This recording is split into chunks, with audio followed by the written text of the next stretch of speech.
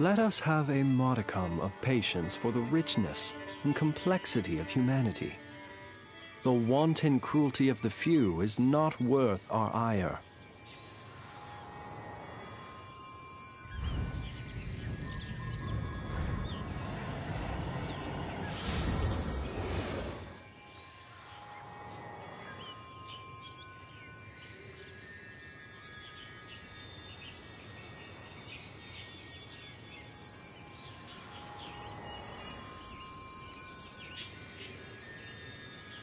He who wishes to peer into the abyss needs simply to wander through Nodcry on a misty night. The march of the wild hunt will be sure to drag him into the darkness.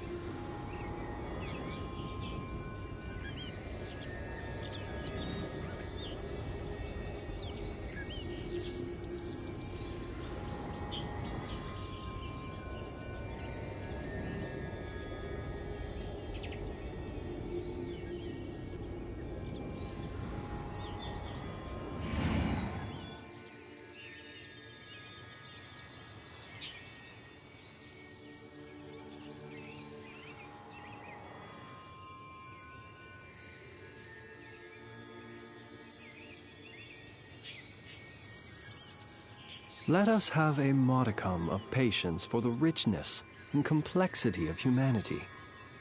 The wanton cruelty of the few is not worth our ire.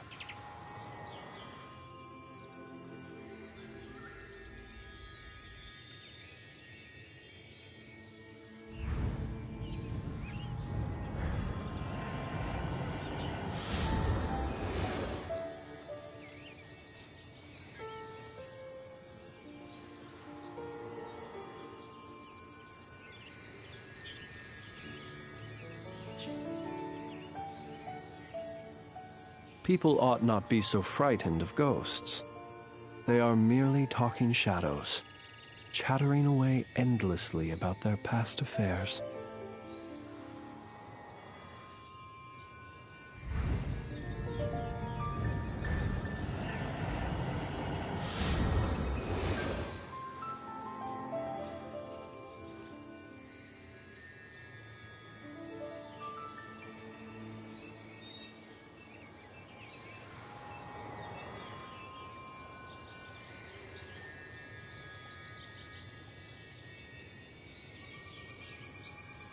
He who wishes to peer into the abyss needs simply to wander through Nodcry on a misty night.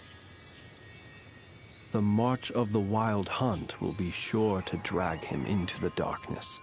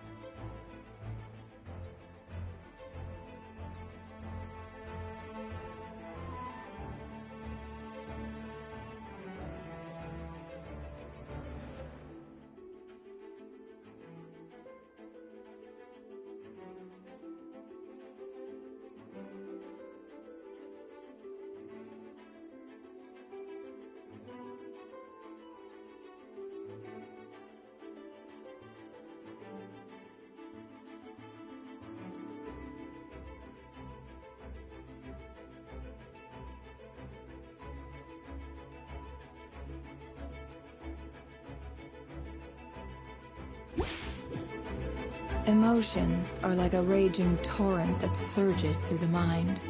More often than not, if you try to hold them back, you'll be swept away by their unstoppable force. And if you try to ignore them entirely, you'll end up tearing yourself to pieces.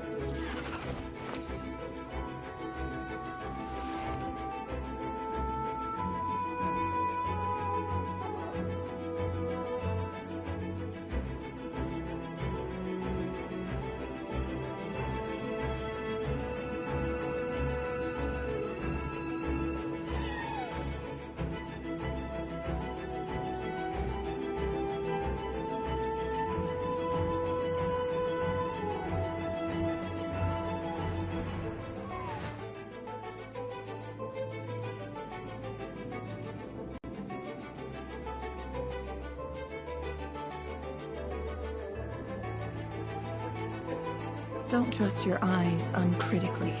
People only see what they want to, so don't be your own fool.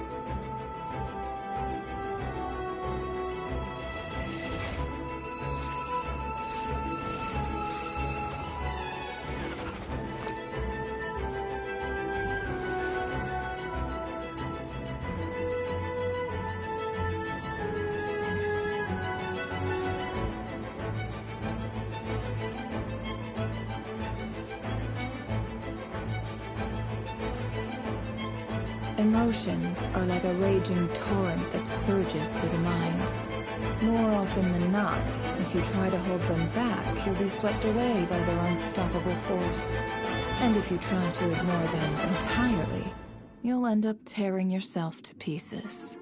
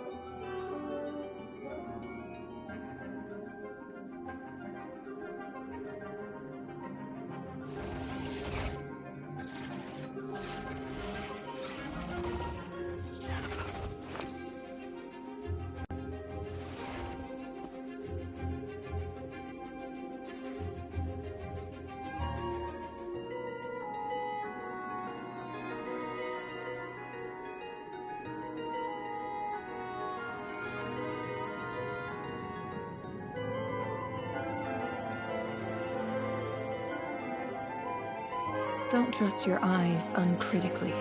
People only see what they want to, so don't be your own fool.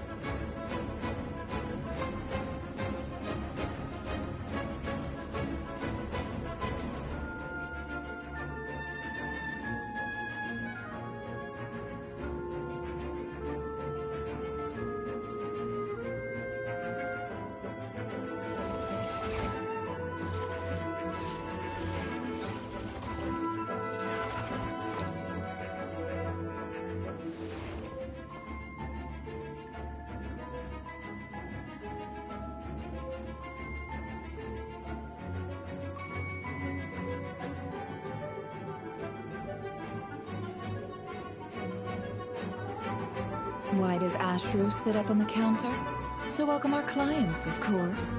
A kitty's gotta earn his kibble somehow.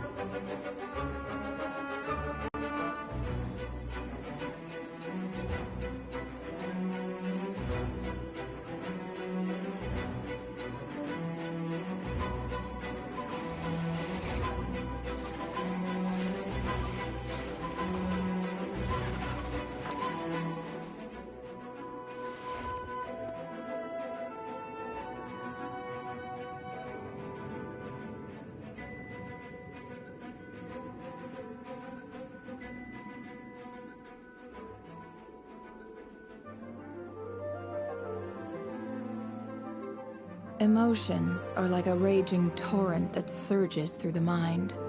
More often than not, if you try to hold them back, you'll be swept away by their unstoppable force. And if you try to ignore them entirely, you'll end up tearing yourself to pieces.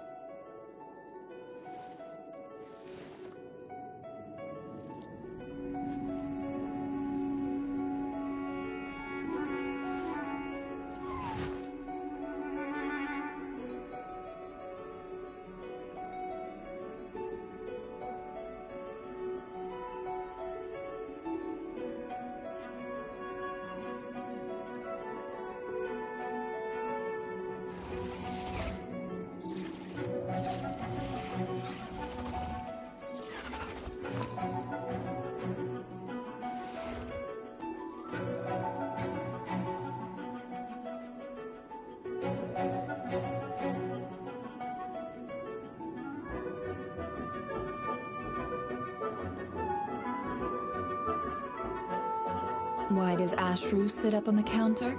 To welcome our clients, of course. A kitty's gotta earn his kibble somehow.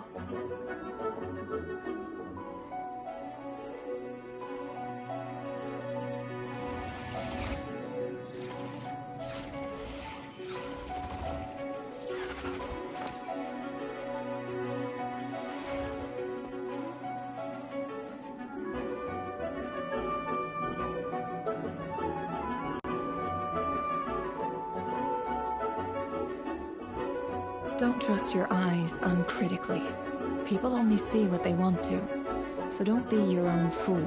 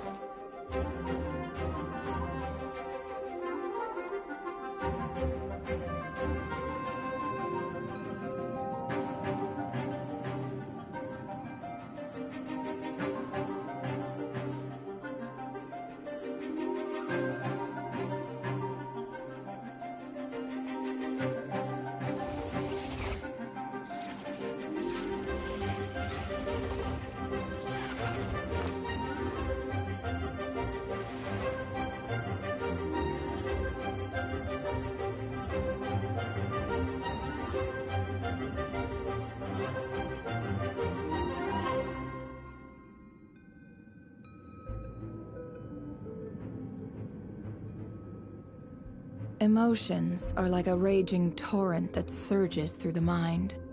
More often than not, if you try to hold them back, you'll be swept away by their unstoppable force. And if you try to ignore them entirely, you'll end up tearing yourself to pieces.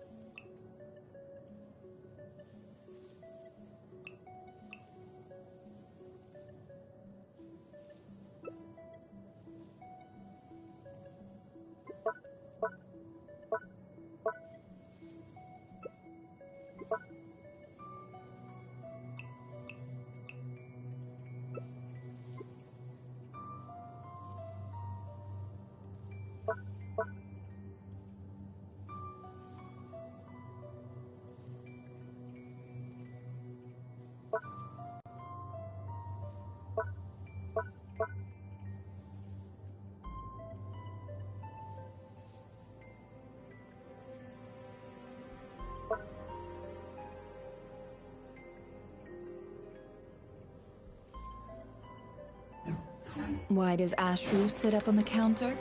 To welcome our clients, of course.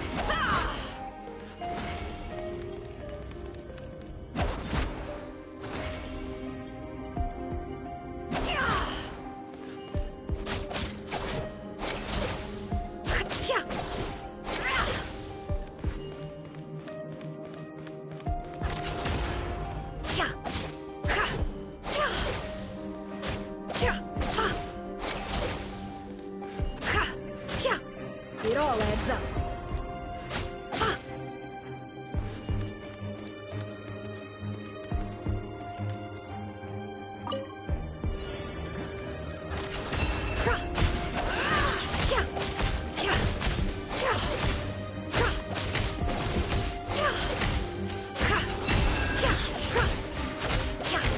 Seek within. Can't hide the truth. It all adds up.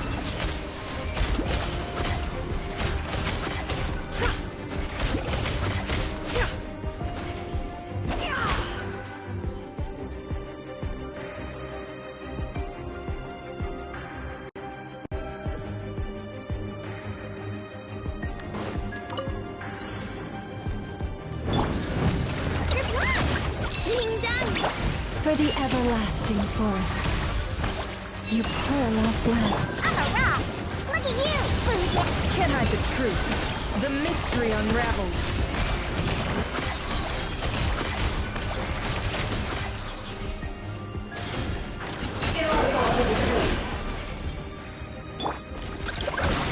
Let's accept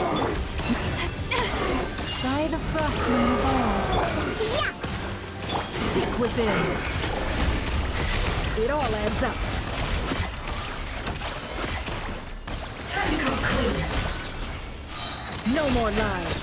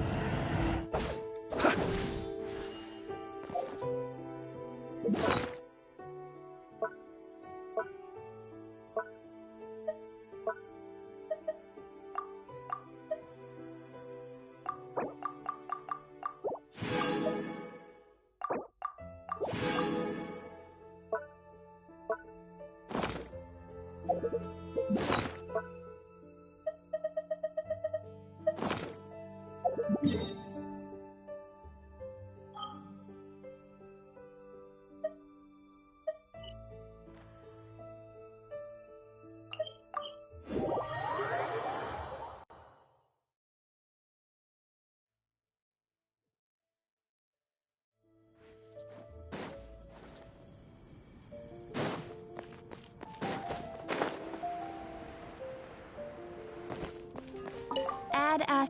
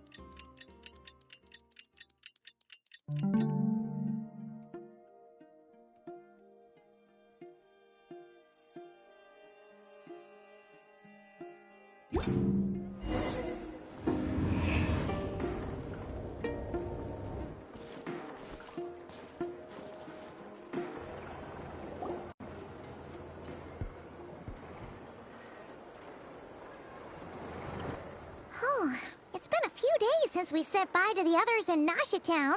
Still no news about Rarer, though. Where could he have slunk off to? If only he was gone for good.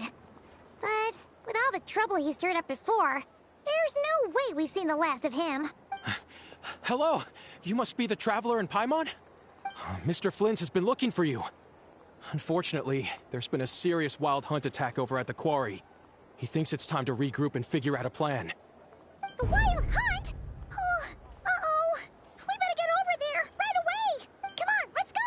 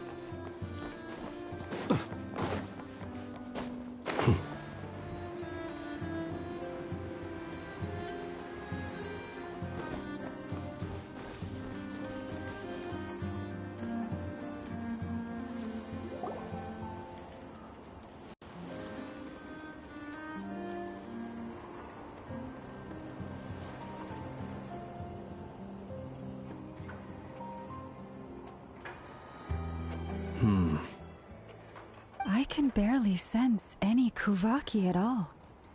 This whole area feels like a soulless husk. Looks like his appetite truly is insatiable. As if the power of that energy cannon wasn't enough. He's not seriously still getting stronger? What's his endgame here? Ah, everyone's here already. Hey, we made it! So, what's going on? We've all been on high alert since we split up a few days back, expecting Rerir to strike again. But it's like he just vanished into thin air. No one has seen him nor found any trace of his presence. That is, until this morning, when a ratnik found signs of wild hunt activity while out here on patrol.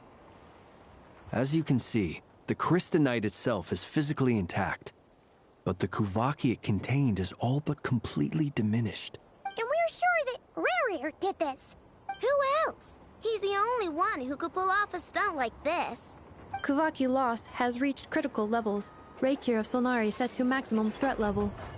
Warning, unless de-escalation measures are taken soon, he will pose a threat beyond our ability to contain. The consequences could be catastrophic.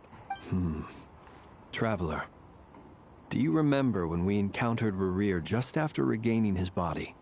There wasn't a shred of sanity left. Nothing but madness and rage. Yeah, didn't he shout out a bunch of names? Then he started raving about how nothing in this world mattered to him. Oh, Paimon gets chills just thinking about it.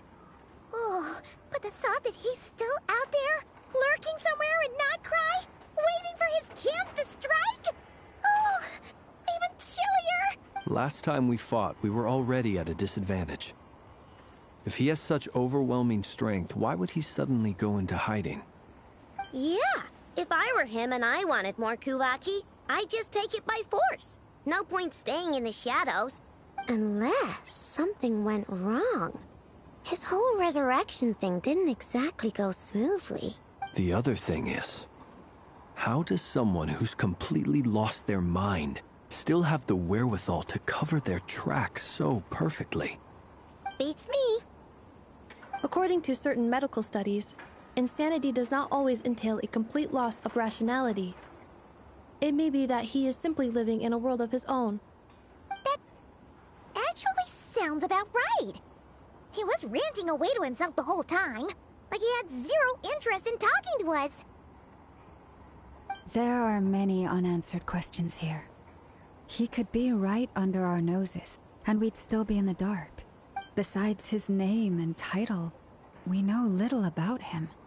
Certainly nothing about his past, or what he might be hoping to achieve. Exactly. And we wouldn't even know where to begin looking. Even Boss hadn't heard of the Reikir of Solnari before all this.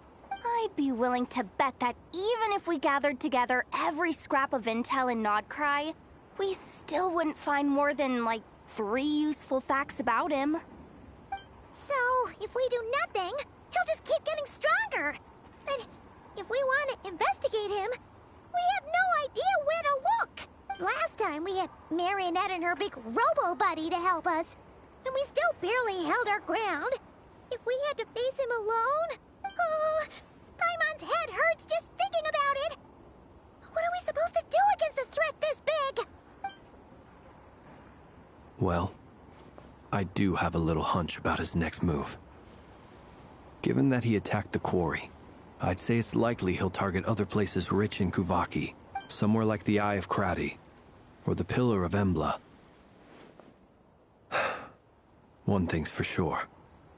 If we just sit back and let him keep absorbing Kuvaki, we really won't stand a chance against him.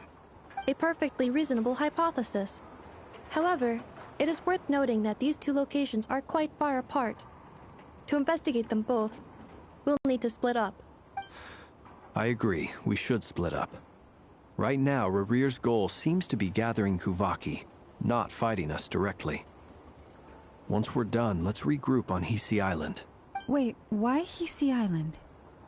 If I recall correctly, your largest goddess statue was carved from Kuvaki-rich ore, was it not? That's right. Yes, it could well be a potential target of his. I should head back and start evacuating the pilgrims.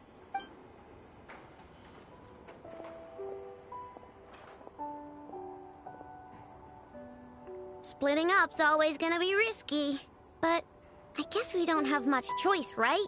We're in a race against time here. And if we do run into Rear, what then? That's when you follow the third rule of treasure hunting. Run like the wind. Didn't you say the third rule was go with the flow? I don't know. Did I? Anyway, whatever. In this situation, go with the flow means go find backup. Agreed. If anyone finds so much as a trace of Rear, do not pursue him. Get out of the area and alert the rest of us as soon as possible. We need to put safety first. All right, we'd better get moving. Come on, Anefa, let's go!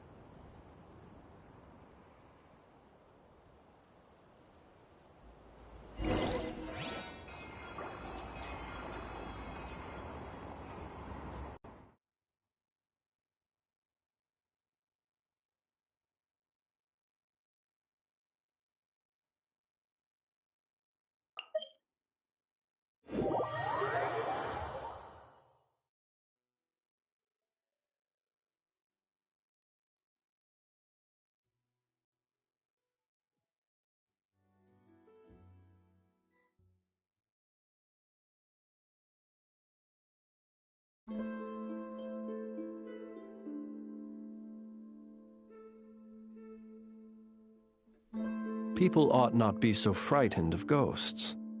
They are merely talking shadows, chattering away endlessly about their past affairs.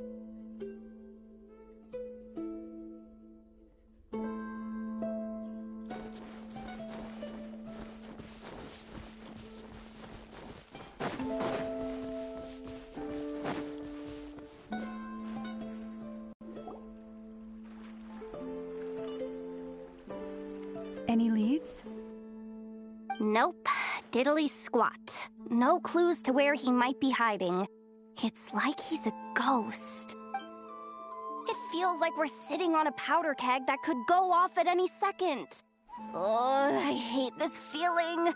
I'd rather face him head on than be left hanging like this. So, you guys didn't find anything either? Not loving the word either. How about you, Flints? I questioned a few Ratniki and eventually narrowed my investigation down to one suspicious individual.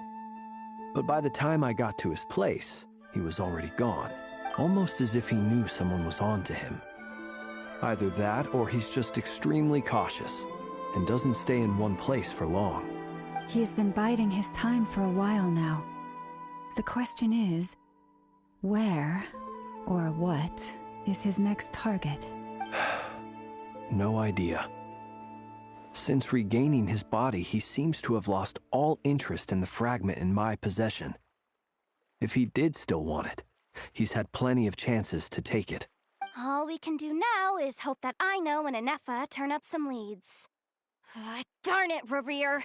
If you've got the guts, come face me one-on-one! Wait, he's actually here? I didn't mean it, I swear! No, it's coming from Silver Moon Hall. The Lady Kutar might be in danger. Let's get over there, quick!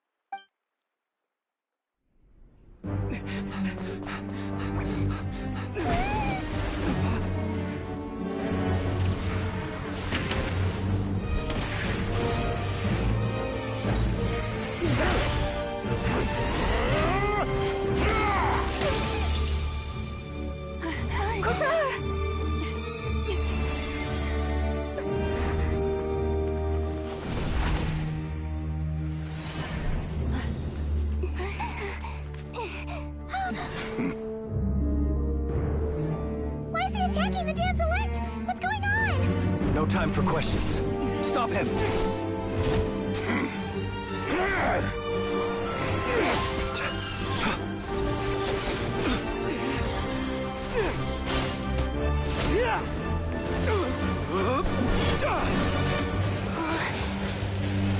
This is insane.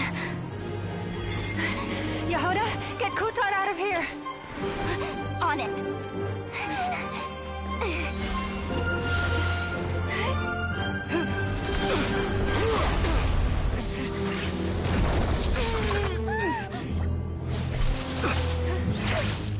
Look where your feeble light has gotten you. Now, you shall plunge into darkness. Felindus, soon, I will find a way. Watch out!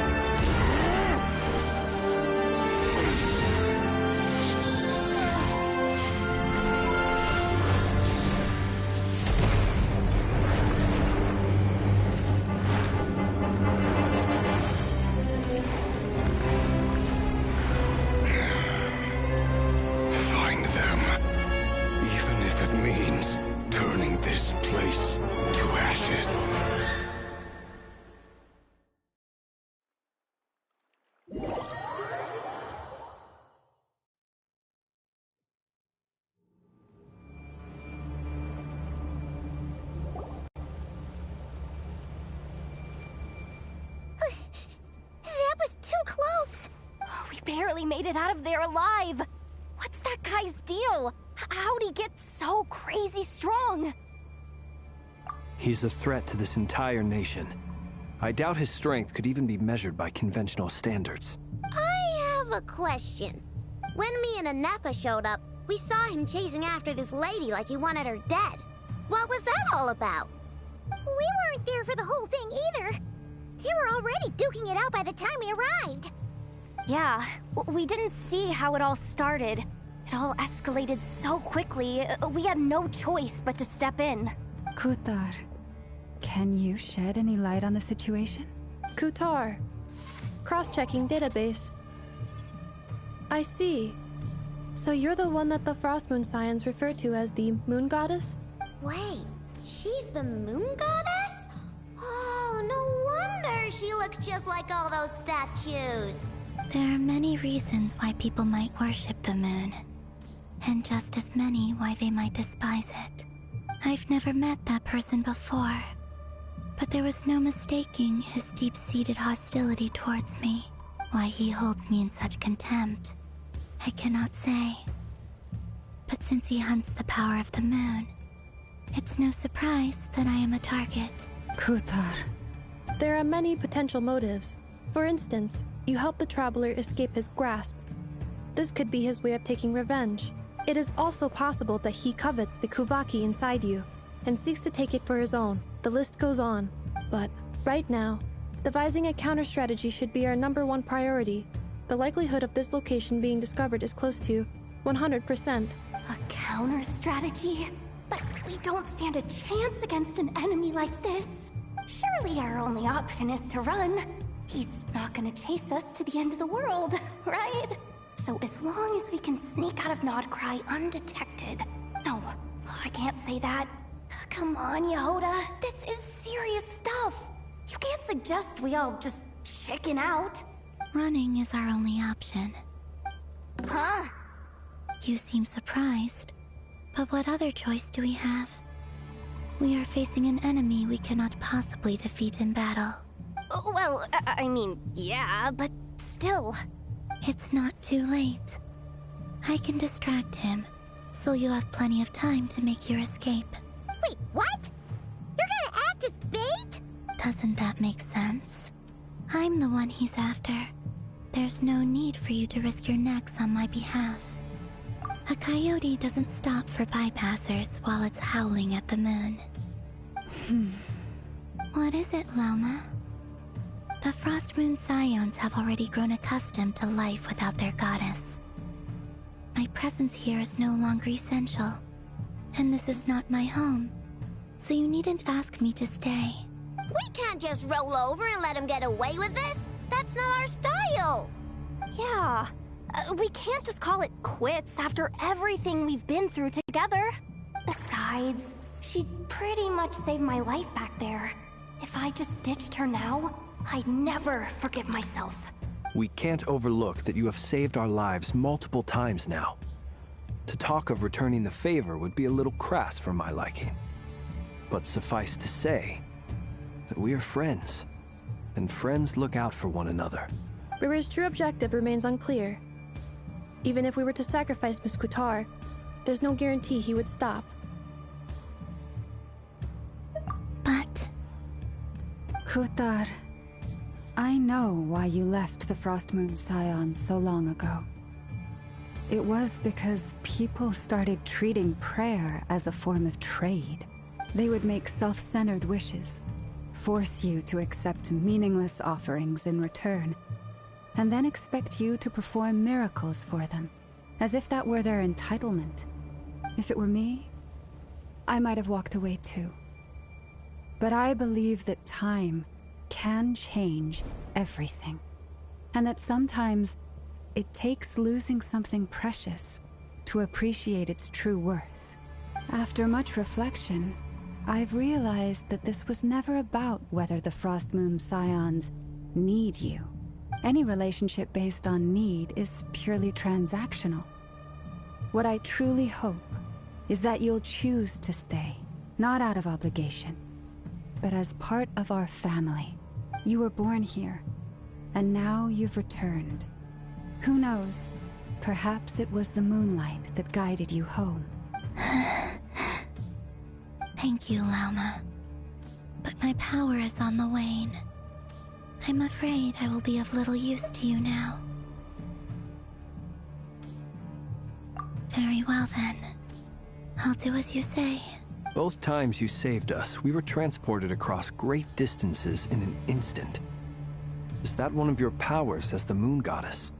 It is, but I find it very draining. I barely managed to pull it off just now, and it will be some time before I'm strong enough to do so again. Rejected by the world, my power is dwindling. Like a lake, cut off from its source, slowly shrinking away. Now, it has almost run dry. What do you mean, rejected by the world? The three moons belonged to the ancient bygone era in which they came into being. From the moment I was born, the world itself has been steadily sapping away at my strength. The three moons are not one and the same. As the goddess of the Frost Moon, I cannot wield the powers of the other two. Yet moonlight has a way of blending together. Each can reflect the other's glow. So when our fingers touched, I was able to restore my strength by drawing Kuvaki from the eternal moon's marrow. But this method of recovery is painfully slow. If only we could find the... It's the Wild Hunt! Even faster than we expected. We'll have to finish this conversation later. See how those Wild Hunt creatures are running away from us. They're likely just a scouting party, which means Rerir won't be far behind. Then what are we waiting for? Let's get the heck out of here!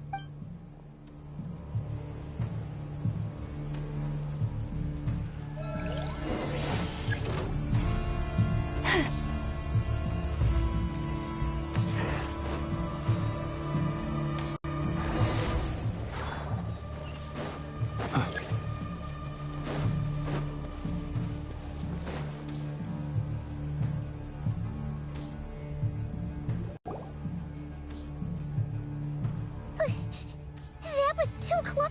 We barely made it out of there alive. What's that guy's deal? How'd he get so crazy strong? He's a threat to this entire nation. I doubt his strength could even be measured by conventional standards. I have have a question. When me and Anefa showed up, we saw him chasing after this lady like he wanted her dead. What was that all about? We weren't there for the whole thing either. They were already duking it out by the time we arrived. Yeah, we didn't see how it all started. It all escalated. Kutar, can you shed any... Kutar. Cross-checking database. Wait. There are many I've never met why he holds... Kutar. There are many It is also but... A counter strategy? But we don't stand a chance against it. Surely no. Running is our... Huh? You seem surprised. Well, It's not too late. I can distract him, so you have plenty of time. Wait, what? Doesn't that make... A coyote does... What is it like? The frost moon... We can't just... Yeah. Besides, she'd pretty much saved my life back there. If I just ditched her now, I'd never forget. We can't overlook that you have saved our lives multiple times now. River's true objective remains unclear. Even if we were to sacrifice Miss Kutar, there's... But... Kutar, I know they would make self-centered wishes. If it were me, I might have walked away too. But I believe that time can change after any relation. You were born here. Thank you, Lauma. But my power is on the wane. Very well then. Both times you saved us. It is. Rejected by the world. My power is... What do you mean? The 3 moons belong to the 3 moon, yet moonlight. But this meth... It's the Wild Hunt! Even faster than we expect. See how those wild hunt creatures are... Then what are we waiting?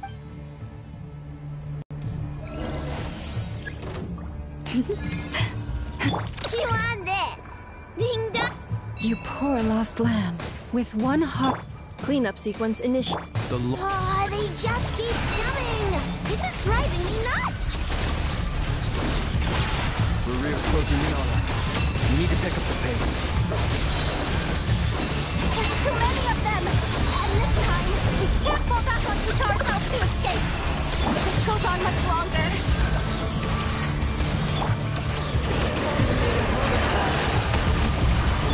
The night comes. Observe. Be silent. Observe. Night falls.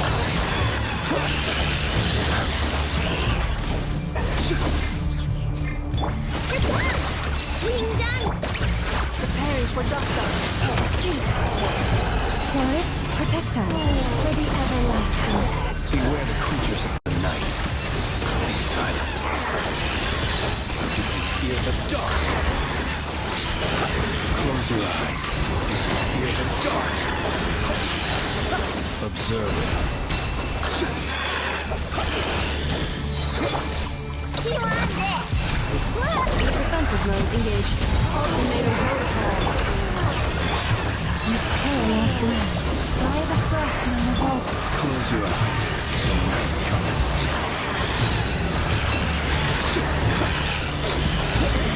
To dust.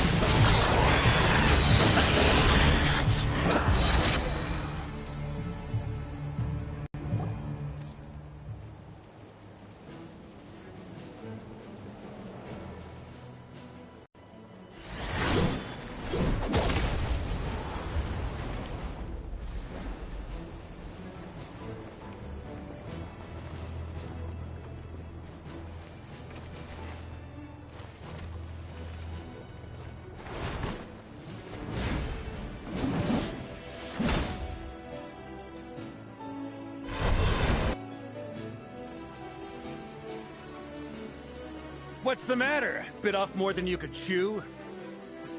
Who are you?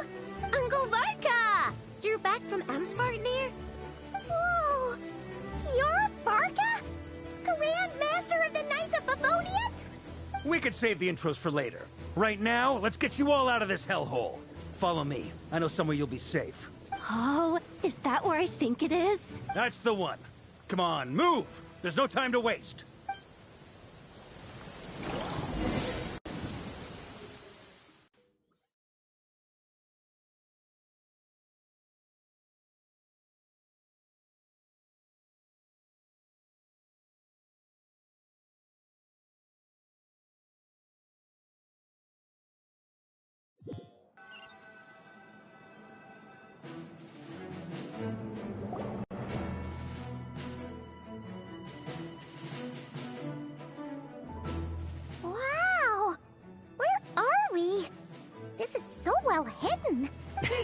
Well, that goes without saying. This is the Knights of Favonius' meeting place in Nodcry, and a contact hub for the Northern Intelligence Network. AKA, the black market of intel. No matter what faction you're with, it's the place to buy and sell information. Their headquarters are in Nodcry, but they've got contacts in every nation. As an expeditionary force on foreign soil, working with them has offered us the most effective way of getting our hands on reliable local intel. This is where we meet, so naturally, it's secure. Anyway, where were we? Folks from Nodcry should be pretty familiar with me by now, but I believe this is the first time we've met. Allow me to introduce myself.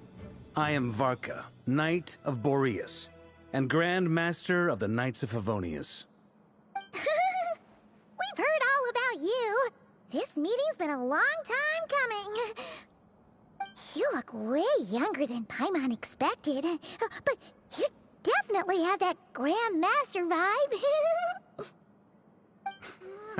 Well, I'm no spring chicken. Just not showing my age yet. Definitely feeling some of that back pain today, though. Rushed back from Amsfartnir without a wink of sleep, only to get right into another fight with that freshly revived maniac. Another? You mean you fought him before? Yep. He wasn't nearly as strong back then, but he was still a formidable foe. I brought some of the knights along to give him a little surprise, but he saw us coming from a mile off. My squad took heavy injuries, and I barely made it out alive myself. We knew it might have been our last chance, so we staked everything on it. But still, it wasn't enough to stop him.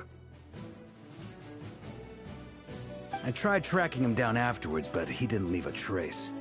Even in his unhinged mental state, he's as cautious as any trained operative. So, I decided to come find you. And as luck would have it, turned up to find you being ambushed by the Wild Hunt. The rest, you already know. Is that why he's been frantically absorbing Kuvaki these past few days? Because he sees you as a threat? Maybe I'm part of the equation, but even if I weren't, I'm sure he'd still be gathering power. He's clearly working up towards something. Note to self, Uncle Varka's strength rating officially upgraded. Guess it's my turn to ask questions now. So, what exactly has been happening in Nodcry? Why is the Wild Hunt returned in humanoid form? And why is it after you? That's a long story, but I'll try to make it quick.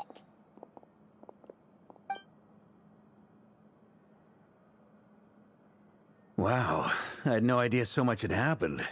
Sounds like you guys have really been through it. So, the Kutar is actually a Fatui Harbinger. And all this Wild Hunt activity in Nodcry is the work of the Raker of Solnari, one of the 5 sinners. Oh, that's a lot to take in. Need some time to wrap my head around it all. I'm truly sorry, Mr. Varka. You stood with us against the Wild Hunt, and did everything you could to stop it from escalating into a full-blown catastrophe. And then, the one time you're away, it all comes to a head and all your hard work gets undone. You've got nothing to apologize for, Miss Moonchanter. You can plan 100 steps ahead and still slip up. That's just life. No one knows what tomorrow holds. You can't predict which way the wind will blow next. And, to be perfectly honest, I can't say I'm surprised.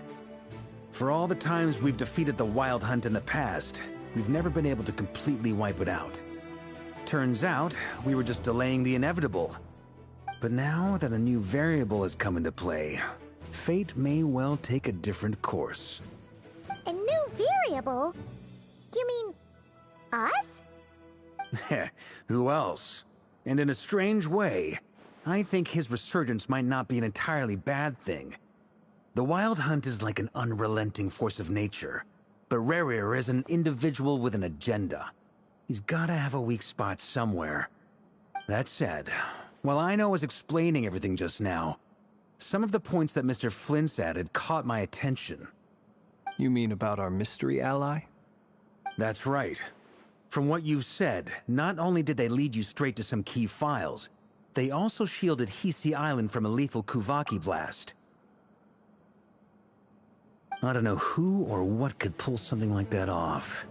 Heck, even Miss Columbina doesn't have a clue. I hadn't heard the story about those files. Would you mind repeating their titles for me? Wild Hunt Phenomena Log, a Nodcrian Ratnik's Field Journal, and Kuvaki Survey Log. Oh. No. Still doesn't ring a bell. Another dead end. Guess all we can do now is hope that our mystery ally keeps showing up when we most need them. Still, it's safest to assume they won't be intervening again. From here on out, we'll have to resolve this crisis by ourselves. Your intel also explains something else I've been wondering about. The reason I led my team to Amsfarnir was because we'd had reports about a possible source of the Wild Hunt showing up there. But once we looked into it, it turned out to be a red herring. I don't know who was behind it, but clearly, it served its purpose. I doubt it's by chance that he happened to make his comeback while my attention was diverted. And from everything you told me, it sounds like his scheming began well before his return. So maybe luring me away was all a part of his plan. But is it even possible that he orchestrated all of this by himself? The Moon Maiden and the Raker of Solnari, Nodcry of all places. The way everything is unfolding, it can't be a coincidence. So, what do we do now? Got any ideas? Right now, we've got at least 3 things to consider. Let's go through them one by one. First, we need to figure out how to take down Rerir. If we can't beat him in a straight-up fight, the rest won't even matter. To my knowledge, the bulk of Nodcry's fighting force is already gathered here. But even with everyone united, we're still no match for Rerir in his current state, let alone with his power still growing. What if there was a way to tap into a new power of our own? How so? Have you thought of something, Columbina? 3 moons once watched over this world. The Eternal Moon was the largest. The Frost Moon was the brightest. And the Iridescent Moon was the most mysterious. They say that back then, the 3 moon goddesses wielded immense power. Enough to shape the workings of the world itself. I now bear the Frost Moon's power, and the Eternal Moon's marrow resides within the Traveler. Hold on. Are you suggesting... The iridescent moon, the last piece in the puzzle. That's right. If we can find the Iridescent Moon's marrow, I will be able to regain my strength much more quickly. The 3 moons are said to stir the tides and illuminate all things. Perhaps they hold further secrets beyond our understanding. According to my analysis, the solution is feasible. However, it is subject to one major condition. How do we locate the iridescent moon's marrow? I know a way, but... we will need to visit the Fatui's Experimental Design Bureau. The Experimental Design Bureau? Are you saying we need to involve Marionette? Yes. I must speak with Sandrone. It's a long way from here to the Experimental Design Bureau. There's a high chance you'll be spotted. You shouldn't go alone. Then that's settled. Next up, our second priority. Somehow, we need to figure out Rerir's end goal. As you saw for yourselves, when he was still in his Wild Hunt form, everything he did was for the sake of recovering his body and resurrecting himself. His first act since then, after laying low for a while, was to try and assassinate this young lady. People's obsessions often reveal their greatest vulnerabilities. There must be a reason why he despises the moon so deeply. Perhaps it sheds some light on his title, the Raker of Solnari. The Wild Hunt has plagued Nodcry for centuries now. If we want to stop it for good, we have to get to the root cause of what's driving it. It's true. We still know very little about him. If Kuthar hadn't given us that lead, we wouldn't even know his name. But where would we even start? I doubt even the Intel Queen of Nodcry has a clue, and she has info coming out of her ears. Oh? That's a rather hasty conclusion for someone who's so painstakingly meticulous when it comes to dealing with machines. She heard me.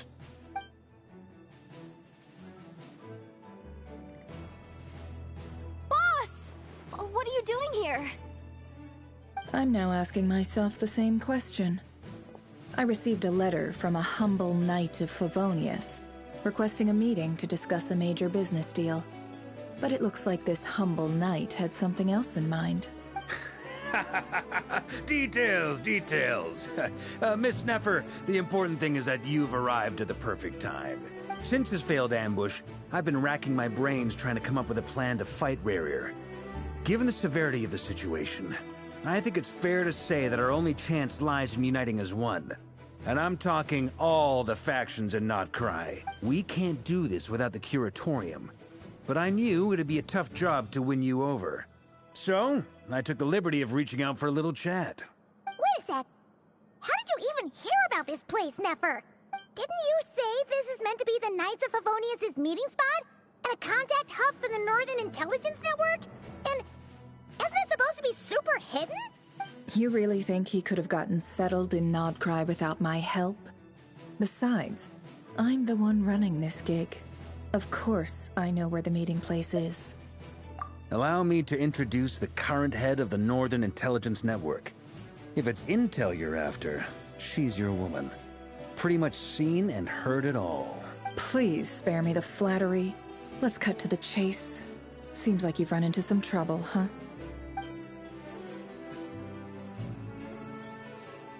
Well, this certainly qualifies as an unforeseen crisis. On behalf of the Curatorium of Secrets, I wish you all the best of luck. So you're just going to sit this one out? Why should I get involved? What could possibly be in it for me? What if we told you we can't do this without you? Oh? Then I'd say, you'd better make it worth my while. I don't work for free. I can't put a price on something like this. It's just not in my nature. But then again, you and I have always been polar opposites in this regard. So I can't exactly say I didn't see this coming. If you insist on compensation, I will pay you. Consider this a formal commission. Sound fair? You just don't give up, do you? Too bad. I know you well enough to know you can't afford my prices. The riskier the job, the more it'll cost. And a Moonchanter's stipend isn't exactly generous. Unless you're planning to start passing the donation box around among the faithful. Boss, just a thought. If they come up short, maybe you can take the difference out of my next few paychecks. Things got really dangerous during the fight with Rerir. If this girl hadn't saved me, I'd be ley line fodder by now. I'd be gone for good, boss. If there's any way we can make this work, I'd really like to help her. Please? I'm begging you. This is why I'm always telling you never accept favors. They are the hardest debts to repay. You have to be careful who you get involved with, or you invite all kinds of misfortune. Very well. Yehoda, I will help. But just this once. Don't count on this happening again. Flins, that fragment that Rerir was after, do you still have it on you? Of course. Let me borrow it. I need it to follow up on some leads. Wait, you actually have some leads? Shh. This is top secret information. I get it. We all have things we'd rather keep to ourselves.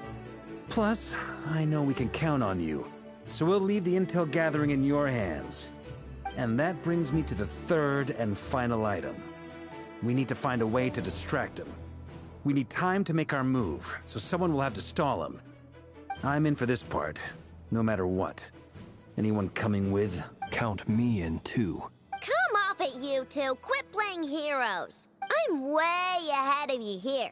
Inefa did a scan of the Moon Goddess's Kuvaki signature, and we're gonna use it to make some decoys over at the Kramkake craft shop.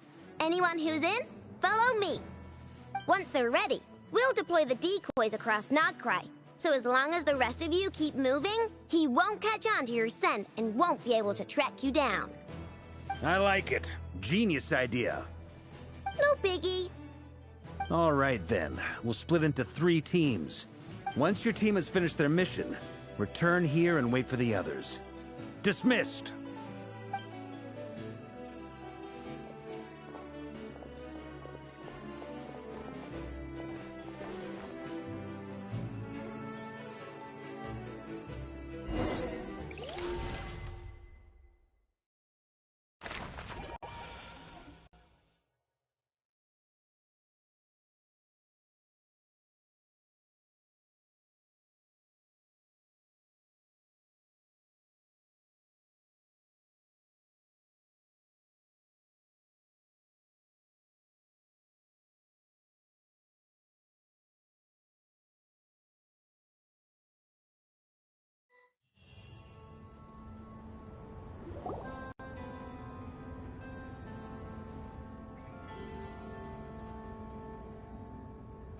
Lady Damselette.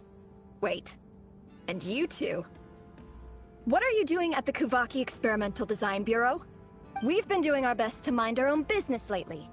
But if you're just gonna waltz up here like this, you're seriously pressing your luck. Don't blame us for doing what we have to. Huh! You really think that's gonna scare us off? We're not looking for any trouble. I just want to see Sandrone.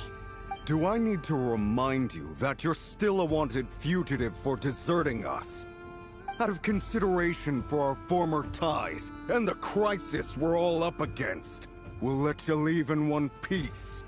But don't even think about trying to get inside. Let them in. But... Are you going to make me repeat that? No, my lady. Sandrone seems to be in a good mood. Must be maintenance day.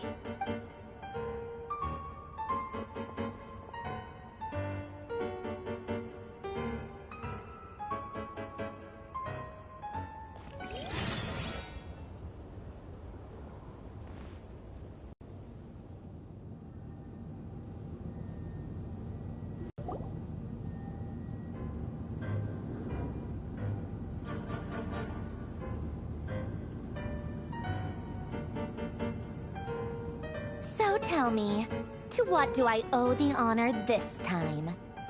Actually, before you answer that, just so we're clear, we're not colleagues anymore, Columbina. I don't owe you anything. I promise it's nothing big. It seems like you've gotten the wrong idea here. The only reason I let you in was because I was bored. It seemed like a way to kill some time and satisfy my own curiosity. Whatever miscalculations I may or may not have made in the past, I haven't lost the plot enough to even consider sticking my neck out for your sakes. I'd like to speak with Arlecchino. What? Huh? You mean the knave? I'd like to speak with Arlecchino. Is she in Nodcry? No, she's not. Once the work on this facility was completed, she went back with the Rooster and Regrator. The only ones in Nodcry are me and... What is it you need to speak to her about anyway?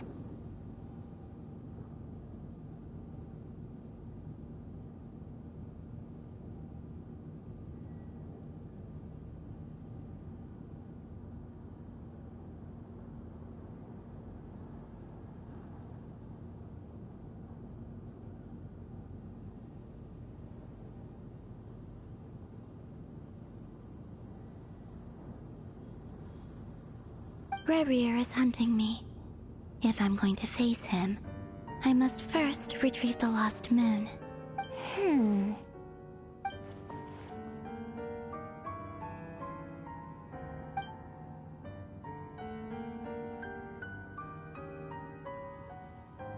Is that a no, then?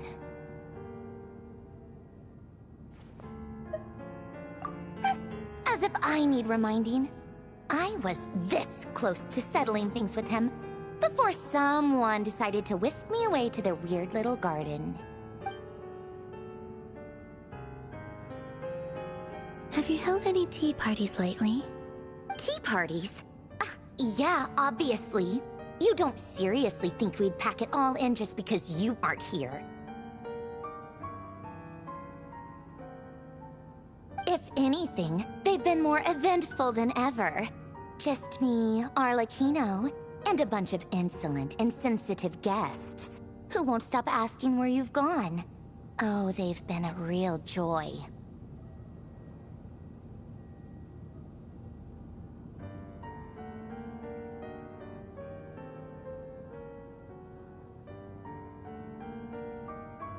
I bet you served them the worst tea you have. Just like you used to do to me when I upset you.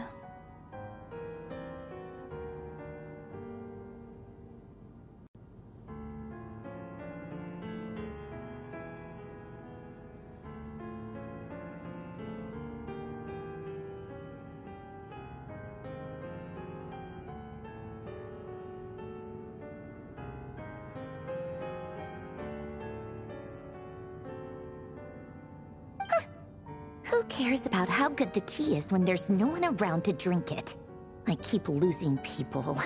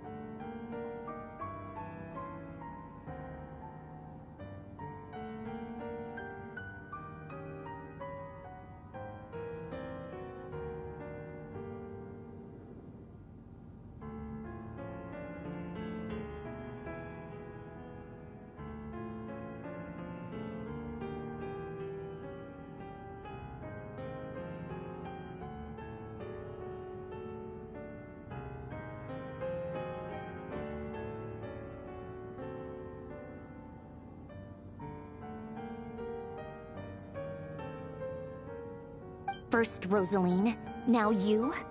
I'm running out of people who can make me laugh. Honestly, what could be more ridiculous than a multi-centenarian goddess who's only ever had the plain herbal tea she received as offerings? You'd always brew a different type of tea for me each time. Was it really just to see how I'd react?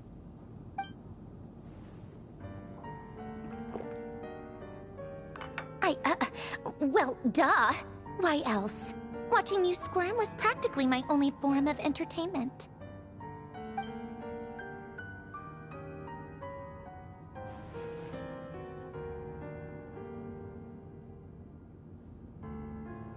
Oh, yeah. And Capitano sometimes used to bring Tartaglia around, too. But I guess we won't be seeing him again. Well, I guess we are overdue for a get-together. Polonia! Have Febronia pass a message to Arlecchino for me. It's time for tea. Will suffice. Pass along a message for me, too, if you would. My body cannot contain the marrow of 2 moons, so I'll be leaving one of them in her care. Excuse me? Who said you were on the guest list? If my tea meant that much to you, maybe quitting the Fatui wasn't your brightest move. Back when you were under the Tsaritsa's protection, no one would have dared come at you so openly. But that protection didn't come for free. In fact, I paid dearly for it. At the end of the day, it was just another transaction. I just got tired, that's all. I never wanted any part in their grand ambitions, and I've had enough of being treated like a bottomless supply of power. It brings back memories from the old days, when I was still worshipped as the moon goddess.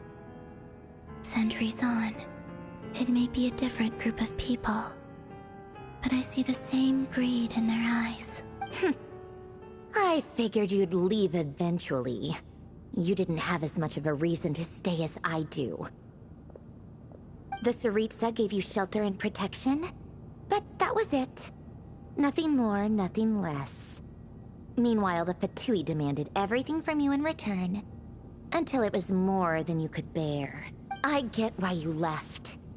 And frankly, I have no interest in dragging you back just because the higher-ups told me to. But if you keep hanging around with this riffraff, the next time we cross paths, we might be enemies for real.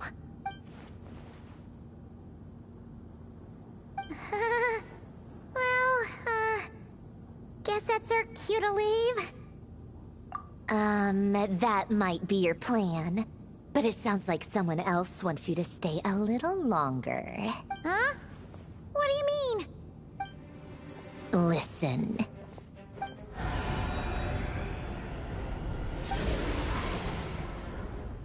My lady, it's the Wild Hunt. A horde of monsters is headed straight for the facility. Ugh, another uninvited guest trying to crash my tea party. Clear the area. I'll handle this. Wait, what? You want us to leave you here by yourself? Huh, you'll be lucky to make it out of this alive. You really think you can afford to worry about me? Go on, get out of here. You may have stopped Polonia from crushing him last time, but I've made sure that won't happen again. The entire Experimental Design Bureau is rigged for war. Stay and watch if you want, but it'll be at your own risk. You're not flagged as friendlies in the weapons system. Don't tell me what to do! Look, if you're leaving, make it quick. Or you'll just get in my way. There's a secret passage on the 2nd floor. It'll take you right to the plains out back. Stare all you want, Columbina. You're not getting another invitation to my tea party. I know. But thank you anyway, Sandrone. This is exactly why you shouldn't hang around with those people. All their melodrama and sentimental nonsense is rubbing off on you.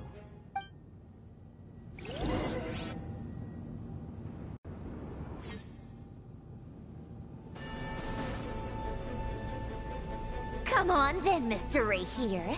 Let's pick up where we left off. It's your Wild Hunt monstrosities versus my beautiful creations. Let's see who comes out on top.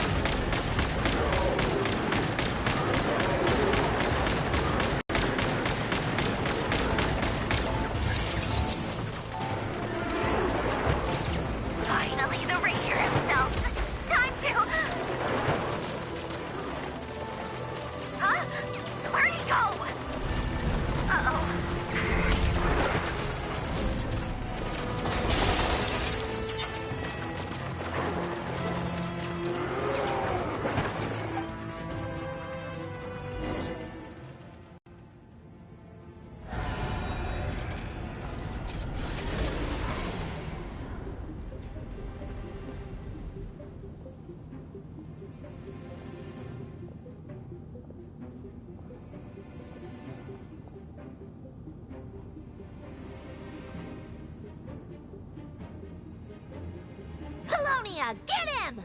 I've upgraded Polonia again since our last encounter, and uploaded every last scrap of your data. So let's finish this, once and for all. She's not here. Where did she go? Hey, over here, you big... Curse it. Moon. Go. Keep searching. She cannot have gotten far.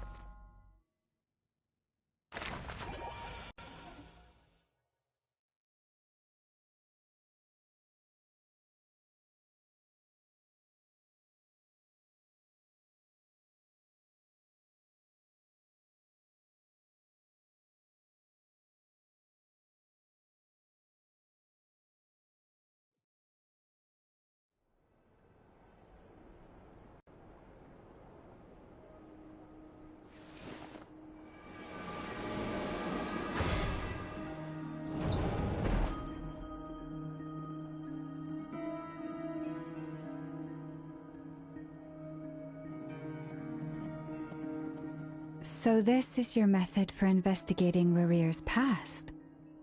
It almost looks like some kind of ceremony. Good deduction.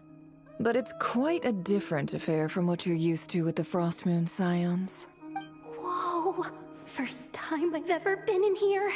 Boss always said it was off limits, so I pictured some kind of creepy dungeon.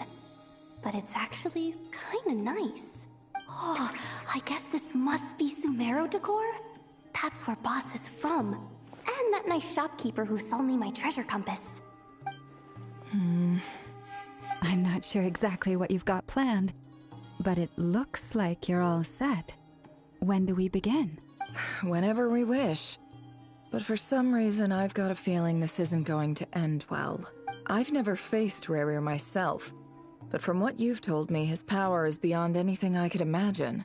I, on the other hand, am just an ordinary businesswoman. Our paths should never have crossed, yet here I am, forced to make an enemy of him. If you ask me, you're about as far from ordinary as it gets. So what are you saying? You're getting cold feet? Once I take a job, there's no backing out. Still, I have to ask myself if the power I'm relying on will even work on an opponent of this caliber. And also how to make sure I come out of this alive if things spiral out of control.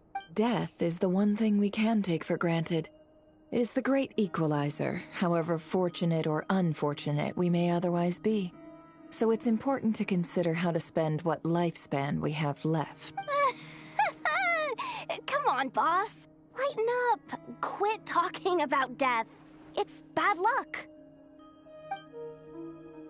For once, I agree with you.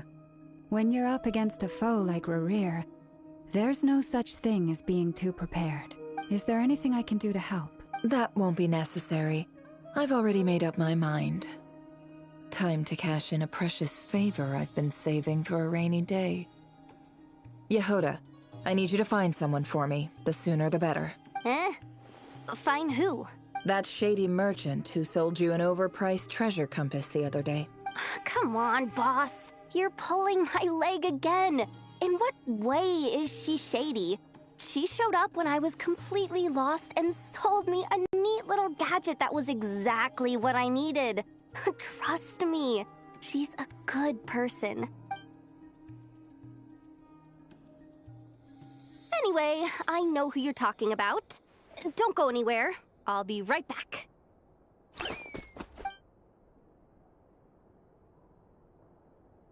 Quit grabbing me. I genuinely can't run any further.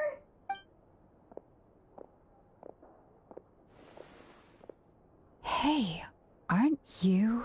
What is it? What's the big rush? You dragged me out of a dream where I was literally swimming in Mora. I'm charging double my usual attendance fee. See, look how easygoing she is. After that rude awakening, she could have completely snapped at us. But instead, she kept it together and just asked for an extra fee. Dori Sangama Bay? I never would have pictured you two doing business together. If you want to make it big in Nodcry, it's all about connections. Lady Nefer just so happens to have a lot of intel that interests me. And she also did me a big favor in the past. It was back when I first arrived in Nodcry. My trusty assistant, the genie in my lamp, had an adverse reaction to the Kuvaki and fainted. And wouldn't you know it, that's when I suddenly find myself in a life-or-death situation. Good thing my compatriot was there to swoop in and save the day. I've been giving her a 30% discount off all of my goods ever since. Now, so that no one here feels left out, I'm willing to extend a 20% discount to fellow friends of Boss Nefer. Plus, any other friends you send my way will enjoy 10% off. Huh, what can I say? The great Lord Sangamabe is nothing if not generous. So, let me guess. You've run into some trouble? I've got everything you could possibly need, and the more you buy, the more you'll save. You guessed correctly. What have you got in the way of survival gear? The one type of gear I've never been short on. What are you looking for? A jetpack fresh from the Academia's labs? An ancient suit of armor, dredged up from the bottom of the sea? At the very least, I need to know what kind of opponent you're dealing with here. If even you're worried about staying alive, it must be pretty serious. What if I told you it's someone with the power to bring a nation to its knees?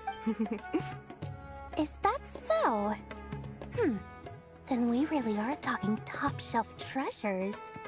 I don't have anything like that in stock right now. I'll have to ask my supplier. Your supplier? A powerful woman, make no mistake. I can't reveal her identity, but luckily for you, I hear she's planning to visit Nodcry in the near future. If you're willing to wait, I can ask her when she's here. Can't say exactly how long that'll be, though.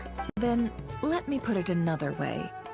What would you do if you encountered an enemy like that?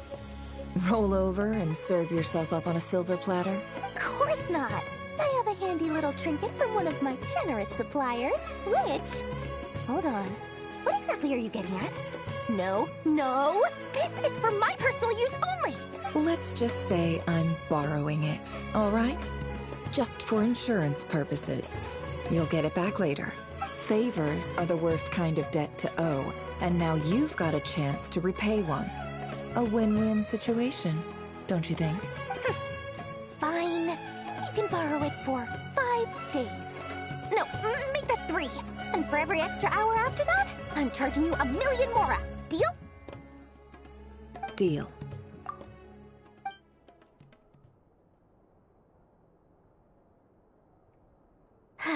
What a way to start the day.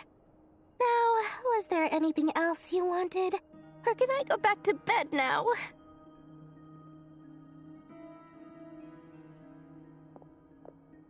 That will be all. Take... See you later! You're my favorite shopkeeper.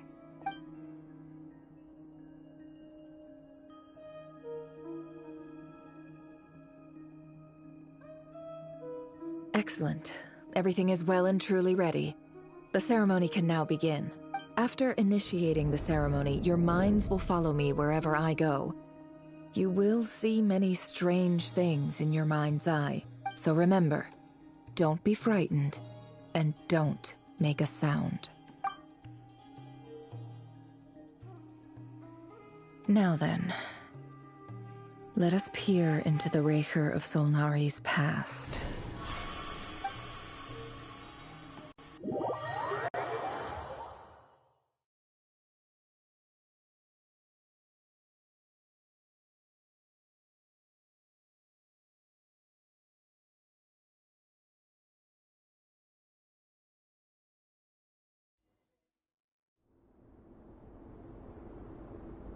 I made it.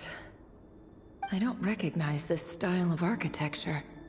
Must be Conrian. Simple furnishings, table and chairs. It's a more ordinary house than I might have expected. Looks like the fearsome Raker of Solnari came from surprisingly humble beginnings. Unless this passed for luxury in Conria. Unlikely. It was said to be a very prosperous nation in its heyday. Anyway, I'll keep exploring.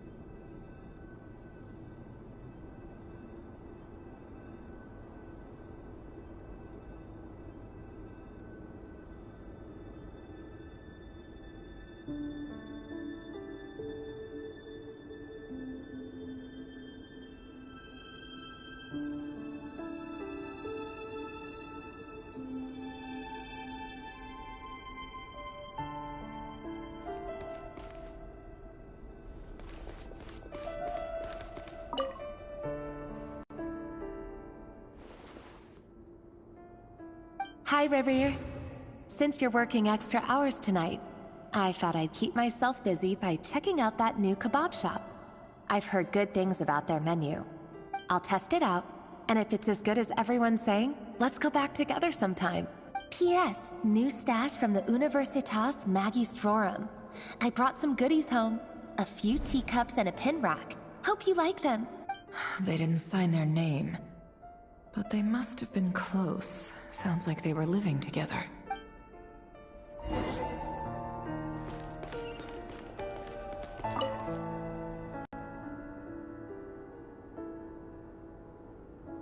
I went over to Joseph's for drinks today. They have a fine collection, but I went alone. Felindis was tied up with something and couldn't make it. Joseph asked why I came alone, but I didn't really have an answer. He then went on to ask about other things. If you ask me, someone who asks that many personal questions is too nosy for their own good. But if he invites me again, chances are I'd still go. Felindis. That's the same name Rerir mentioned. Crane imports keep falling. If things don't pick up, we'll soon be back to meat and mushrooms only.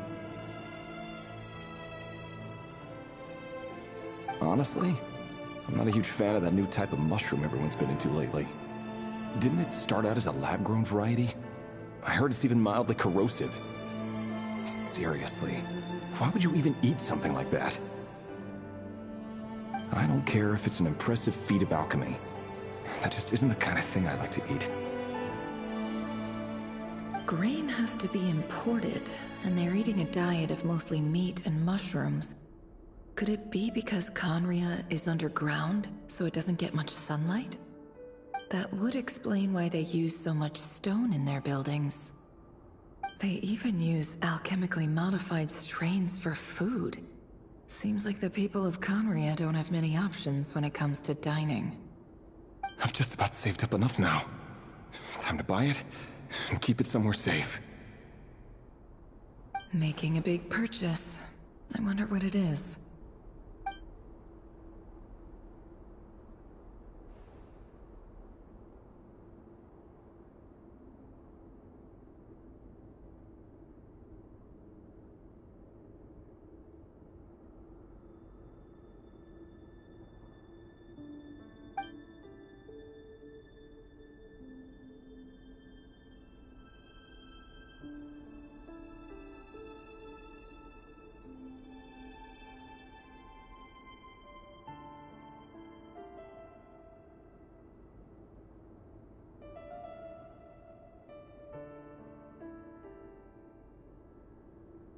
He really is a professional. No wonder he's so good at covering his tracks. Despite what he's become, it seems like he's retained certain habits, at least in this regard.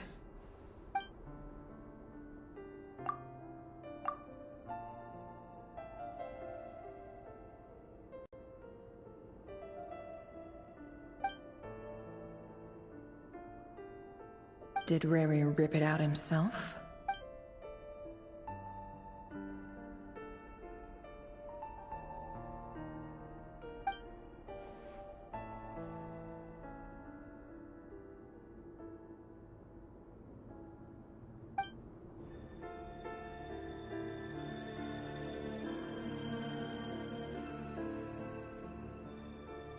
Before I met you, I was convinced that my heart was nothing more than a stagnant pool. The burial place of a fallen moon. A withered, windless grove where the waters rested forever unrippled. It was you who helped me see that my heart hadn't entirely withered away. That it could still beat to the rhythm of love. This is just trivial sentimentality from the looks of it. Why would he go to the trouble of hiding that? The burial place of a fallen moon.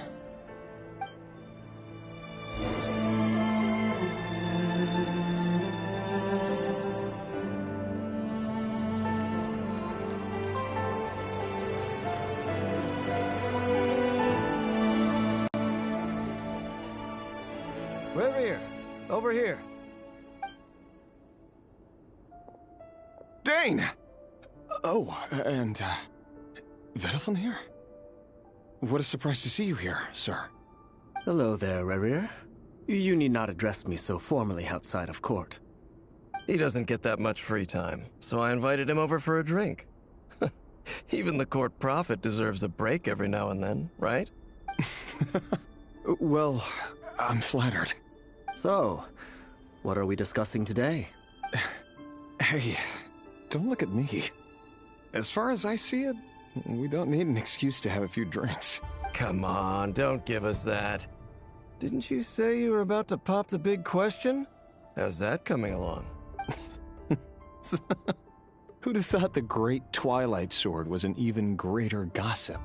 I just didn't expect you to be the first one to settle down and get married, that's all. Yeah. If you told me that a few years ago, I wouldn't have believed you either. So, are you planning to come clean about your job then? I'm guessing you still haven't told her. Sure, I'll have to tell her at some point. But I'll need to pick the right time and place. To be honest, I have no idea how she'll take it. Come on, stop being such a pessimist. For all you know, she could be thrilled. I bet she'll be much more impressed by your actual job than the one she thinks you're doing now. A member of the King's Guard. Quite the cover story. Does the king himself even know? Of course he does. Anyway, enough about me. How have you been? Me?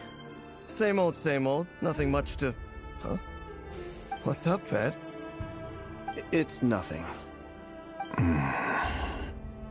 Vedaflin, Dainslift's elder brother. Renowned throughout the court of Conria as the Visionary, and said to possess a wisdom far beyond the reach of any ordinary man. And yet, despite the gulf between us, he seems to have something to say about me. Does he even know me? Does he see me as a friend of his brother, or just another of the Vinster King's blades? Why did he react so strongly? Was it really to do with what we were talking about? Brown, curly hair and brooding blue eyes. So this is what Rerir looked like back in the day.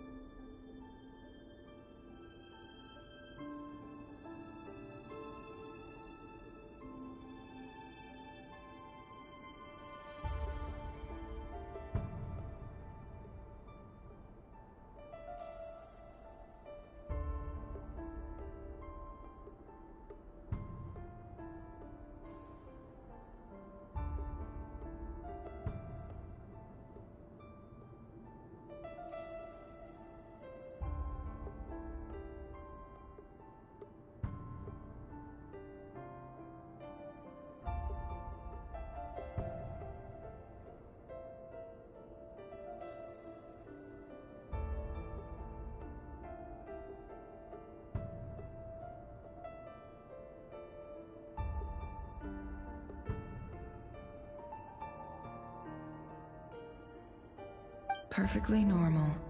No different from anyone else. As frightening as this monster is in the present, there's something even more unsettling about seeing the human he used to be.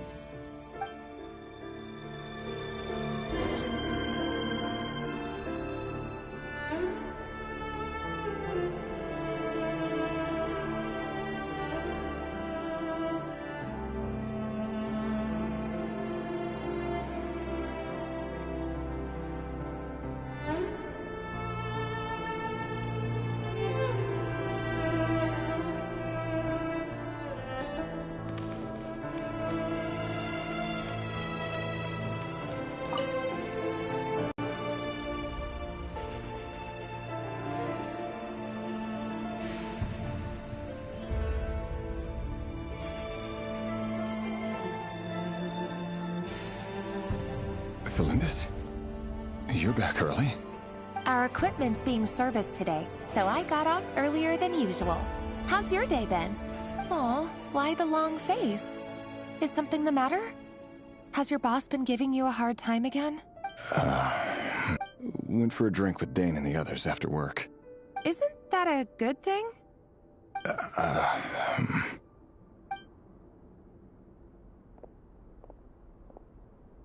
Vedifnir showed up today, too.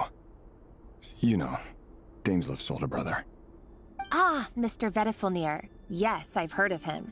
They say that everything he says ends up coming true. He overheard Daneslif mention that I'd recently proposed, and seemed to have an issue with it. But when I asked what it was, he kept it to himself. So, you're worried? You could be such a child sometimes, Reverie. We're nobodies. Why would the Visionary be concerned about us? I'm sure someone in his position has much bigger fish to fry. Maybe you're right. You worry too much, Reverie. We've been together for ages now, and everything's been going so well, has it not? You've even proposed to me. So, you do remember. Tell me then. What's your answer? Like I said, I need some time to decide. You can't just rush into things like this. We may be nobodies in the grand scheme of things, but if we want things to work out, we've still got to plan ahead. All right. Take your time. Just don't keep me waiting forever.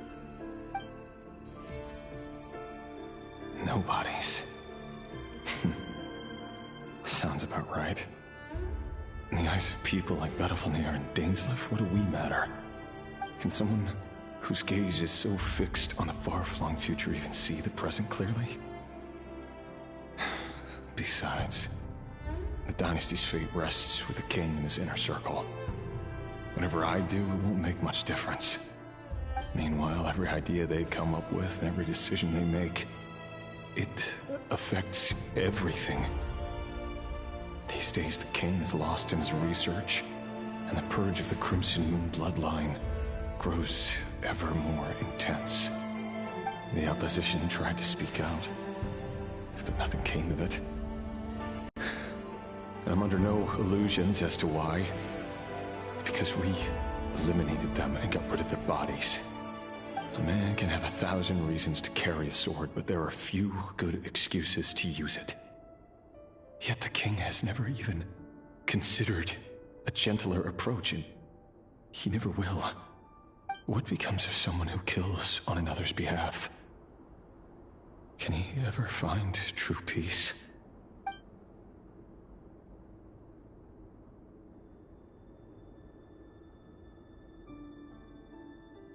Felindis?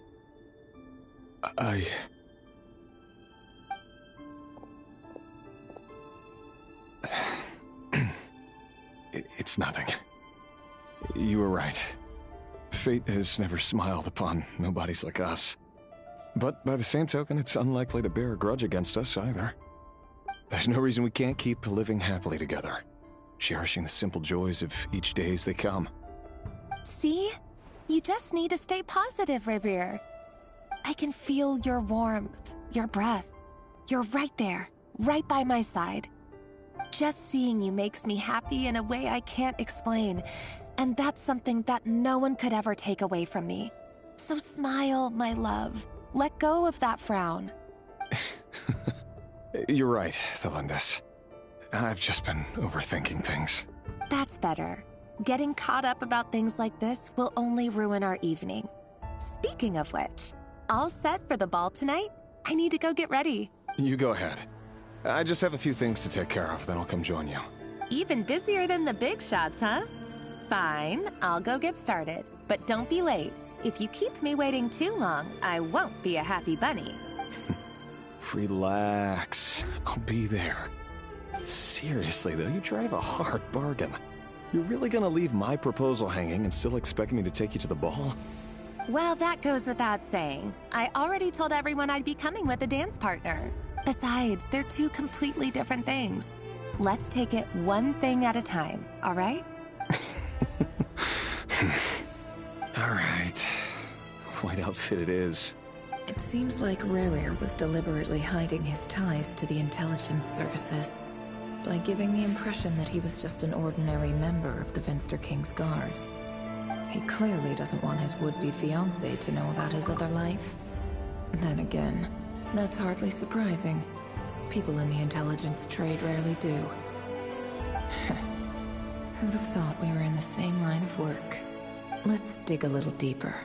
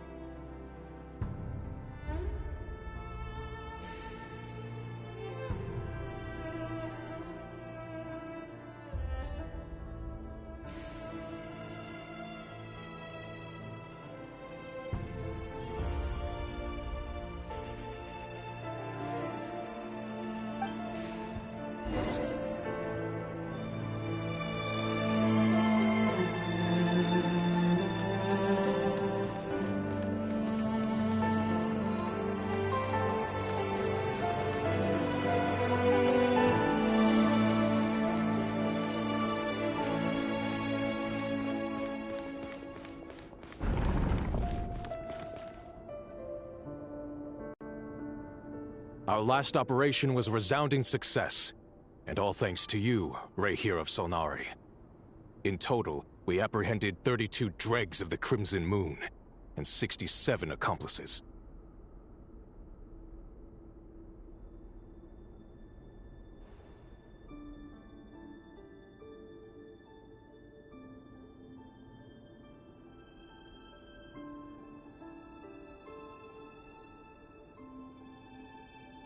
After all the years since the dynasty's fall, so many of them still linger on. Indeed, it cannot be denied. Yet it was destiny that the Crimson Moon should be overcome by the eclipse, and that His Majesty, the all-seeing Vinster King, now guides our nation on the path to prosperity.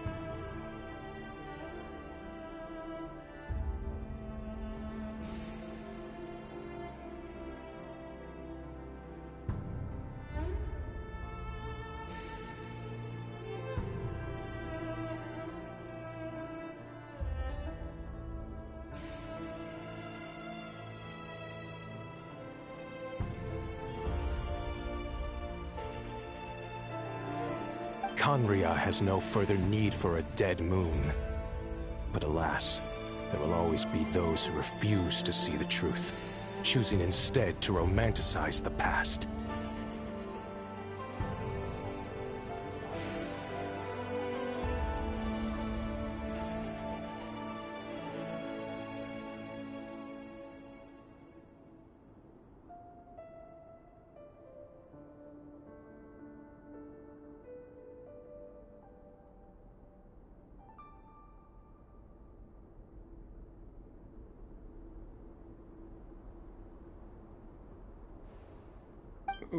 That's not entirely true.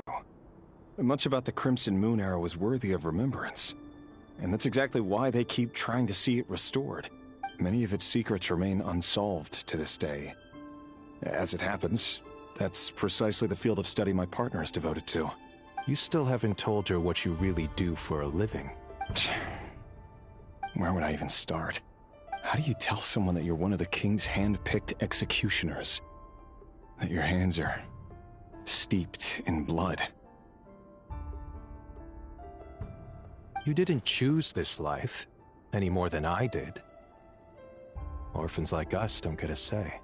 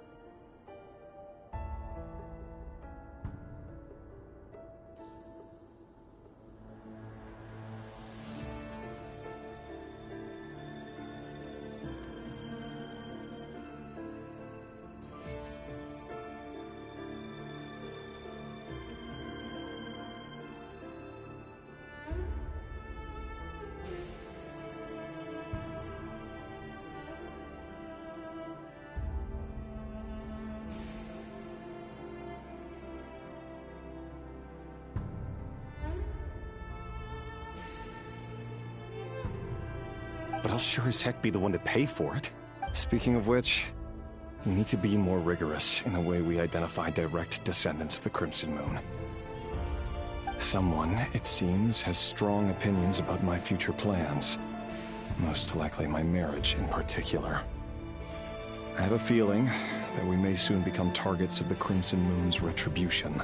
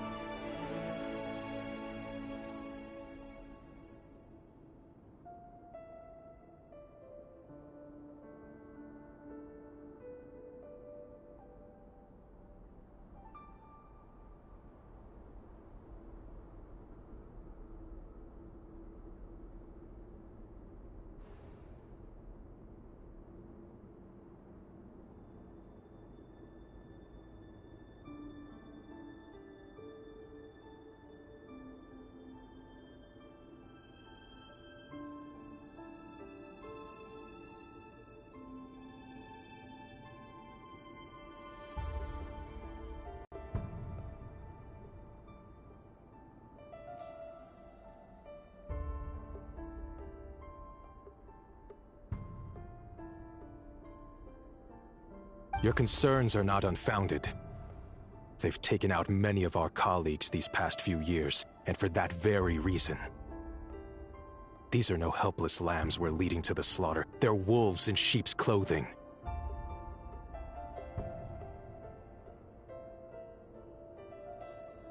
Take care, Rahier of Solnari.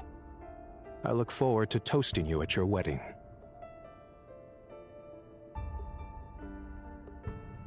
Thanks, Thorkel. You look after yourself, too.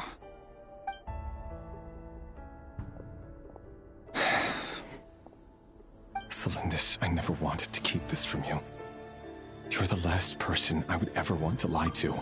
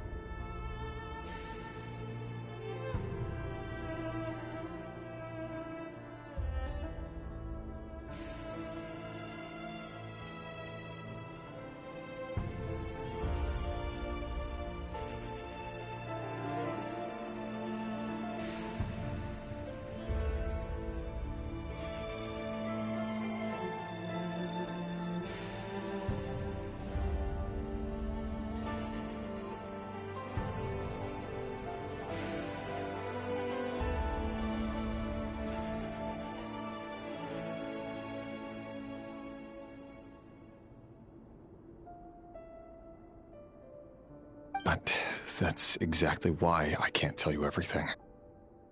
There are things you shouldn't know. Things you cannot know.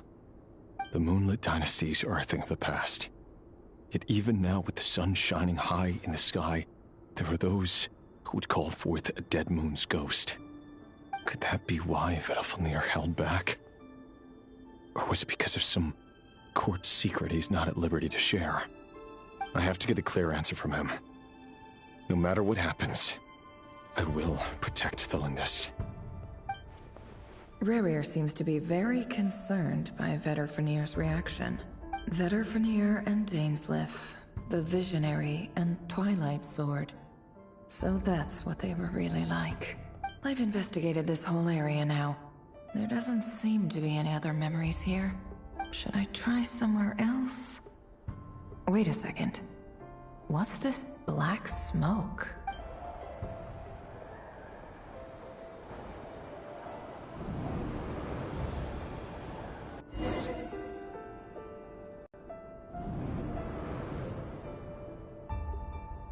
So, he's late after all. Just you wait, Rerir. You're in for it. Big time. Are you waiting for someone, ma'am? Could I tempt you into buying some flowers? Oh, sure. Pick me out a pretty bunch if you would. Thank you. But I'm afraid none of them are as pretty as you.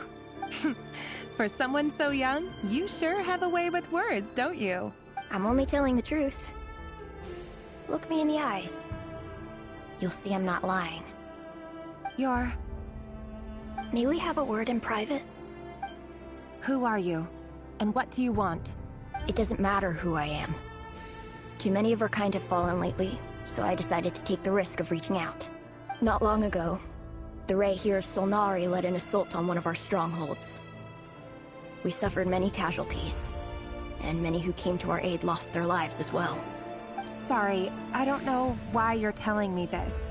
And I don't want to get involved. Wait, hear me out. This time we finally got a clear look at his face and learned his true identity. His name is Rerir, and he claims to be one of the King's guards. What did you say? A cruel irony, isn't it?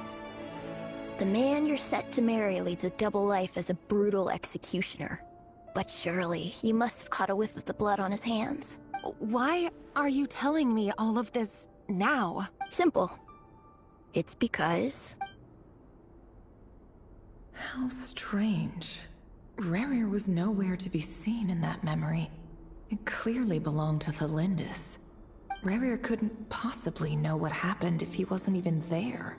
Why would her memories appear in his fragment? The ceremony won't last much longer. I think it's time to call it a day.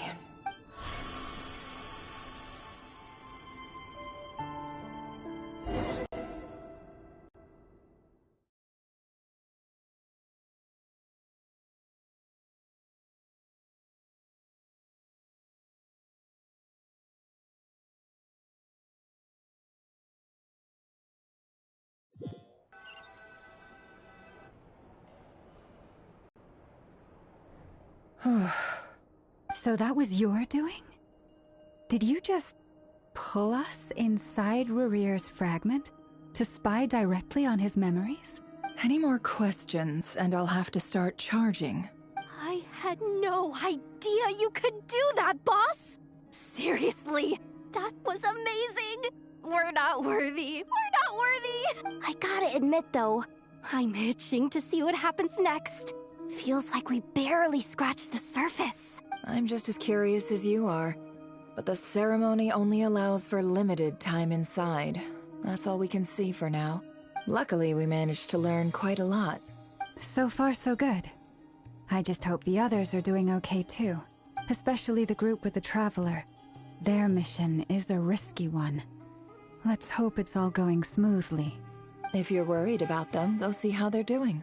If I know boss, she's gonna need some time to write up all the details and make sure it's all coherent. I'll stay behind to lend a hand, but feel free to head back and meet up with the others.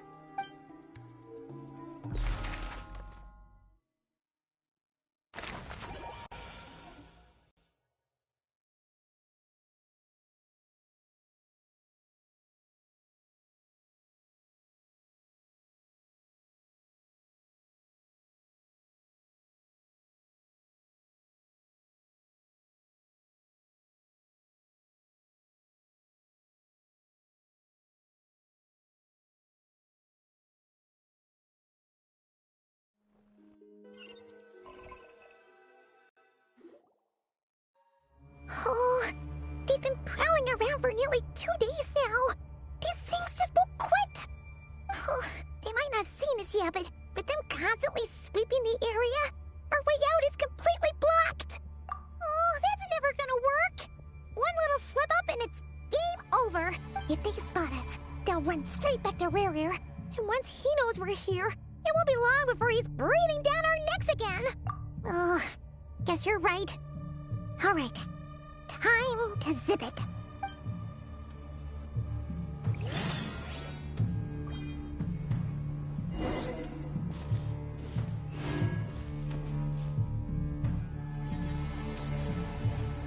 Quick, hide! We almost got spotted!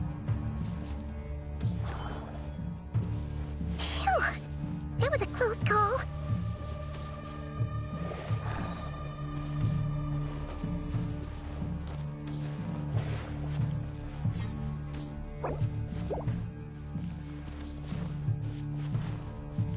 Watch out! He's coming this way!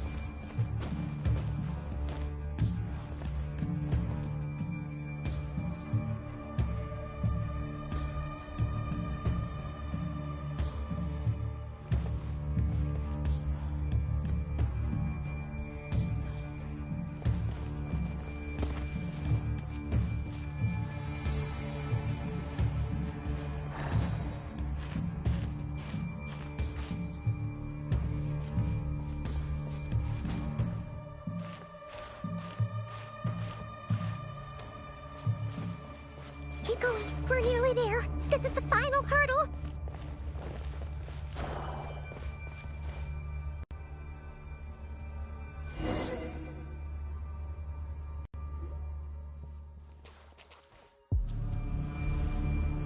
Oh, there's no end to these things.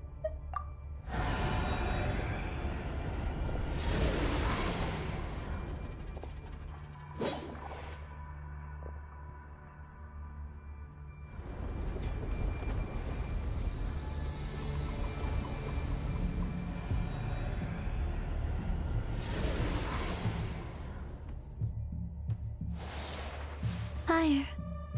Fire? Wait, what's that smell? Oh no, there's a fire!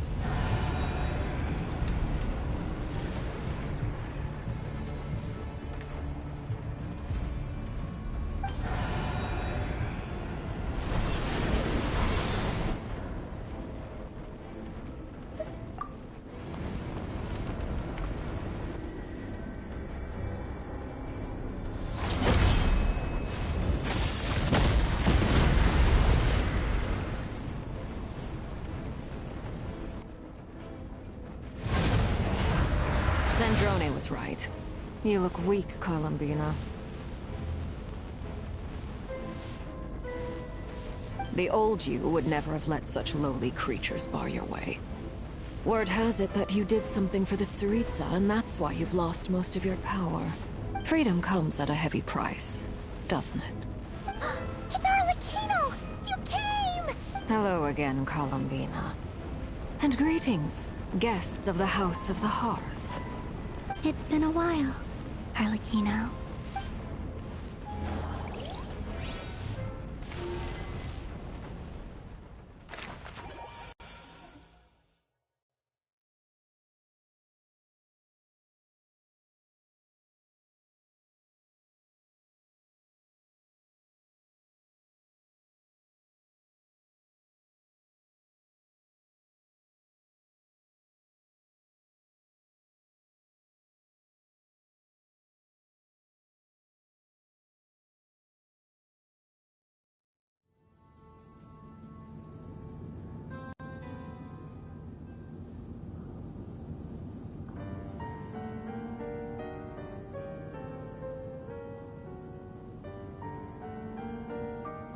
Stupid right here of stupid Solnari. Ugh, whatever! Whatever! I've got all the data I need. Next time we meet, you're finished. He sure doesn't pull his punches. Excuse me, do you need a hand? You can do me a favor by staying out of my way. Can't you see I'm busy? Wait a minute. I recognize that voice. Hello, Miss Sandrone. Father sent us over to help. Huh. How considerate of her.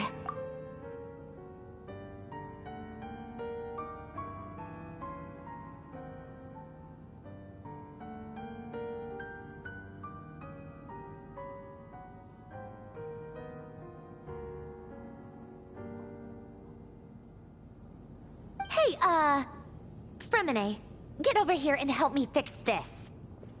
Lenny, you do your thing. Just keep your sister away from my machines. Nearly every machine that cat girl touches ends up going haywire.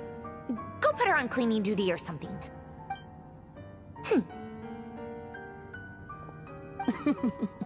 Then let's start downstairs. Fremine, we'll leave this place to you. You've got it. Wait a second. Pretty sure there's still some tea in the cupboard. If you want some, you'll have to make it yourselves.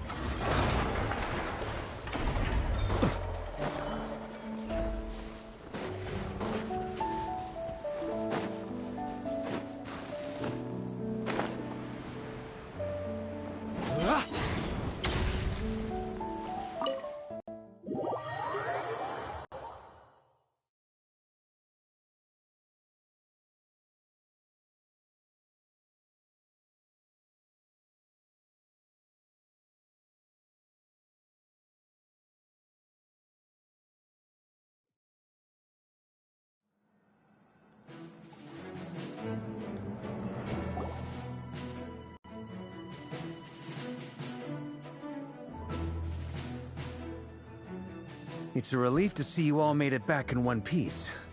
Huh? Feels like there's quite a few people missing. Where's Flint's and the others? And what about Nefer? I returned ahead of them. Flint is helping Aino and Anefa to set up the decoys and buy us some time. As for Miss Nefer... Boss is still wrapping things up on her end. She sent us back to fill you all in on the top secret intel we've been gathering. I see. Then let's get right into it. But first, who do we have here? You brought someone else in to help? Greetings. I was invited here to help as a longtime Tea Party companion of Columbina's. You may call me Arlecchino. Surely it can't be. Those eyes. Oh, where have I seen them before? Wait, of course. In those memories we just saw. The only Arlecchino I know is the fourth of the Fatui Harbingers. So either you share a pretty uncommon name, or you're more than just a Tea Party buddy. You're well informed, Grandmaster. A man from Mondstadt living all the way out here in Nodcry, and yet the people and affairs of Snezhnaya seem to hold a special place in your heart. Oh, the feeling's mutual. Sounds like you know all about who I am, too. A Fatui harbinger. The atmosphere in here just got really tense. Guess we can't just start trusting Fatui harbingers, even at a time like this. I must admit, though, I'm a little curious. Seeing as the moon goddess no longer belongs to the Fatui, what makes you so willing to put your neck on the line here? Nor does Nodcry belong to Mondstadt, Mr. Varka. Yet still, you're fighting for it all the same. Things don't always have to have a tangible payoff. Sometimes, stopping things from spiraling out of control is a higher priority than chasing the spoils of victory.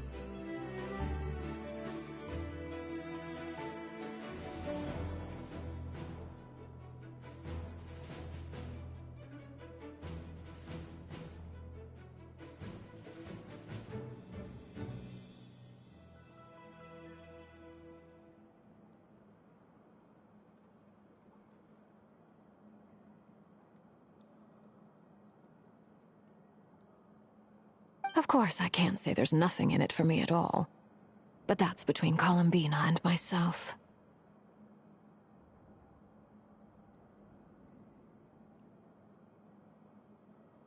Forgive me. I don't mean to doubt you. It's just that the Fatui really have been the source of many of our troubles. We have our own way of doing things here in Nodcry. But ever since they arrived, the Fatui have treated us with nothing but hostility. I know there's been a lot of bad blood between us in the past. I've done my utmost to avoid friction whenever I could. But sometimes fundamental conflicts of interest simply can't be settled amicably.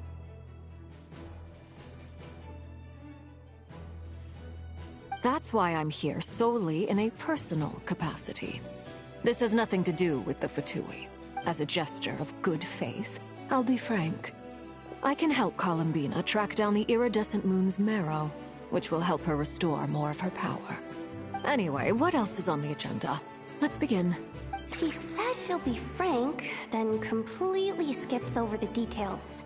Looks like she doesn't want to give away too many secrets after all, but she clearly wants to change the subject. It'd be awkward if I tried to bring it up again now. I guess we'll just have to go along with it. She's the fourth of the Fatui harbingers after all. One look and you can tell she's not someone you'd want to mess with.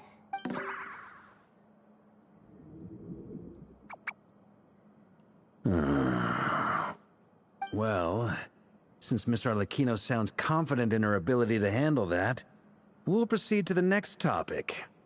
Yehoda, time to share that top-secret intel. Alright, listen up everyone. First, we now know that Rerir was originally a Conrian secret agent whose primary mission was to hunt down and assassinate the so-called Dregs of the Crimson Moon. The Dregs of the Crimson Moon? In the memories, there was a lot of talk about the Crimson Moon and Eclipse, and a whole bunch of other stuff from the time of Conria. To my knowledge, those were the names of two different Conrian dynasties. Long, long ago, it is said that the people of Conria worshipped the Crimson Moon, drawing a mysterious power from its reflection. But one day, a coup saw the Crimson Moon eclipsed, hence the name of the new dynasty that replaced it, and how it became the new emblem of Conria.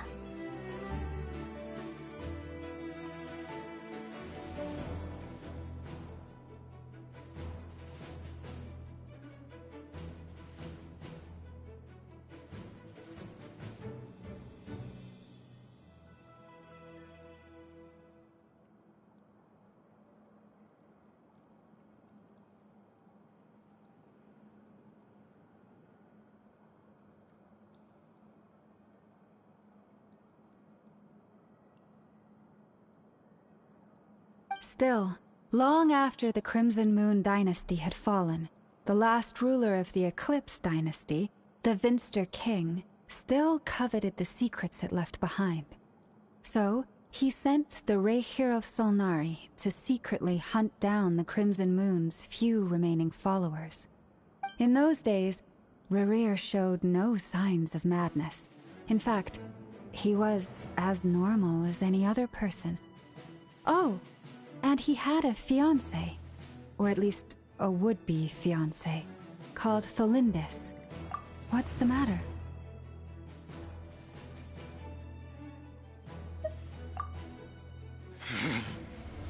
Ferfnir, Vrindaughter, Tholindis.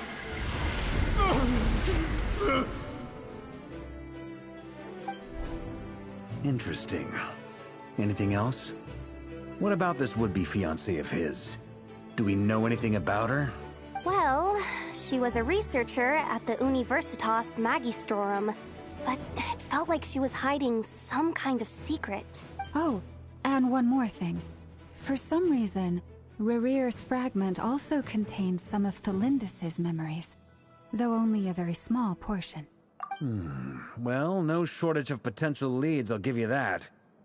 In any case, it sounds like we can conclude that while Tholindis was still around, Rerir appeared to be lucid and quite normal. Tholindis, it seems, must have been the one thing in this world that he couldn't let go of. Tell me, though, were these pure-blood Conorians we're talking about here? Why do you need to know that? Hold on. If she was a pure-blood Conorian...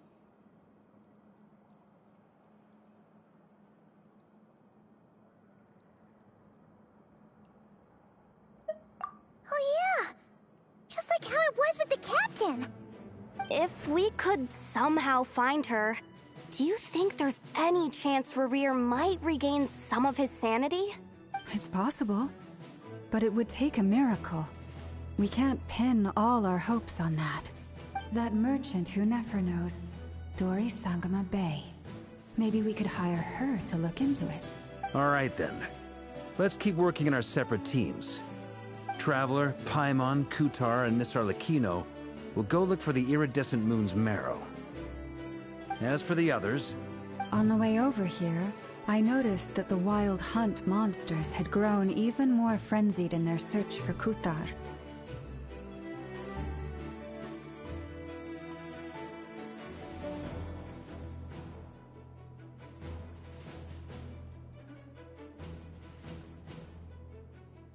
At this rate, the people living here will be in grave danger too. So I'm thinking of gathering together some of our followers to go wipe them out. I'll head back to the curatorium and meet up with the boss. Feels good knowing we've all got something to be getting on with. Given that the Wild Hunt has been a lot more active lately, the Lightkeepers have likely begun their own operations too. If that is the case, someone will need to pass the news on to Flint's. I'll hold the fort for now. Then discuss our next move with Flint's, Aino, and Anefa when they get back. All right then. Well, the clock's ticking. If that's everything, we'll be on our way. We'd better get moving too. We'll try to buy you as much time as we can. Relax. Just do your thing. Now, I decided to call in some backup since things are getting so hairy. Our reinforcements should be here any minute now. Stay safe, everyone. Dismissed.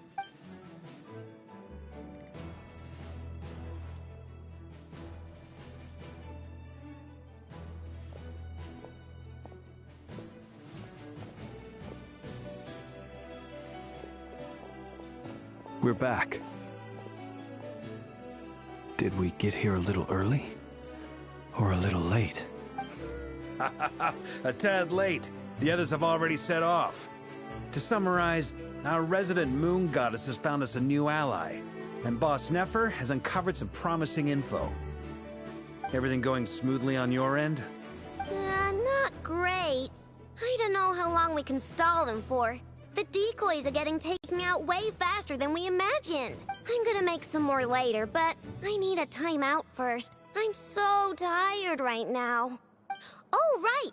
Inefa, could you fill in Uncle Varka on what we just discussed with Flint's? Sure. Uncle Varka, you previously told us about how when you went to investigate a source of the Wild Hunt in Amsvartnir, you discovered that it was just a diversion. But according to Flintz's intel, several outbreaks of the Wild Hunt had already occurred in Nodcry in the period leading up to that. That was before Rerir had regained his body, when he was far from regaining his full strength. In other words, in theory at least, he still lacked the means to act in two places at once. Flintz, with everything that's been happening, the Lightkeepers across Nodcry are rallying to fight back against the Wild Hunt. They're gonna need your help. I know, I'm sure you're capable of coming up with something far more effective than decoys. But for now, you should stay here and get some rest. And Effa and I will head back over to Amsfartnir to see if there's anything I missed. I told you Uncle Varka would say that, didn't I? A deal's a deal. Not a word about my snack intake for the next week. Database updated. Reliability of Aino's predictions increased. What does that mean? They were betting on how you'd respond after hearing their intel. It's the obvious choice, isn't it? That's hardly worth betting on. We already decided that Anefa should go investigate the situation over at Amsfartnir on her own. You might as well stay here and keep watch. Someone needs to hang back and oversee our strategy meetings. And besides, you still haven't fully recovered from ambushing Rerir. So I've ended up with the easiest assignment. Well, I appreciate it, everyone. See you when you get back.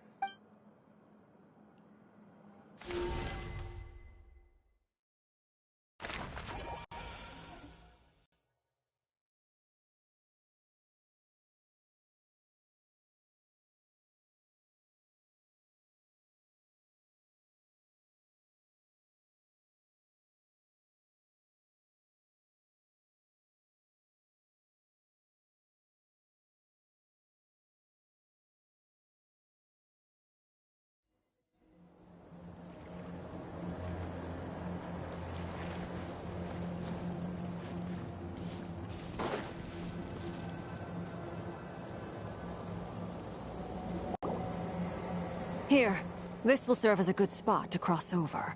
Arlecchino, hold up a second.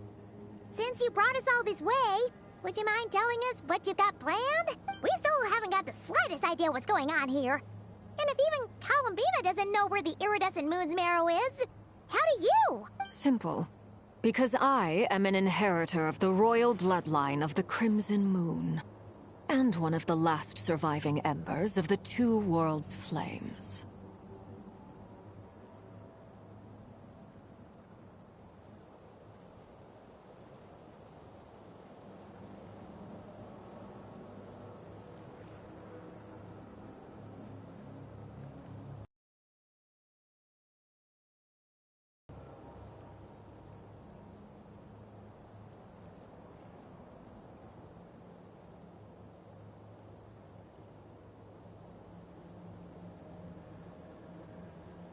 Huh?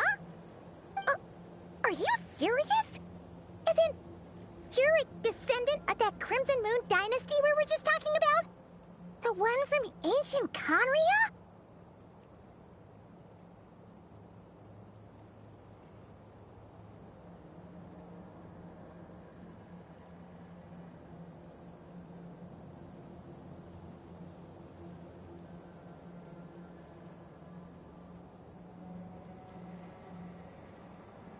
Your surprise is understandable.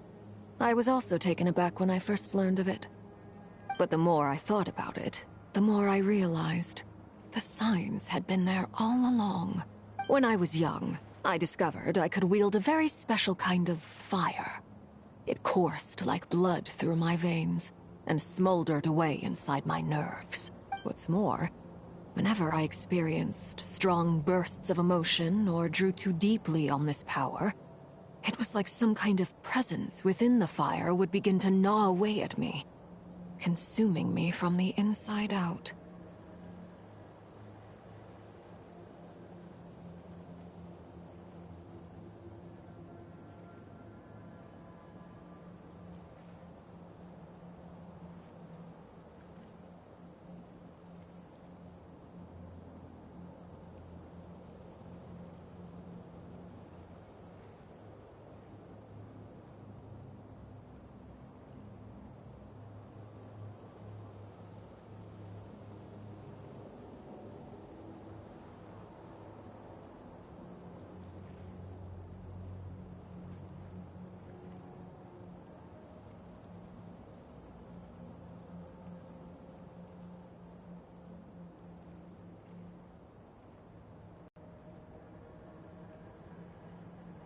Exactly.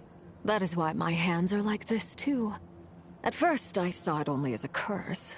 But once I became a harbinger, the Jester apprised me of the truth. Together with my own investigations, over the past few years, there are several things that I have gradually come to understand. For instance, take the so-called Crimson Moon. In truth, it is nothing more than the shattered remnants of the iridescent moon, fused with the abyss to prolong its lifespan. Since this blood flame was bestowed upon me by the Crimson Moon, it is a fusion of the iridescent moon's former power and the corruption of the abyss. You all understand the nature of the abyss well enough. I draw upon its power, and in return, it hungers for my soul. This strange blackness is the mark of corruption it has left behind. If I recall correctly, you once told me that if the corruption ever made it to your heart, you'd become a completely different person.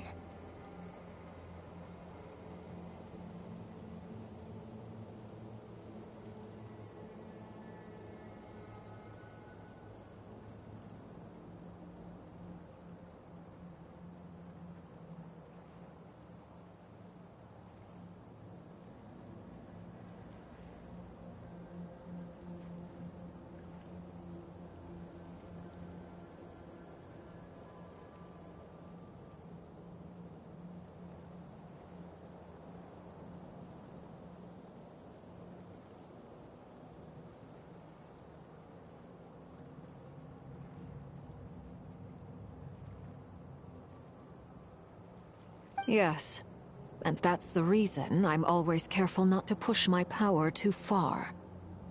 It's essentially a never-ending tug-of-war. Oh, sounds intense. Anyway, the rest of my story can wait. Is there anything else about the Crimson Moon or the Iridescent Moon that you're unclear about? Paimon has a question. So, the Crimson Moon that the Karians used to worship was actually the Iridescent Moon, right? Which was one of the three Moon Sisters.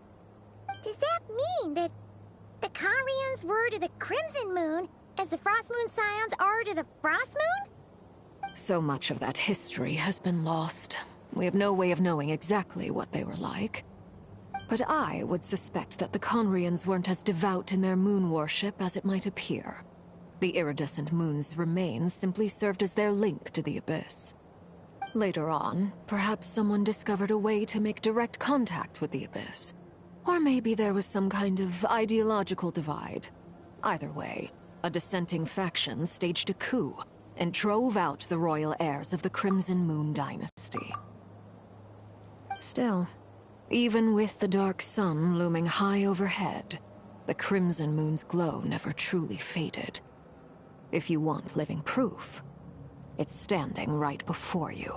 The first time we met, I sensed something familiar in your presence. When I looked at you, I felt I could see that mysterious red moon in the corner of my eye. In your flames, I saw its broken image, surrounded by a strange black aura. Well, I appreciate that you kept it to yourself. Much about the Crimson Moon is still a mystery, and I'd prefer not to end up as the object of an insane research project. Anyway, time is against us here, so if there's any other questions, they'll have to wait. I just want to make sure I've got one thing straight.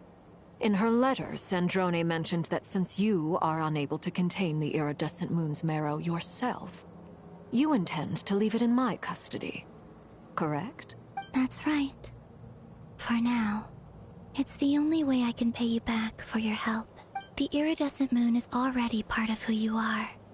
So with its marrow in your possession, you'll be even more powerful than before.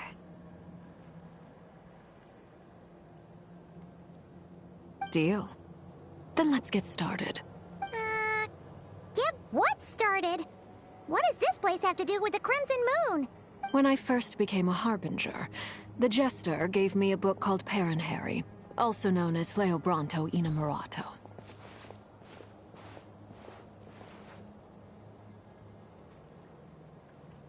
You should be able to buy a copy next time you're in Fontaine. It's a love story set in the Crimson Moon era, But setting aside the tangled romances of its characters, it also records a few interesting details. In the Crimson Moon era, or so the story goes, there was an orphanage that received children from beyond the bounds of this world, and subjected them to a peculiar induction ceremony. Beyond the bounds of this world? For real? And what kind of induction ceremony? The Crimson Moon sages looked beyond this world for beings with powers that surpassed the gods. But fearing they might lose control, they subjected these children to a process of refinement. They made these children crawl up a fireplace and kept asking them, "Have you died? Did you see it?"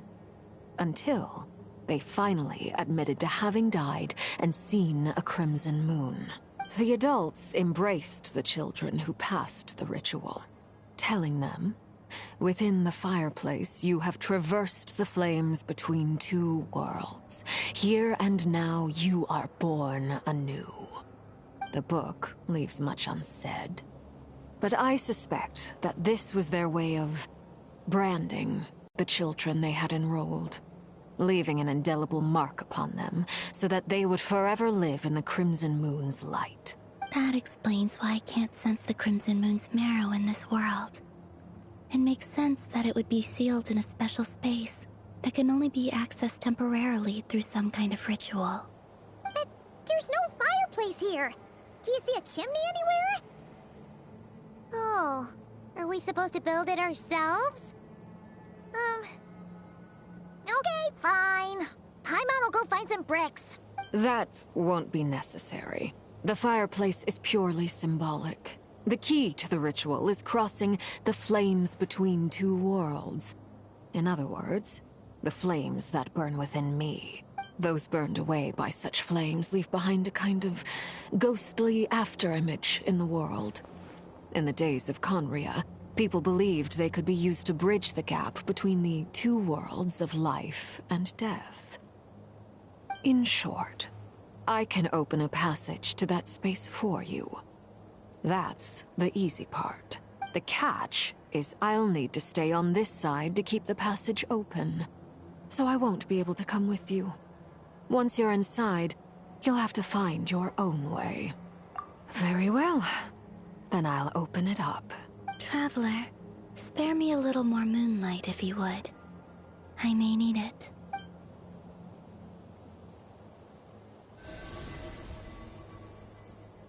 Thank you. I feel like I've recovered some of my strength now. It should be enough to move us across short distances and confront whatever dangers might await.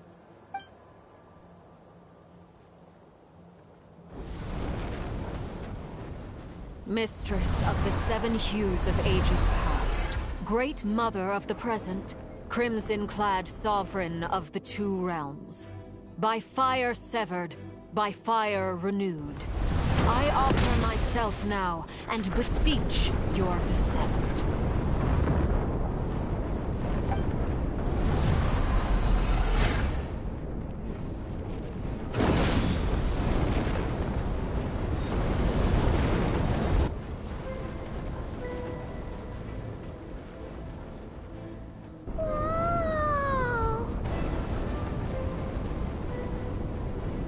One word of advice.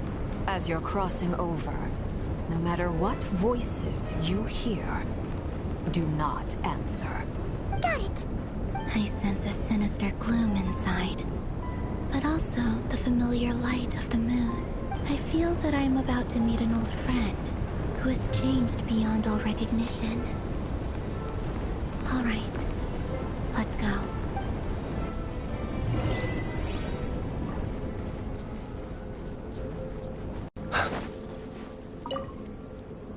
Seismic changes often begin with small windows of opportunity. This could be your window.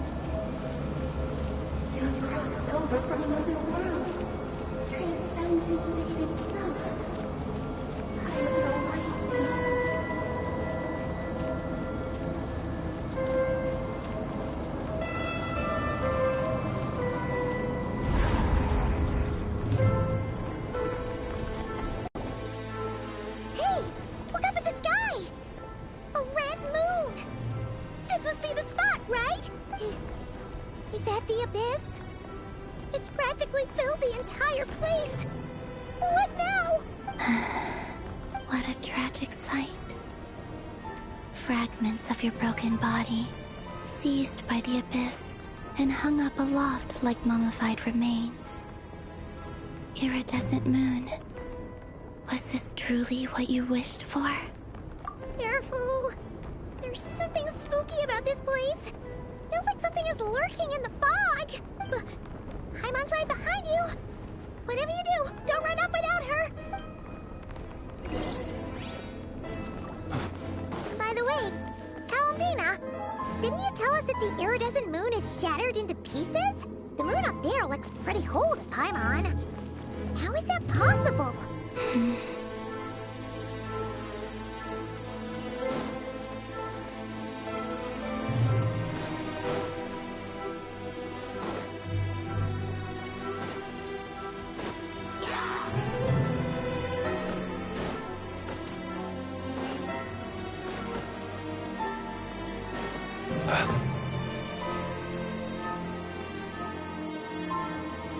Just like I thought. It was only a facade.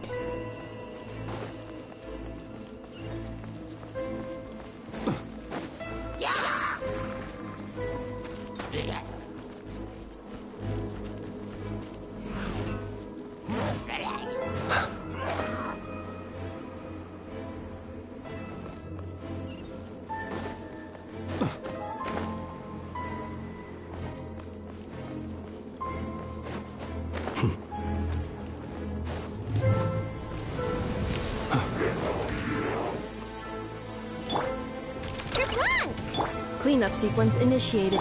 Absorption test. Be silent.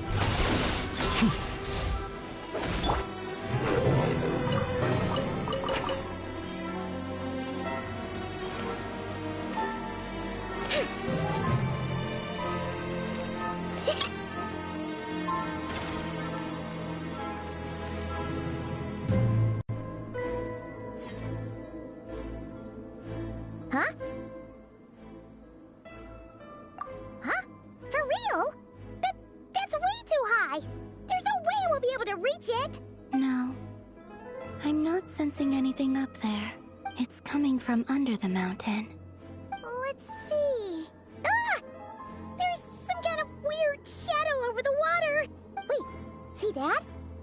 Looks like a mechanism of some sort. Let's check it out!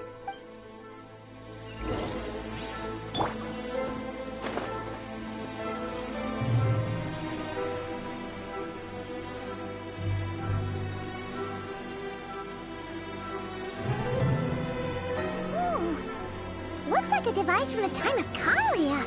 Maybe people once came here to study the Crimson Moon's domain, and they left this behind. Look, if we can activate it, we might find some clues.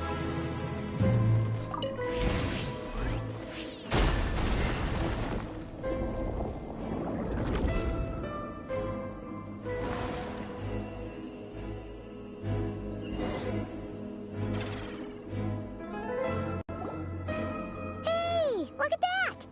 Now that the mechanism's running, the shadow in the water looks different. Do you think these mechanisms might be the key to unlocking the secret?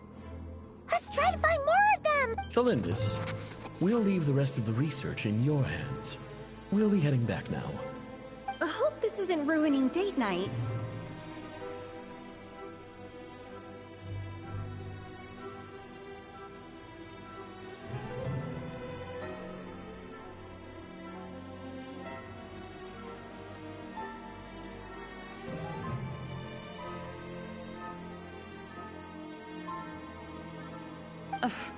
Mind your own business.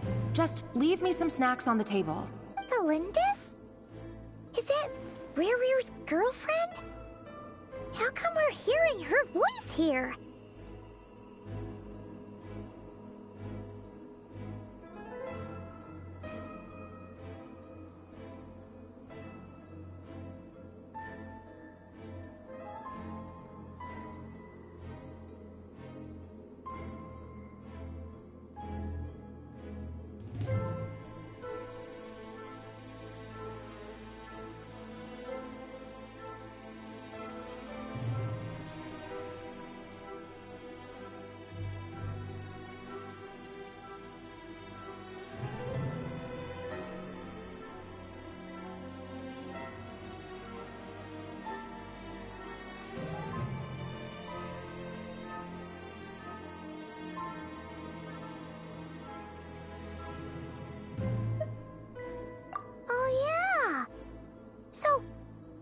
think she was studying this strange space all along? The Abyss has made this space extremely unstable. Maybe that's why some of the things she said and did were preserved here. Like echoes. Or after images. Whenever I see this view, it takes me back to a poem from my childhood. Waning moon, oh lifeless damsel, weeping on the mountain crest. Mourning still in wistful tone, her fragile soul now laid to rest. For me, of all people, to be here investigating the mysteries of the Crimson Moon space. Is it a coincidence? Or something more?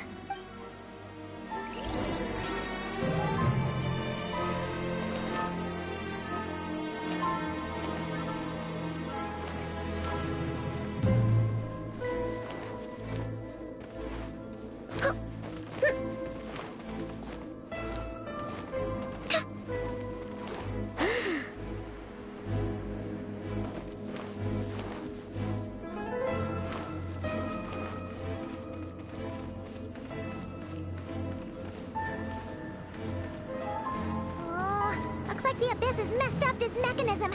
We need to find a way to get it working again. Let's see if there are any other devices nearby.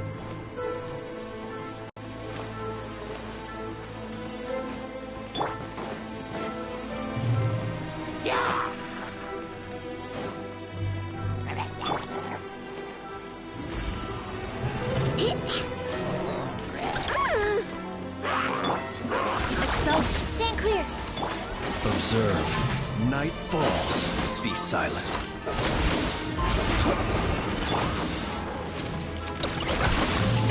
Absorption test.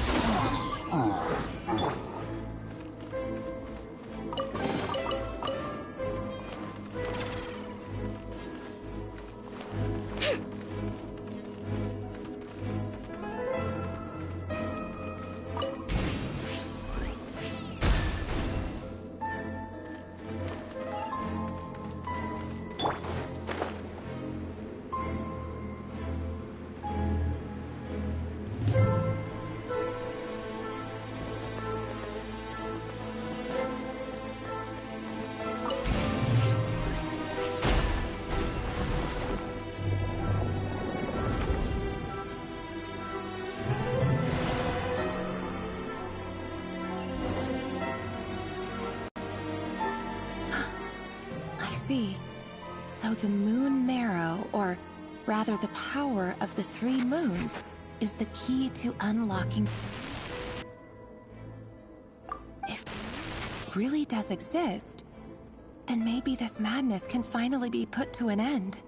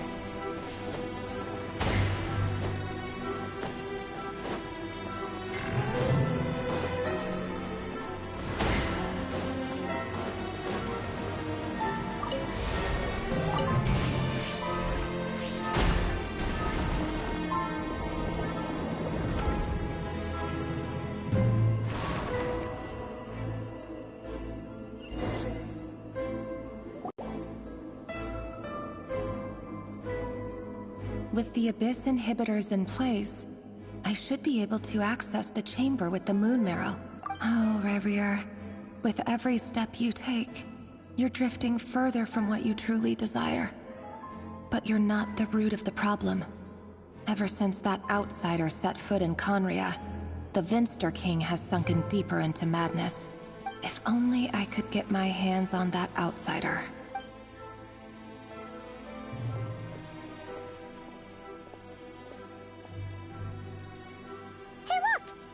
Reflection is back to normal. Alindis' voice mentioned a chamber with the moon marrow. Do you think maybe it's hidden in the moon's reflection? It must be. For within it, I sense the fragile aura of a dying soul. Then and there's no time to lose! Let's go! Oh.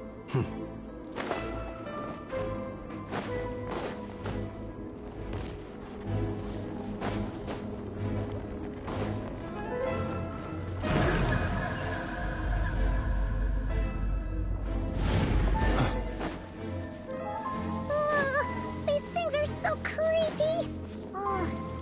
Looks like we'll have to destroy them if we want to get to the iridescent moon's Miro.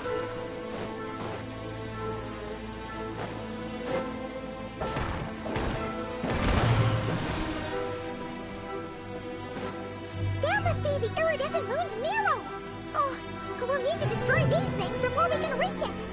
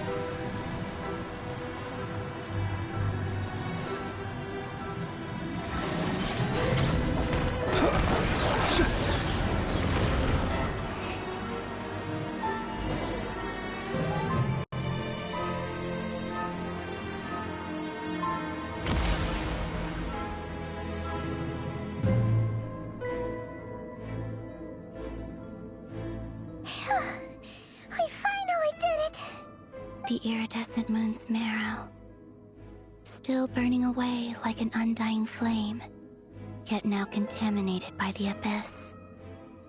It has taken on a new form entirely. If we can purify the abyssal power within, we should be able to obtain its untainted essence.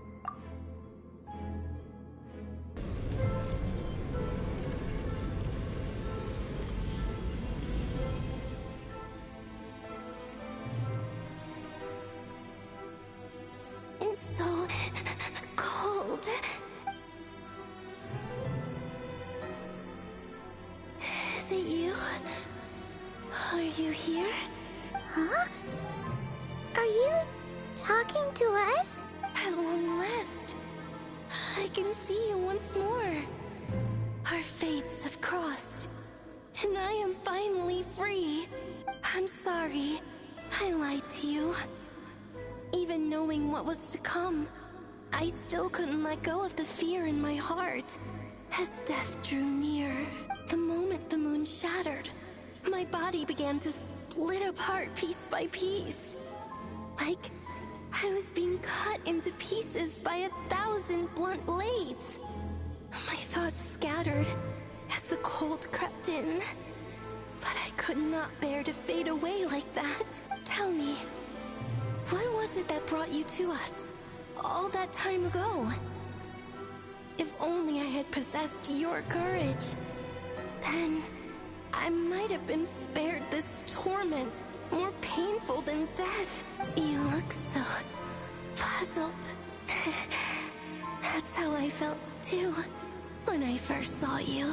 But trust me when I say that everything happens for a reason. Farewell, Hypo.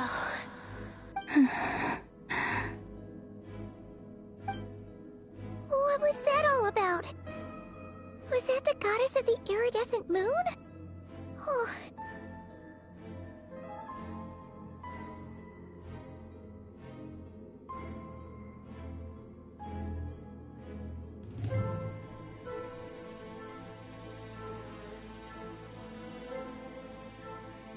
It sounded like she was speaking to a long-lost friend.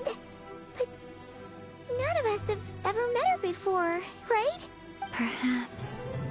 She took me for the goddess of the frost moon she once knew. For a fading soul like hers, Our auras must be too similar to tell apart. But anyway, we've got the iridescent moon's marrow now. That should help you regain your strength, right? Alright. Time to leave this place and meet back up with Arlecchino. Let's go!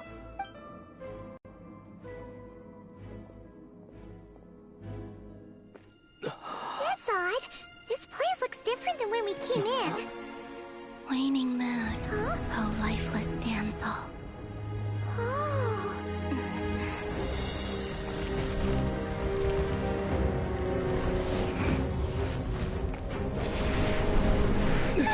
Hurry! The place is collapsing! It wants to trap us here. Who's it? The Abyss? Now we've taken the moon marrow. All that's left here is a dark will. It will show us no mercy. Give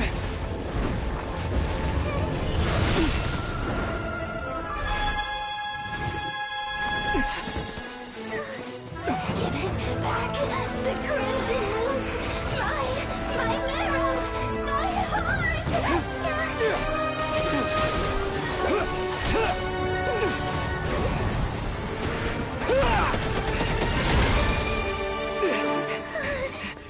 Finally! Huh? Oh no! The exit's blocked! They're back! Now what do we do? This is where you fall. Witness my rise. Hey, What are you waiting for?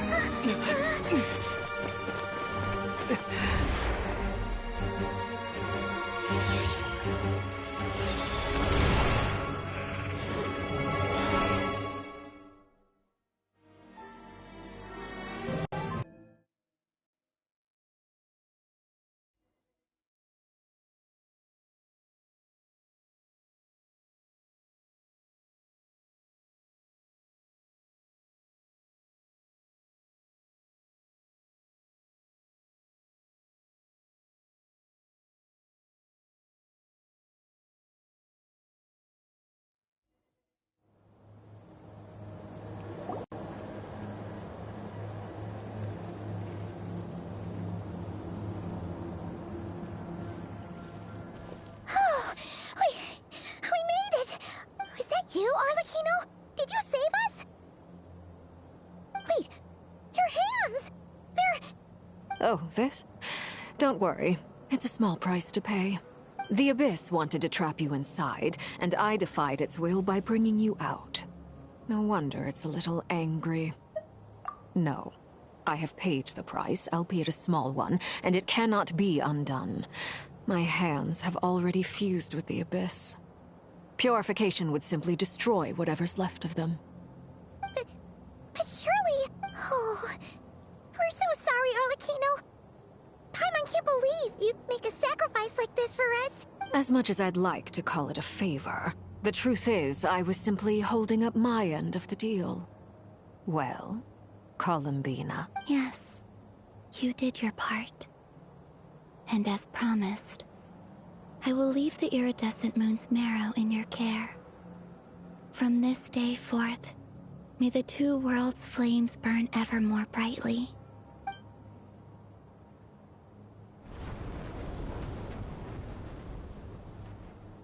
I'll take that as a blessing. Now, Columbina, give me your hand. Accept this moonlight I offer in return.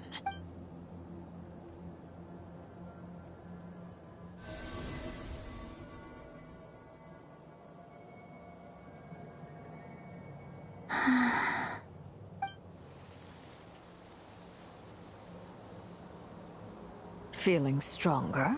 Hey, Columbina! Are you okay? I'm fine. Our powers are a little at odds, that's all. By the Frost Moon's authority alone, wielding the power of the other moons was always going to be a stretch. Still, I think it's fair to say that your strength has returned. At least to the level it was at as Third Harbinger. It's still not enough. There's no way I can hope to challenge Rayrir like this. Just One more ray of moonlight, if you would. It's okay. I can take it.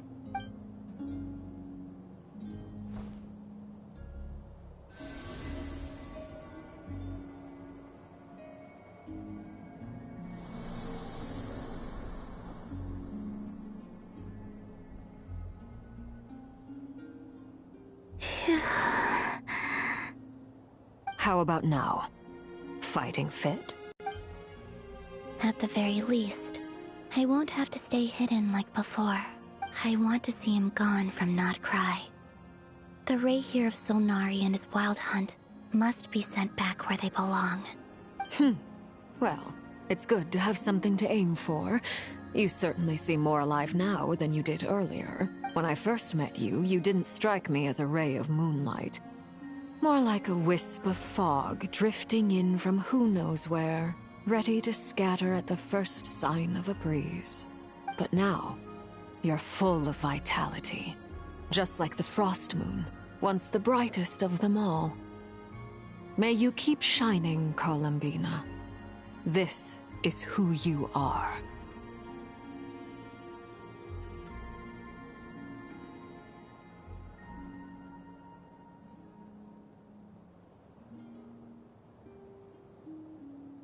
Thank you. Look after yourself too, Arlecchino. I know you have plans of your own, and that's why you're always seeking to grow stronger. But whatever you're after, don't let the Abyss take a hold of you. I do not wish to see you go down the same path as Revier. I appreciate the concern, Columbina. Although perhaps it's time you took a new name. A new name? Kutar, the Moon Maiden, Columbina. They're nothing more than code names. They describe who she is and the roles she's played, but they're not her real name. We often use code names in the House of the Hearth, too. But it's knowing your real name that keeps you grounded. Up till now, you've been living a wandering life, so you've probably never really cared. All I'll say is this. Once you've defeated Revier, give it some thought. All right, that's it from me. I'll get you back safely first, then go meet up with Sandrone. You're the best! I appreciate the gesture. It speaks to your good character.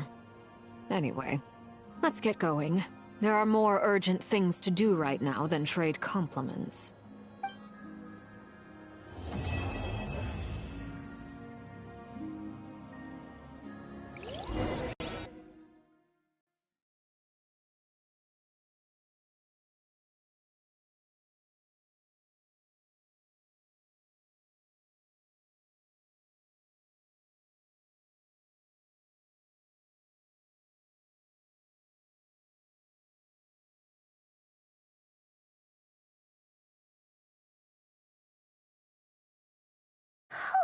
It was a close call, but we got the iridescent moon's marrow and restored Columbina's strength, and that's all that matters. In other words, mission accomplished. Paimon wonders how everyone else is doing.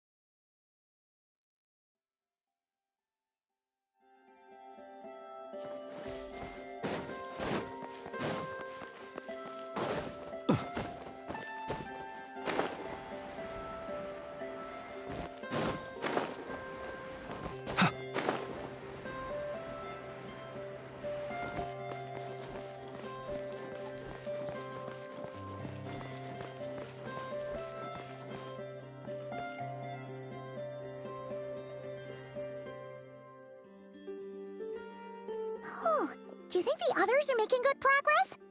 Hope it's all going smoothly. Oh, hey look! They made it back as well! Flintz! Llama! How did it all go? All is well, thank you.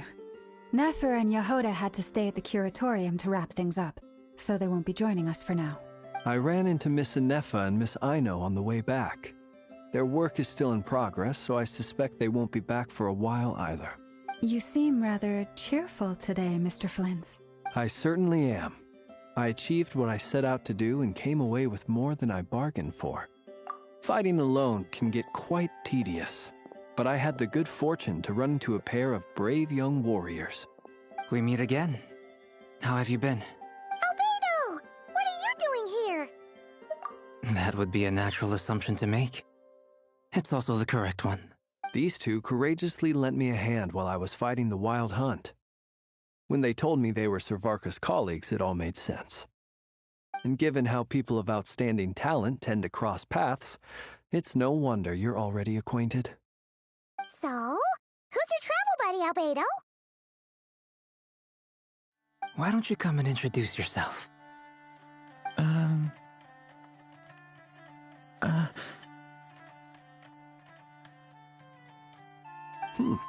A gentleman of few words, I see, and a rather stern countenance. I presumed you were acquainted with him. Is that not the case? It's nice to meet you. Again, we've technically met before. Wait a sec! You're Minnie Durin! That's right. It's me. I'm glad to see you again. By the way, he says it's okay if you drop the mini. Yeah, I'm not as mini as I used to be. Interesting, isn't it? The first step towards blending into human society appears to be reflecting on whether one's name really reflects who they are. Wow! You look so different! In a good way, of course. It's great to see you looking so healthy. Thank you, Paimon. And although you're as mini as ever, I understand that diminutives don't always convey endearment. I'll be sure to simply call you Paimon, as a sign of my great respect for you. Wow! You're such a smooth talker now. Paimon could get used to this. From now on, you may refer to her as your esteemed guide, Paimon. Personally, I think our little Paimon is the perfect size. When people call her Little Paimon, it's just because she's so adorable that they can't help themselves. If that's not a sign of endearment, what is? You're absolutely right, Miss Lauma. My brother still has a long road ahead of him when it comes to understanding human relationships. Anyway, speaking of long journeys, didn't Columbina, leave with you? How come she isn't back yet? She's been catching up with old friends. Wouldn't be surprised if she stopped for a cup of tea, or 10 on the way back. Uh-oh. People are talking about me. Hope it's nothing negative.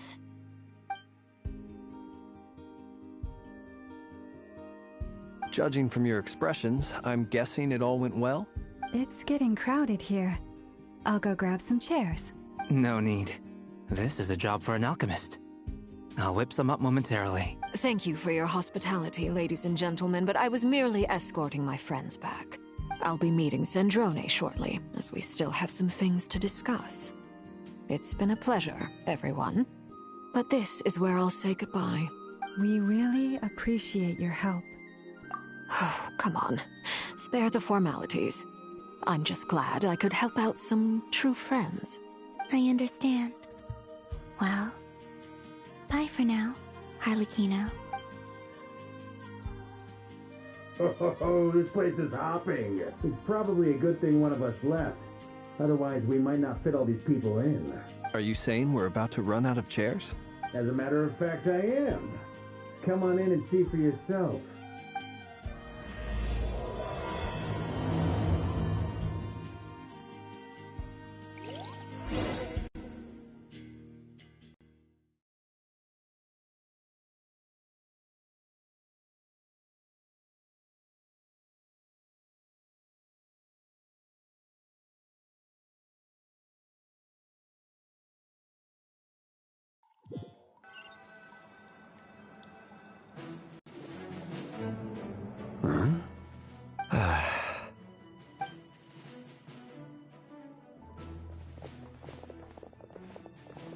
I overheard your little chit-chat outside, by the way.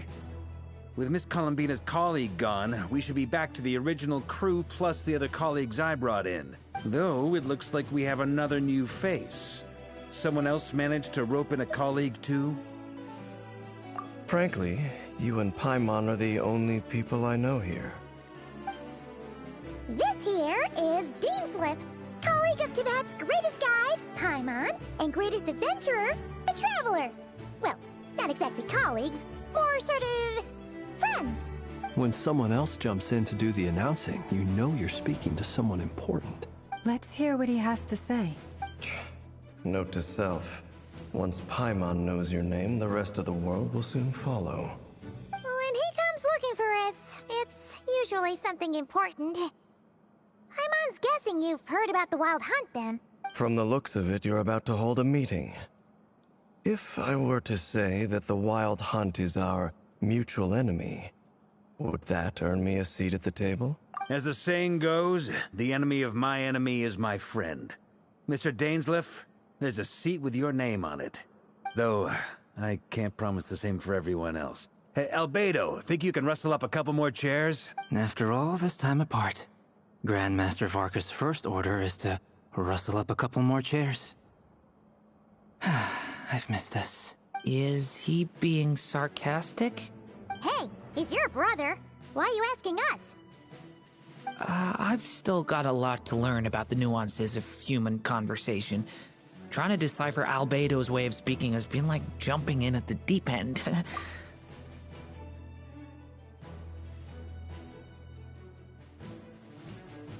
Oh, good point. Paimon gets you now. Don't sweat it.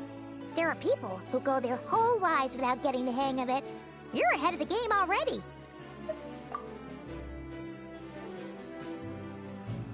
I wonder what's taking Nefer so long. Perhaps you should go and check in with her. If anyone can hurry her along, it's you.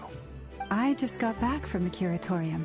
Besides, aren't you curious to see what's taking her so long? Miss Nefer doesn't strike me as the type to share secrets.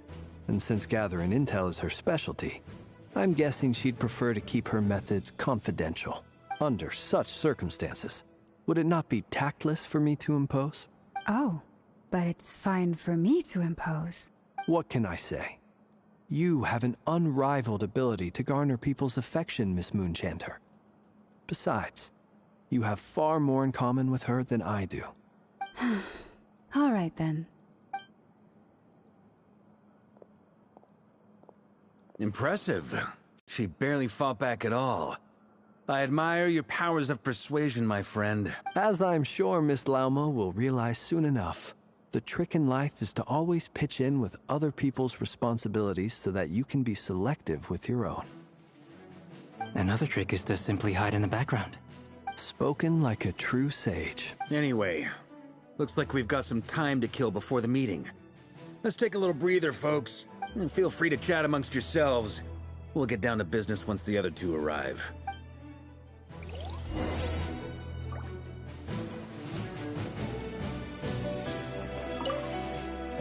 You're both awfully quiet. Why don't I start us off with an icebreaker? Much obliged. Have either of you ever had your portrait painted? If not, I'd be glad to help. That sounds like a lovely idea. You know how to paint, then?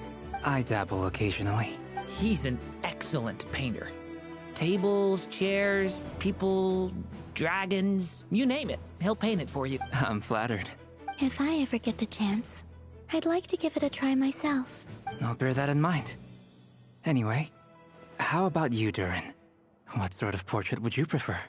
Oh, I'd be fine with anything. Whatever style feels best to you. Very well. Then I'll play it by ear. You can replicate any style I want? I can try.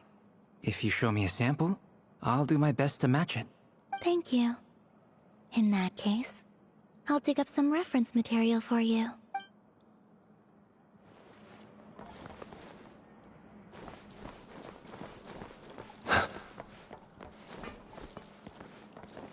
Is there something you'd like to say to me? Yeah! For starters, why'd you just show up here without even giving us a heads up? If you think back to our previous interactions, You may recall that that's hardly out of character for me. You do have a point there. Oh yeah, you'll need to find somewhere to stay the night too, right? Want to tag along with us? You never know. We might get a group discount. Sure, let's do that. Great! Paimon will handle it. And in return, we can get Dainslift to be our very own personal bodyguard. If that's what you had in mind, you should have said so sooner. I'd be happy to help. Oh, okay then. Paimon was only kidding, but good to know. Anyway, since we're all here together, we might as well watch each other's backs. That's just what friends do, right? Indeed. Thank you.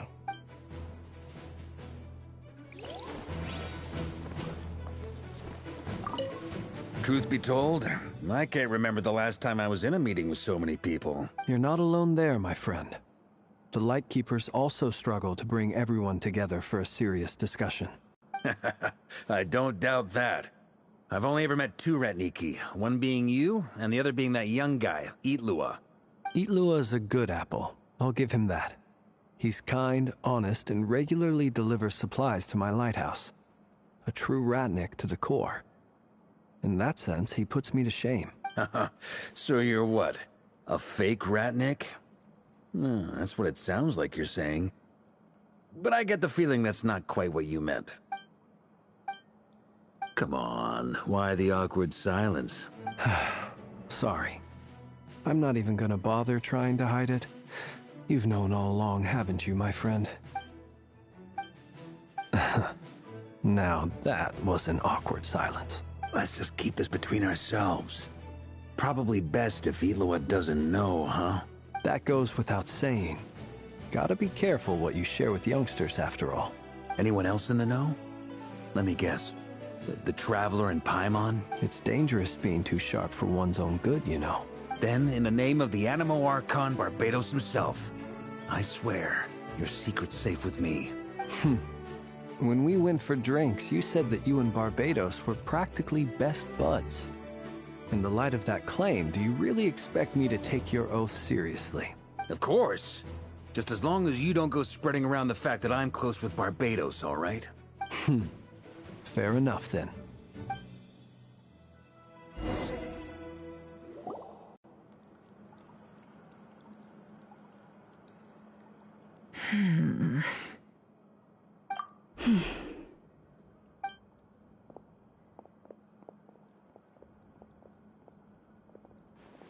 Ah, Miss Nefer. You made it after all. But what about Yehoda? I'm here to give you an update on how things are going on our end. Once this is over, I'll be heading straight back to continue my work. I left Yehoda back at the Curatorium to watch over things while I'm gone. Huh. So much for just this once. Shh! Not so loud! We're on a roll here. What if she remembers and suddenly decides to back out? Did you say something, Mr. Varka? I didn't say anything. Right, Flints? Must have been a frog. They get so noisy around here at nighttime. It's like they're putting on a concert in the background. Anyway, before we begin, there's a few introductions to make. Let me start by saying that it's an honor to be speaking before so many distinguished colleagues and collaborators. First up, we have Miss Lauma. As Moon Chanter, she's the leader of the Frost Moon Scions, a local religious community in Nodcry. Then there's Miss Nefer, boss of the Curatorium of Secrets, an intel gatherer extraordinaire. Nefer is leading the investigation into Rerer's background, assisted by Yehoda and Lauma. From the little I've heard, they're making some great progress. Over here, we have Mr. Flints, a Ratnik and guardian of the abandoned lighthouse. In our last operation, he courageously distracted the Wild Hunt to buy time for the rest of us. For those of you who've never met, this is Mr. Albedo, a renowned alchemist and captain of the Knights of Favonius investigation team. By his side is a new face for us all, myself included, Mr. Durin, who has come to lend his aid.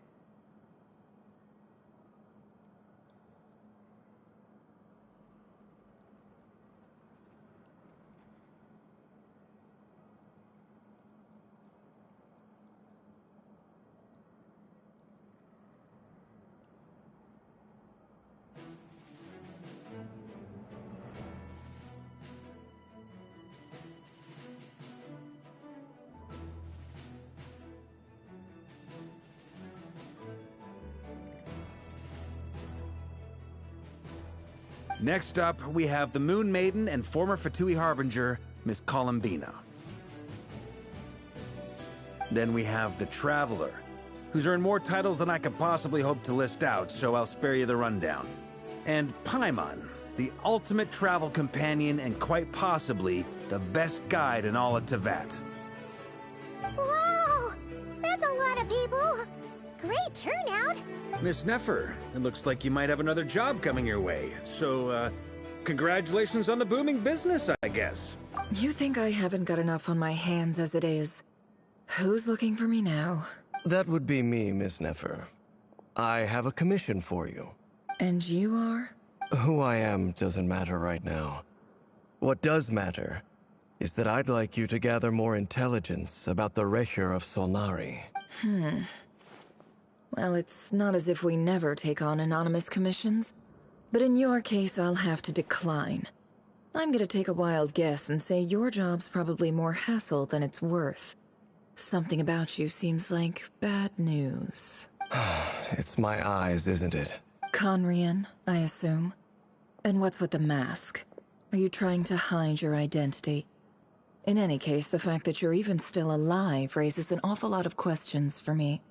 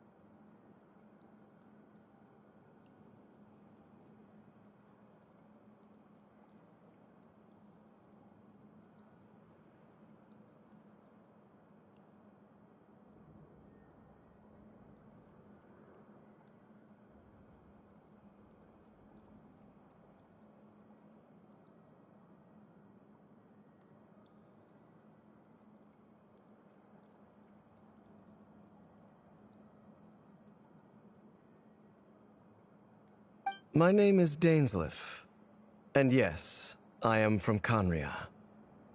As I'm sure you're aware, the Recher of Solnari's real name is Rerir. He was once an acquaintance of mine. Really? Then you must have been quite an influential figure yourself. You flatter me, but none of that matters anymore. My point was simply to clarify why I have asked Miss Nefer to investigate So you're both from Conria, and it sounds like you used to be friends? What am I missing here? Surely you already know how he became one of the Five Sinners. I'll tell you everything I know. The history of Conria, the names and identities of the Five Sinners.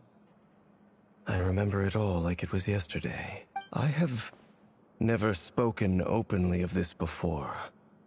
But the truth was exactly as people say. The Five Sinners were each driven by their own desires, and it was by playing upon these that the Abyss tempted them to their fall, tearing Conria apart in the process. The visionary, Vedafinir, who wished to foretell the future. The wise, Haroptatir, who sought limitless knowledge. Gold, Rhindaughter, who desired to create life. The foul, Sertologi, who pursued supreme strength. And last, but not least, Recher of Solnari, Rerir, Ravager of the Moon. Of the five, Rerir is the only one who remains a mystery to me. He never harbored grand ambitions. So what changed in the space of a single night? How did he come to fall like the others? In other words, you're saying that his change came as a shock to you, And you have no idea what actually happened? That's right. You mentioned how the Abyss tempted them, which led to their fall. But what did that look like in practice? And what other context can you give me about the events of that time? The more detail you can give me, the better. Strangely, now that it comes to it, I hardly know where to begin. The fateful night took place during the era of the Eclipse Dynasty. One day, my elder brother, the visionary, Vedifenir, was summoned to the palace by the Vinster King, only for the king to gouge out his eyes and cast him into the dungeons. When I came to hear of this, my fury knew no bounds. I gathered together every ally I thought I had, and together, we set a night to storm the palace and free Ved. Centuries on, the memories of that night still haunt me, like a never-ending nightmare. We broke through the palace gates, just like we had planned, each striking towards our separate targets. But then, I was betrayed. Even Vedifenir, the very person I had come to rescue, abandoned me and partook of the Abyss's power. So, it's personal after all. Then tell me, Mr. Dainsleif, what price are you willing to pay? You, of all people, must know that nothing comes for free. I cannot say what price would be worthy of such a commission. But know this. Rerir was not always a madman. Believe it or not, there was a time when he was just an ordinary man, working for the Conrian Intelligence Service. Uncovering the truth of Rerir's past is the only way to unravel this mystery. But before you decide if you will accept my commission, I will tell you more about him. Enough, I hope, to help you plan your next move. Sounds pretty good to me. Feels like we just flagged down a random passerby, only to discover he's actually a master strategist who has a score to settle with our enemy. Can I borrow your halo? It could be useful in the lighthouse. Hey, enough with the wisecracks! Besides, isn't that lamp of yours bright enough already? Relax. It was meant to be a compliment.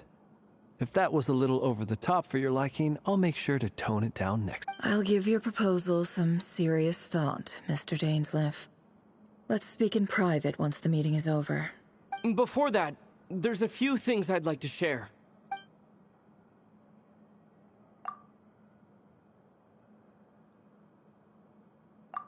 Now that we've united the hearts of the three moons, your power should be greatly enhanced. But it seems like that hasn't happened yet? I believe it will take a little longer. You've done so much for me, so I want to be completely honest with you all. Even though I'm doing a lot better now, the truth is, my recovery will likely be an ongoing process. From the moment I was born, my power has been slowly ebbing away. And that is because Tevat has never accepted me. Even with the moons united as one, it seems my rejection cannot be undone. So far, I have yet to find a solution. It may turn out to be a problem that will plague me until the day I finally leave this place behind. Even so, I will do everything in my power to help you drive out the Raihir of Solnari.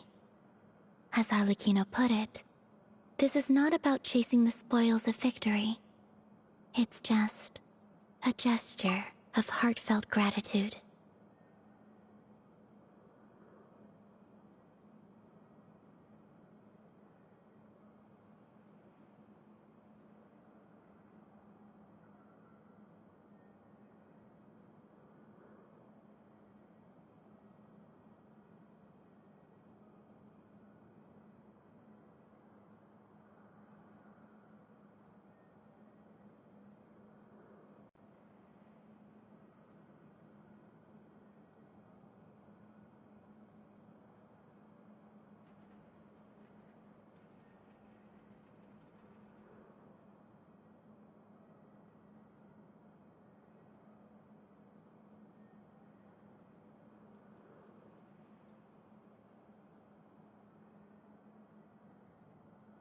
Kutar.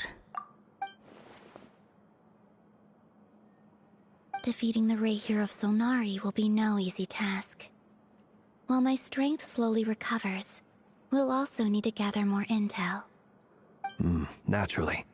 We should take all the help we can get if we hope to defeat him. We've considered several viable plans now, but our choice hinges on the answers to a few key questions. Is it even possible to kill Rahier? What experiences shaped the person or monster he became? And what's he really after? Given Albedo's expertise in alchemy, I think we should leave him to try and answer the first of these questions. Understood. As for the other two, I'm afraid we'll have to count on you again, Miss Nefer. Believe me when I say it's not my wish to burden you. But right now, relying on your skills is our only option. So you're placing all your hopes on me, huh? We can't thank you enough for agreeing to help us. Honestly, I can hardly believe how lucky we are. You sure have a talent for changing your tune, Miss Moonchanter. Timid like Yehoda one moment, then flinches insincere flattery the next. Ladies, please. I must object to your portrayal of me. That's all. Feel free to keep bickering. Just pretend I'm not here.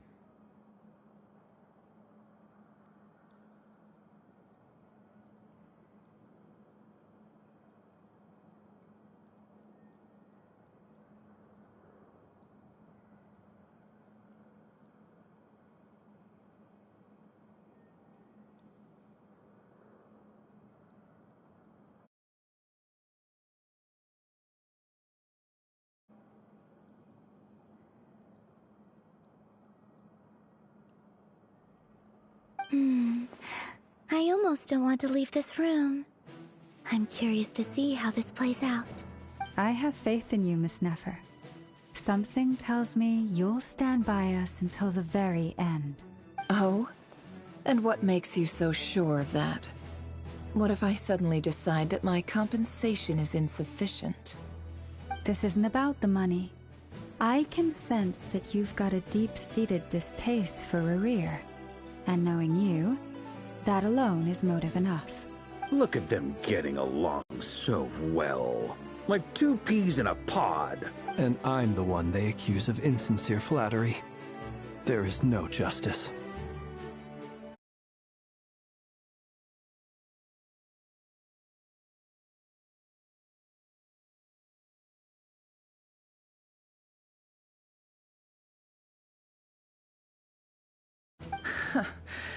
Miss Lauma, you have to understand something. Unlike you, I don't actually enjoy having everyone's hopes on my shoulders. Is that right? Well, maybe the fact that I'm willing to put my hopes in other people says more about me than you. But the fact is, I also trust you. And that's because I know that you're someone we can count on. Anyway, we've got our plan, so let's get moving. Mr. Dainsleif, let's talk. And Traveler, once we're finished, if you've nothing else planned, I'd like you to come with me. This whole experience is teaching me a lot. For instance, I now know that when other issues come up in the future, I'll have far more luck getting Lauma to convince Miss Nefer than trying to do it myself. Hate to say it, friend, but that's one of the funniest things I've heard in a while. Hey, you think I've got it wrong? Quite the opposite. But what makes it so hilarious is how long it's taken you to realize.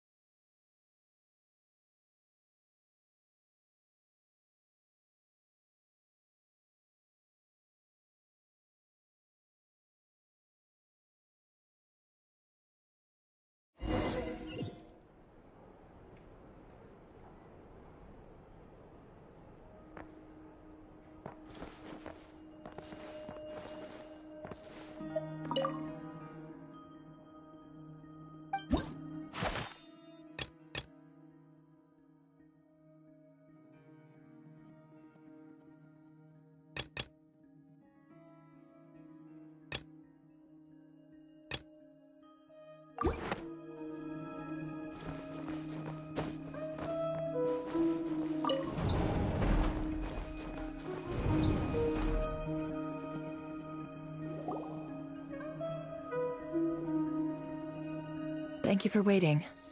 It's okay. We actually used the time to help Dainsleif get a room at the hotel. That's very considerate of you. Now, I trust you share my curiosity about Rarier's past, and you seem fairly familiar with Mr. Dainsleif already. We spoke at some length after the meeting. He was the one who suggested I should invite you to join this operation. He feels confident that these secrets will be safe with you. Dane has a lot of faith in us, that's for sure. Likewise. I appreciate that you got right on board without interrogating me about why I invited you. It shows that you trust me to explain everything in due course. That's because we know what you're capable of. We appreciate you too, Nefer. You might have been forced to help in the beginning, but this time, it was your choice. That's one way to put it. Another is this, that once a decision's been made, it's set in stone. After that, my only goal is to see it through.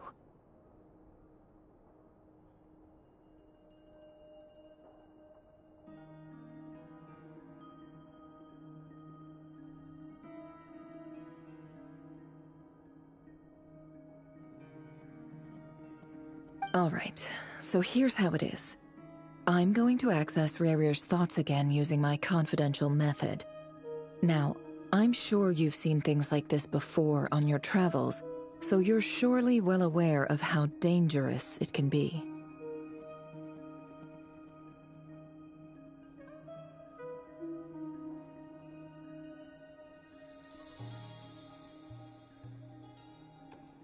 The reason I've gathered you all here is to ensure my safety during the proceedings. I plan for us to enter the fragment of his consciousness together, and once inside, I will focus on searching for information. Think of this as a diving expedition into someone's brain. If I'm the diver, you are my safety equipment, tasked with keeping me alive while I'm under the surface. Once the ceremony begins, we will all be spying on privileged information. But in the interests of safety, you must remain absolutely silent at all times. We will discuss our observations after the ceremony has concluded. Lastly, any individuals of a weaker constitution are advised not to partake in the ceremony. In any case, Paimon has her own job to do, which requires staying in the room, but not joining the ceremony.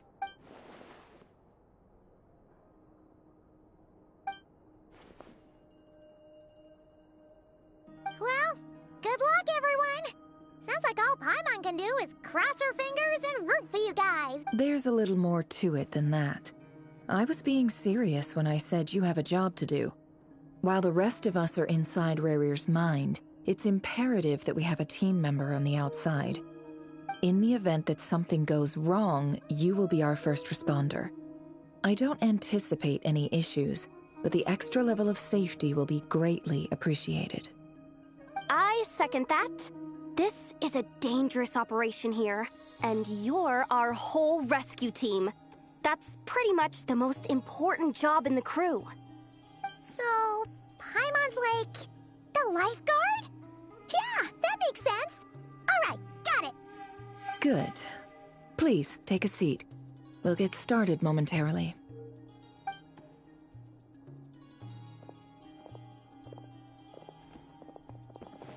So, did Mr. Dainsleif tell you anything else? He told me that he believes Rarier kept some big secrets in his life. He's not sure that they were the cause of his eventual downfall, but he's asked me to uncover what those secrets were all the same. But surely you're not planning to go through with this, no matter the cost. If you think that, you'd be overestimating me. I'm a businesswoman, not a mercenary. But I do have my own professional reasons for taking this job. You think I'd turn down the opportunity to get a first-hand glimpse into Conrian history? No chance. Well, as long as you don't let morbid curiosity get in the way of safety concerns, we're good. We'll do whatever we can to help you. You're such a killjoy.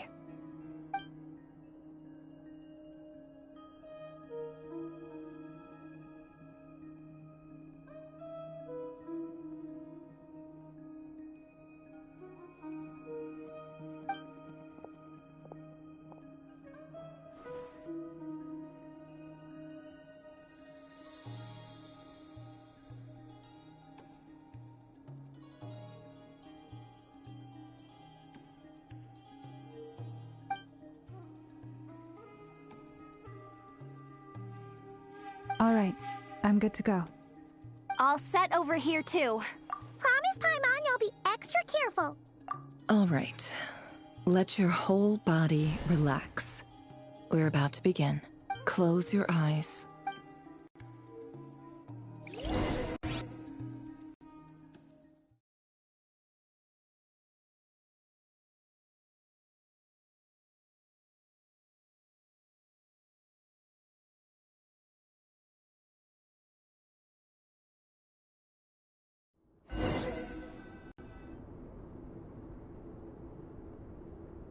Phew.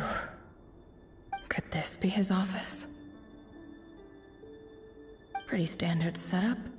Bookshelves, paperwork, files. According to Dainsliff, Rarier used to be an intelligence operative. Chances are there's plenty of top secret intel stashed away in this room. Is this where you keep your secrets, Rarier? Can't say I'm not looking forward to this.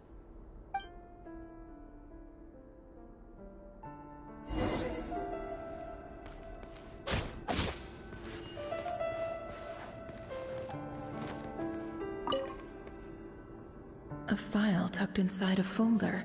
The title reads, Dear Breakfast Shop Owner. It's a list of names, but at this stage I have no idea who any of them even are.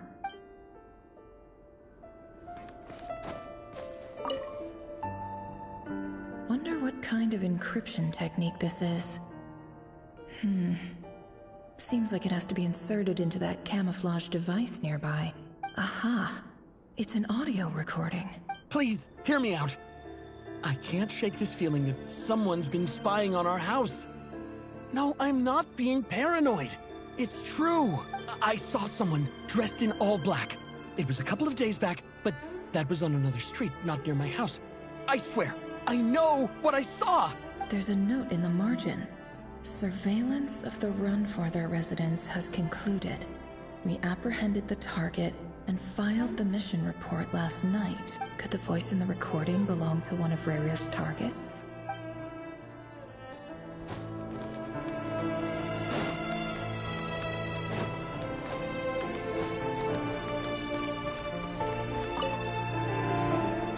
Bookshelves full of documents. Looks like these are all files, packed with the personal details of individual Conrians. The Crimson Moon dynasty preceded the eclipse. Since Rarier worked as a secret agent during the latter, it stands to reason that he was tasked with purging remnants of the old dynasty. Yep, lines up exactly with what Dainsliff told me.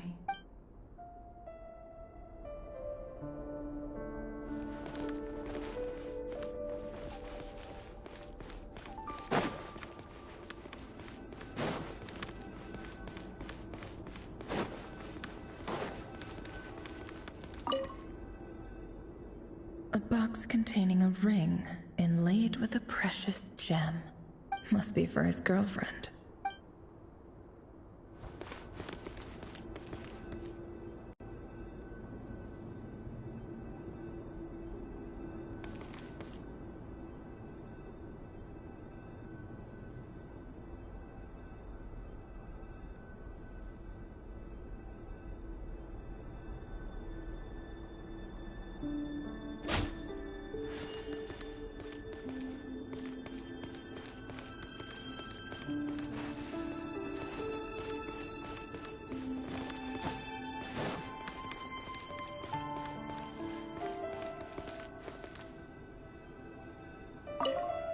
He looks even gloomier than last time.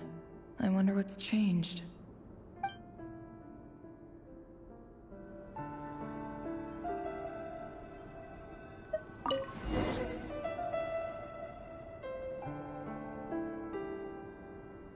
Today's files are in. Time to wade through them, just like usual. Male, 51. Occupation, cook. Confirmed Crimson Moon descendant. Has maintained frequent contact with other descendants over the past year. Poses a threat to the dynasty. Neutralized.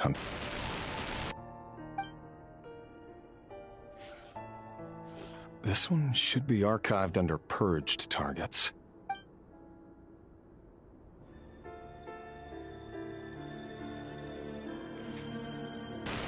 Female, 23. Occupation, office clerk. Confirmed Crimson Moon descendant. Has maintained frequent contact with other descendants over the past year. Poses a threat to the dynasty. Neutralized on...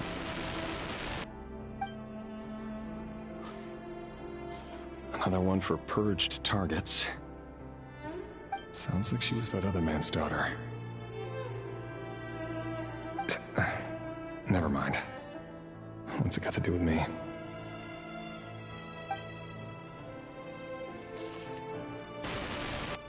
Male, 40. Occupation, teacher. Confirmed Crimson Moon descendant. Has been observed making contact with other descendants during the past year. Poses a threat to the dynasty. Neutralized on...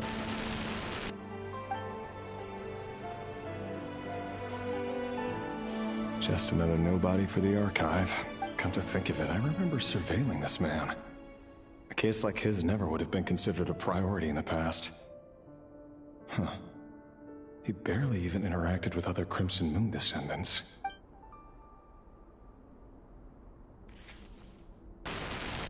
Female, 16. Occupation, none. Orphan and confirmed Crimson Moon descendant. Has been observed making contact with other descendants during the past year. Poses a threat to the dynasty. Neutralized on... Filed. I have no recollection of this girl. None whatsoever. She doesn't seem to be anyone important, but then again, how many of them really are?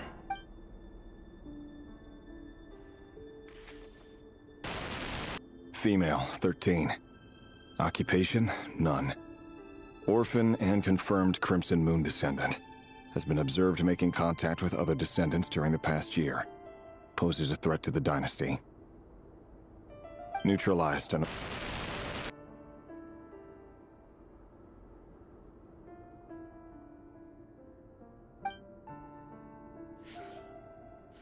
Filed.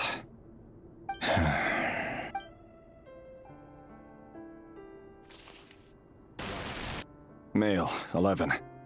Occupation, none. Orphan and confirmed Crimson Moon descendant.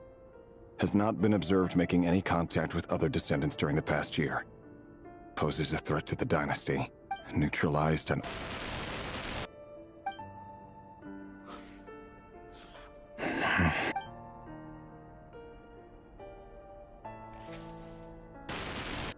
Male, 6.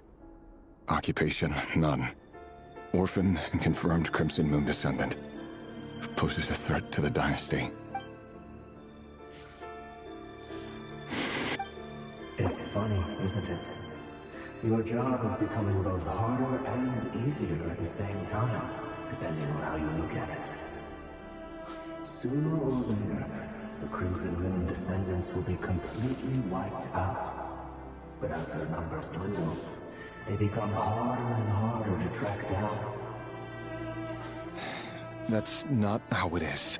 Fortunately, however, most of the able-bodied adults have already been taken care of. The remaining weaklings will be increasingly easy to deal with. No! No. My job is to ensure the survival of the Eclipse Dynasty.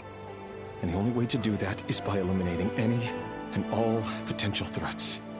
It's a perfectly legit... Every single one of my colleagues can attest to my fairness. And if my friends were aware of the facts, I know they'd back me up too. Assuming, of course, that they were aware of all the facts.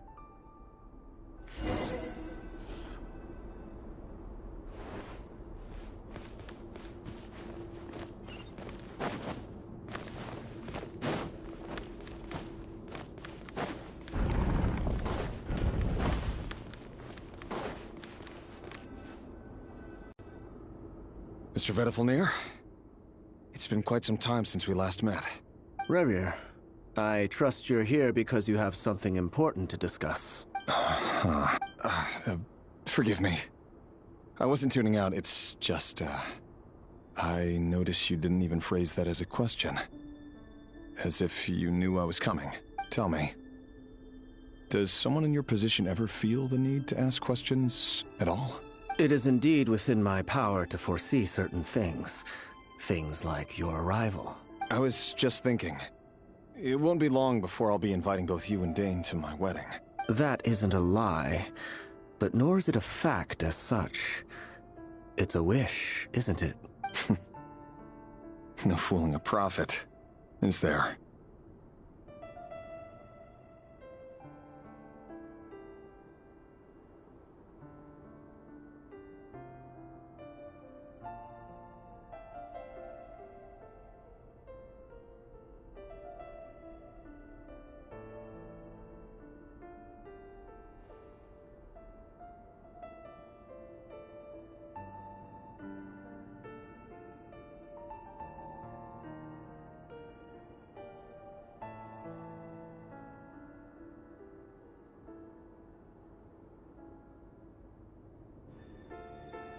Ever since that day we met for drinks, I knew it was only a matter of time before you came looking for me. Does it feel good? Knowing how the future will unfold. I'm afraid the notions of good and bad fail to capture the complexity of what such a power entails. Once you've seen what will come to pass, it can be all too easy to succumb to fear and melancholy. Unless, of course, you learn to abandon these feelings. You fear my silence, and long to hear the words I left unspoken that day. That's right. You must have noticed my reluctance to broach the subject. And the reason is simple. Because the truth could never have lived up to your hopes. For both our sakes, such words are better left unsaid. The burden of prophecy was never meant for your shoulders. So who exactly do you deem worthy to hear your prophecies? None but our exalted king? Or rather, our king as he once was. You're closer to his majesty than I am. You say that as though it is to my benefit. Yet precisely because of that, I dare not speak rashly. A king can turn out to be the most virtuous of rulers, or a tyrant more terrible than the most vicious of dragons. You are so wise and far-sighted, yet still you would have me live in fear of the unknown? You make a fair point. Especially given my silence alone was all it took to send you spiraling downwards. Very well then, let me offer you some advice. And I say this not as a prophet or a visionary, but simply as the brother of your friend. For many reasons, there is very little chance of your marriage ending in happiness. If happiness is what you seek, you should find another fiancé.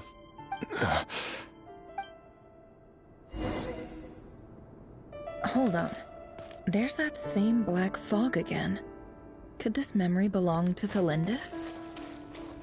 Guess I'd better tread carefully.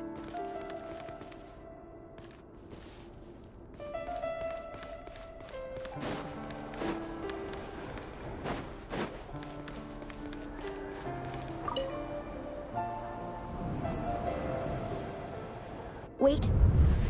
Hear me out. This time we finally got a clear look at his face, and learned his true identity. His name is Rayrir, and he claims to be one of the king's guards. What did you say? A cruel irony, isn't it?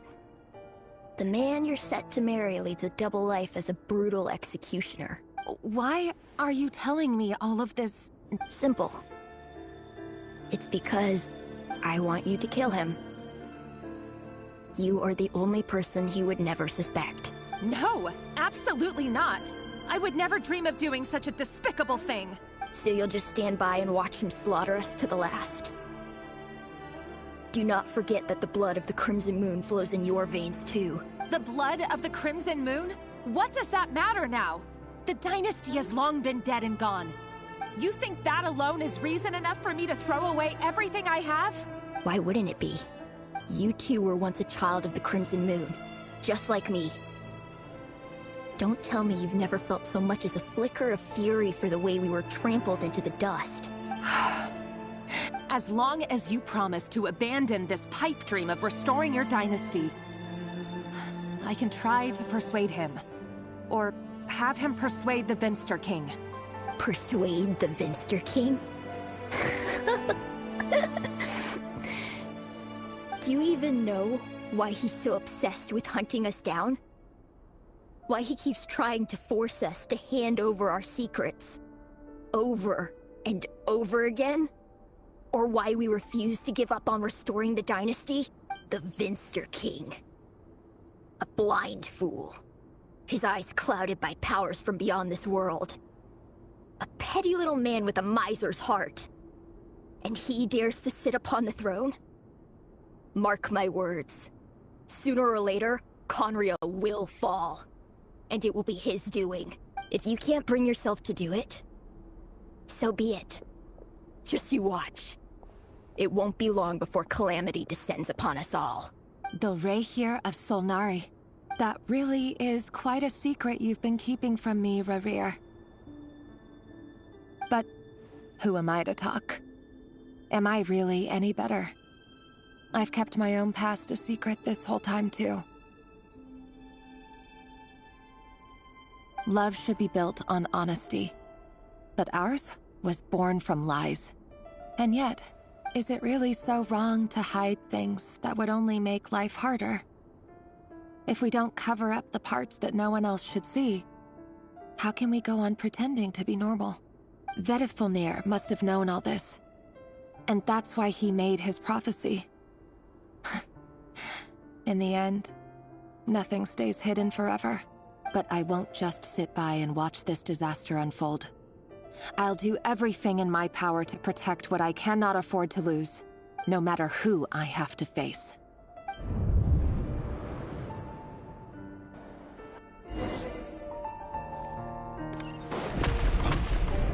Was that Rerir who just walked past the window? Doesn't it give you the chills that he still takes the same road to work every day, as if nothing ever happened? Those people at the deli. Enough already. They're clearly pretty taken by their own disguises, so just smile and play along. Pull the rug from under beasts like that, and you'll risk having your throat torn out. Deli? Oh. They're talking about those people from the opposition. Right. I'd almost forgotten they used to run a deli. People of no consequence always vanish so easily. And no one even remembers them.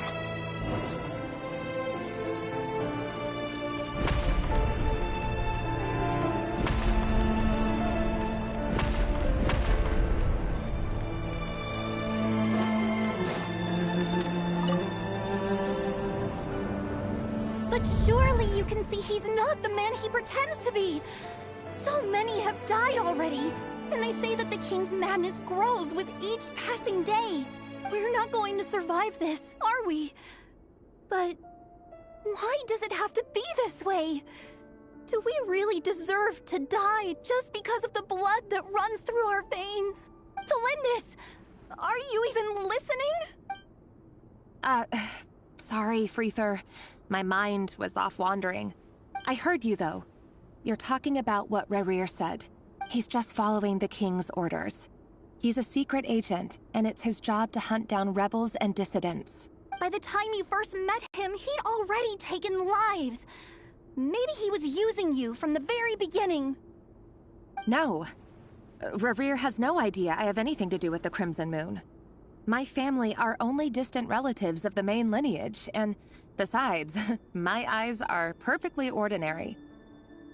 Truth be told, apart from my teacher, pretty much no one knows I have any connection to any of it. It's been a long time since my family severed ties. But as Orlog said, who could possibly talk sense into that raving lunatic of a king? No one! I'll work something out. Trust me, I'm with you all. But for now, you need to keep yourselves hidden. Don't let anyone find you, anyone at all. Don't forget that Rerir is an Eclipse operative. You need to be extra careful when he's around. And when I am too. For now, don't come looking for me.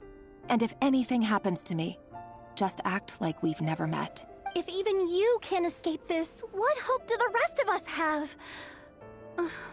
But after all this time together, surely he wouldn't lay a hand on you. I won't speak in his defense, nor can I give you a clear answer to that question. But I'll do everything I can to put an end to this. Here, hold on to this. If an opportunity to escape presents itself, take it. You'll be glad you took some spare change. You call that change? But what about you? I've got a job, and there's still money coming in. But you can't go anywhere right now. Please think about yourself for once.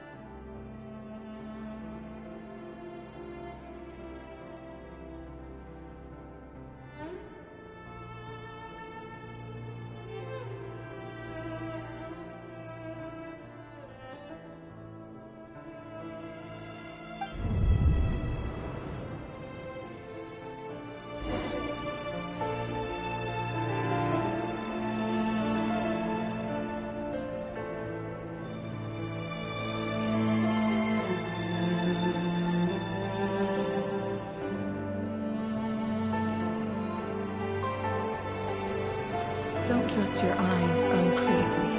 People only see what they want to, so don't be your own fool.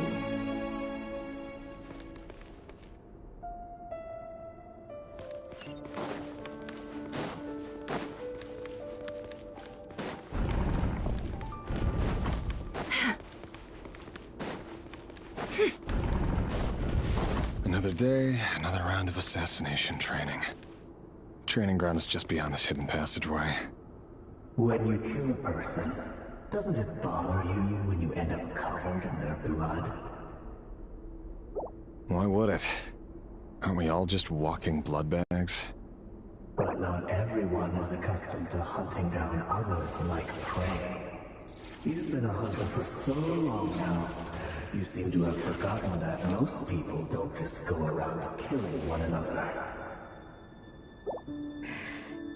Leave me alone.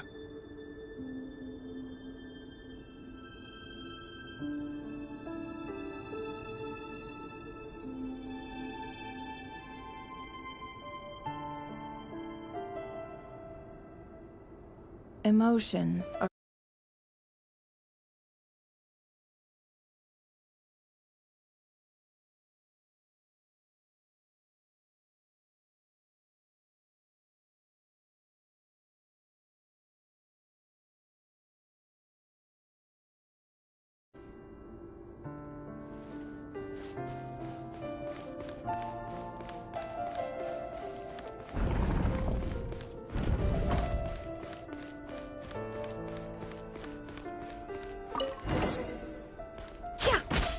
Make sure you have a firm grip on the handle.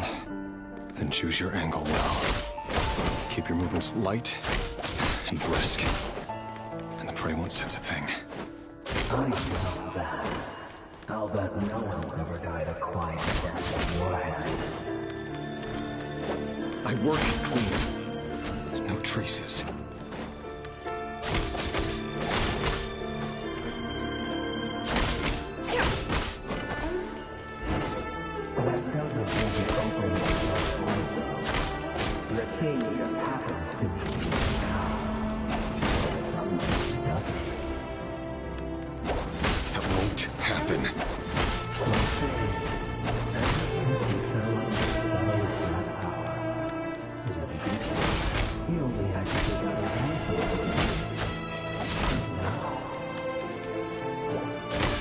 I've dealt with have always been guilty. You do apologize at all. I carried out my work flawlessly.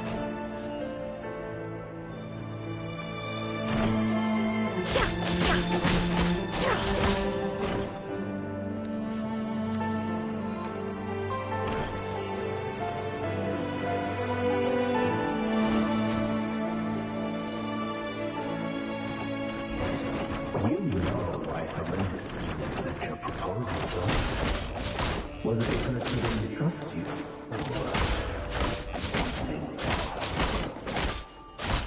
No!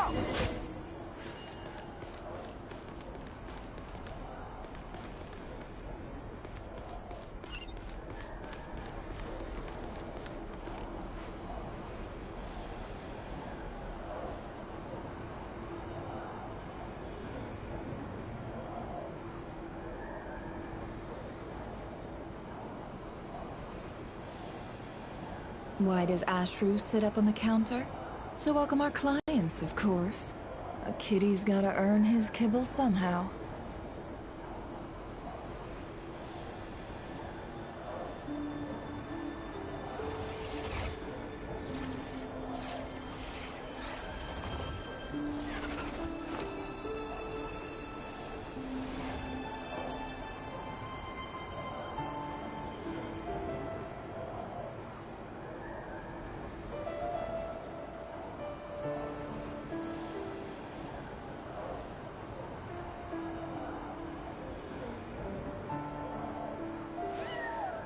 Okay, I let you have your fun, but I don't have the energy for trolls. Goodbye.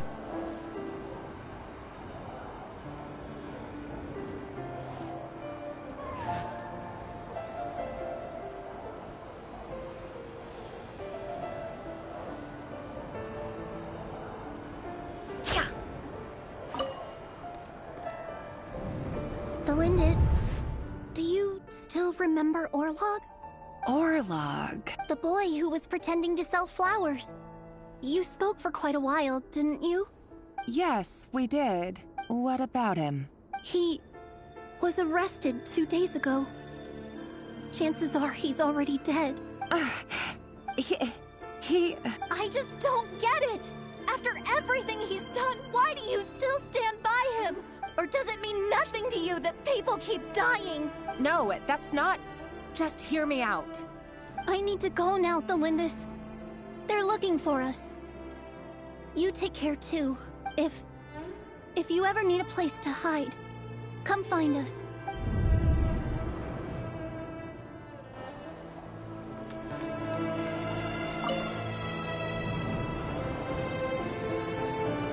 Author Delindis. Over the course of this week, the research object was subjected to interference for a total of 47 hours for experimental purposes. The results are as follows. All subjects of observation that were sent inside have now... The situation within is proving more problematic than anticipated. No progress whatsoever. What now? Won't you give me even a glimmer of hope?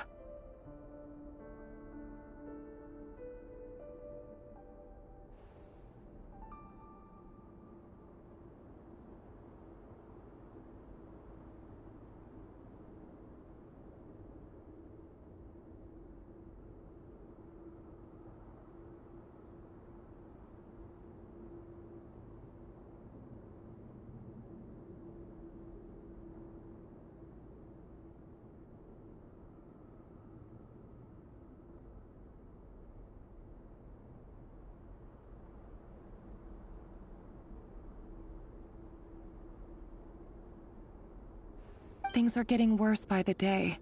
I have to find a way or we'll all be in danger. But I... If all this research comes to nothing, what then? Sooner or later, it'll be my neck on the line.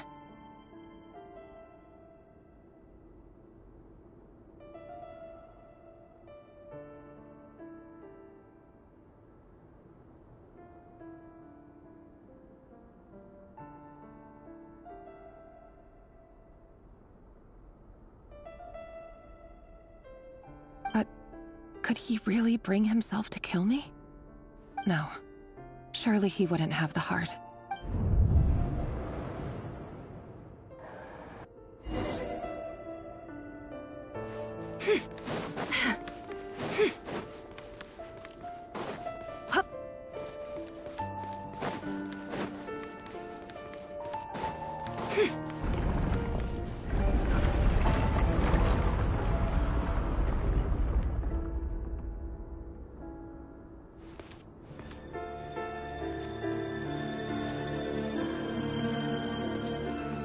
Why won't you just let us go? We don't even know each other. All we want is to live ordinary, peaceful lives. You want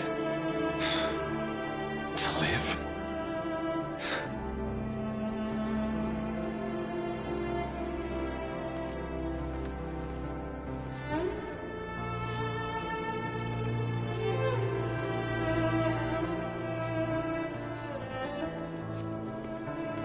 Yes. I just want to go on living. Is that really such an unforgivable crime?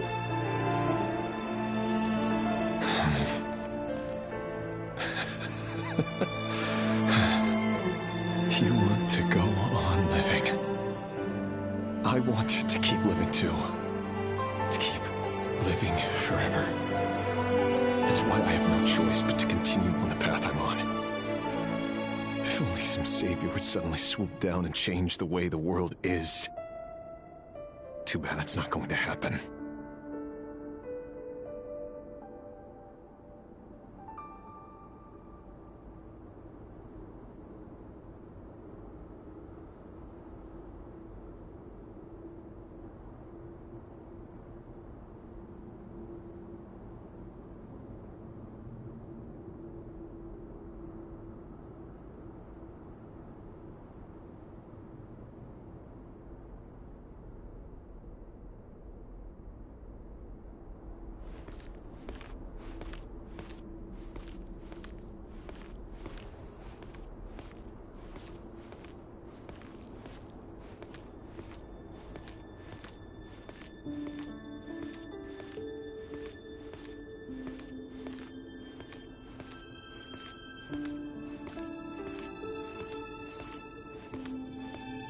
Imagine that. If there really were such a person, you and I wouldn't be standing here like this, would we?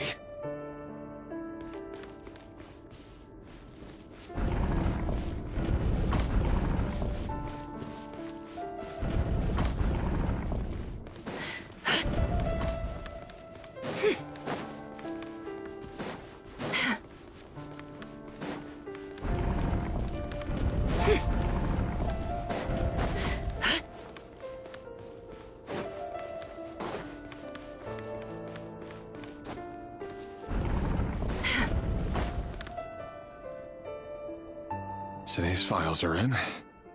Time to wade through them just like usual. No, I don't get tired of it. It's my job. And not only am I lucky to have it, I'm good at it too. Huh. Wait. That's... Thlindis?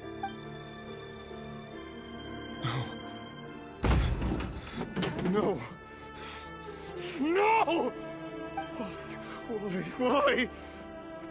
But you bear no mark of the Crimson Moon. How could you possibly have anything to do with them? It cannot be! A diluted bloodline. Carefully concealed. I see it now.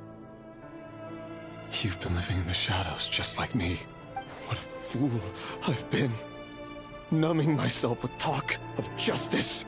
Even imagining my friends would back me up. But in the end, Irminsul. Finster King! How far are you going to take this? From the direct bloodline to secondary offshoots? And then what? Today it's the descendants of the Crimson Moon. Who will it be tomorrow? Will you not rest until everyone down here is dead? No. This cannot go on. This is where it ends.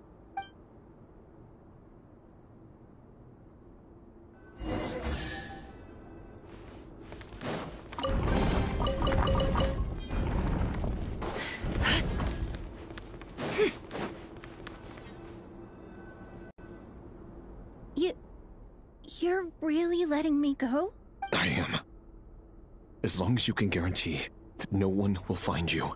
Don't worry, I'll be extra careful. No one will know I was here. But... what about you? Me? If you let me go, you won't be able to complete your mission, will you? Good point. In that case, maybe you should stay. No, please! I just want to see the outside world again. To... Go on living? Yes. I know you're a man of your word. So please, just let me go. If I let you leave, what will become of me? Just kidding.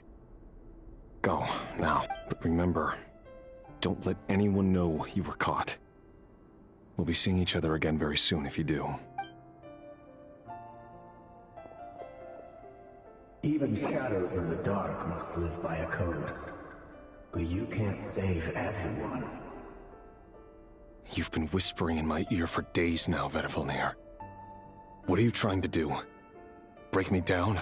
I only say this because you long for an answer to your problems. Let her go, Rerir, or you risk losing everything.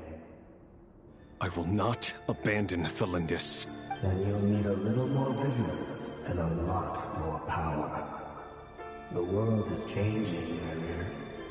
Keep your eyes peeled for your moment of opportunity. That voice used to be so unclear, but now I know exactly whose it is. It's Vedifalnir. He won't tell me how to actually resolve any of this, but he keeps trying to manipulate me like a puppet. What's his game here? Tell me then.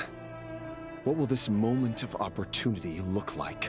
And no answer. He's like a ghost. Always disturbing me when I'm on edge, but never answering when I need him most. So, the Eclipse Dynasty was purging, well, massacring the descendants of the Crimson Moon. And it seems like it was all connected to the Vinster King's research. The King's obsession with abyssal power left the future of Conria hanging in the balance. No wonder every aspect of Rerir's life was so unstable. And it looks like this Thelindis, Rerir's would-be fiancée, herself belonged to a sub-branch of the Crimson Moon Dynasty's descendants.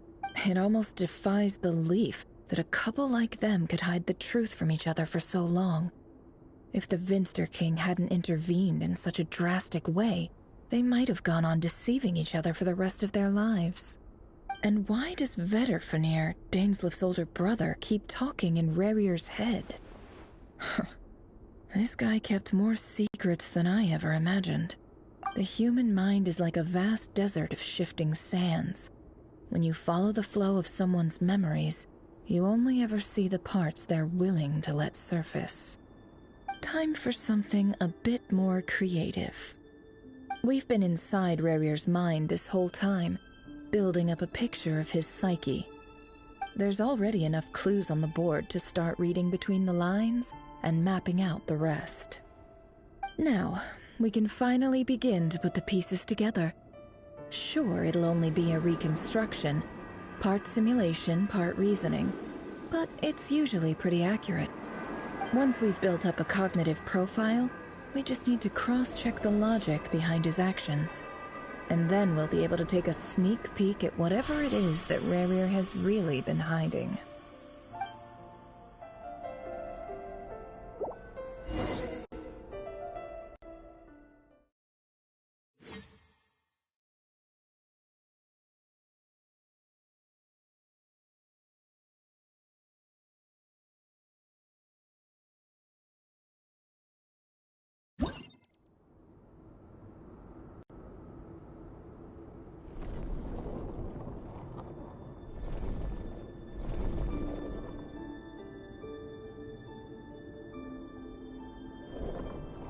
Rerir, are you there?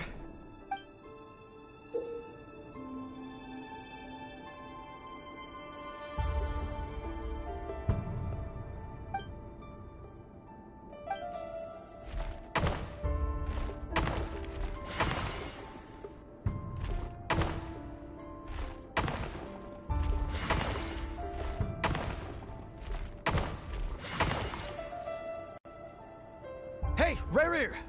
Come out, it's urgent! Dane? What's wrong? Quick, come with me. I'll explain everything once we've met up with the others. Okay. I'll come. But Thelindis is still over at the Universitas. I'll need to leave her a note. All right then, but make it quick. I've never seen Dane so worked up before. Whatever this is, it must be big trouble.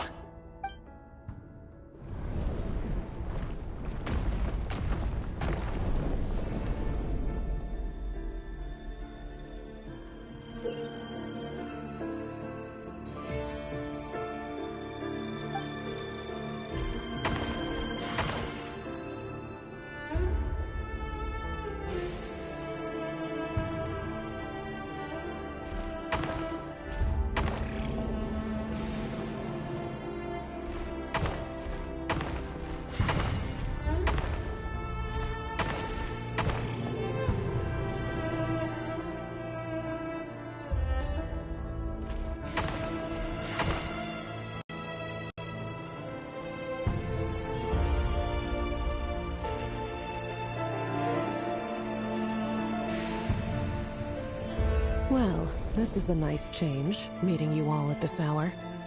When men and women of ambition can speak face to face in broad daylight, I say that's a big step forward for our dear Conria. Don't be ridiculous. We do not fear the day. Why would we seek refuge in the night? You might ask your blade that same question. I'm told it prefers the cover of darkness. The word on the street is that Sertologi only strikes when he has an unfair advantage. But that is patently false. I see you're missing an arm and a leg.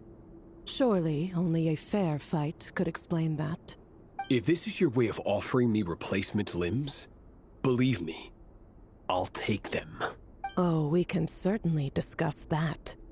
With bioalchemy, anything is possible. Assuming I have your full support in my research. Lunatic. Roptatir, what brings you here? Why, Dainsleif, of course. He invited me. Please, cast aside your apprehensions, Miss Rhindaughter. Whatever the rumors may say, I am but a humble servant of the king, and I can assure you he affords me no greater convenience than he does you. Well, the Universitas Magistrorum won't stop fawning over you, so at least some of the rumors must be true. You're clearly doing well for yourself, so drop the humble servant act. It endears you to no one. You're president of the Universitas Magistrorum, the chief royal mage known as the Wise by royal appointment, and by far the most favored among the 4 pillars of Conria. Vice President Veit doesn't even try to hide his envy when he sees you. My success is the product of hard work and good luck. It's as simple as that. Were the king not such an extremist, I hardly think I would have received a senior post at my age. Of course, no job is without its gripes. Serving a king like ours can be a challenging task, as I'm sure you can imagine. And as for Efterveit, in missing out on the presidency, he's dodged a mountain of stress. Like everything else in life, it comes with pros and cons. You're all here. I apologize for the short notice, but it was an emergency.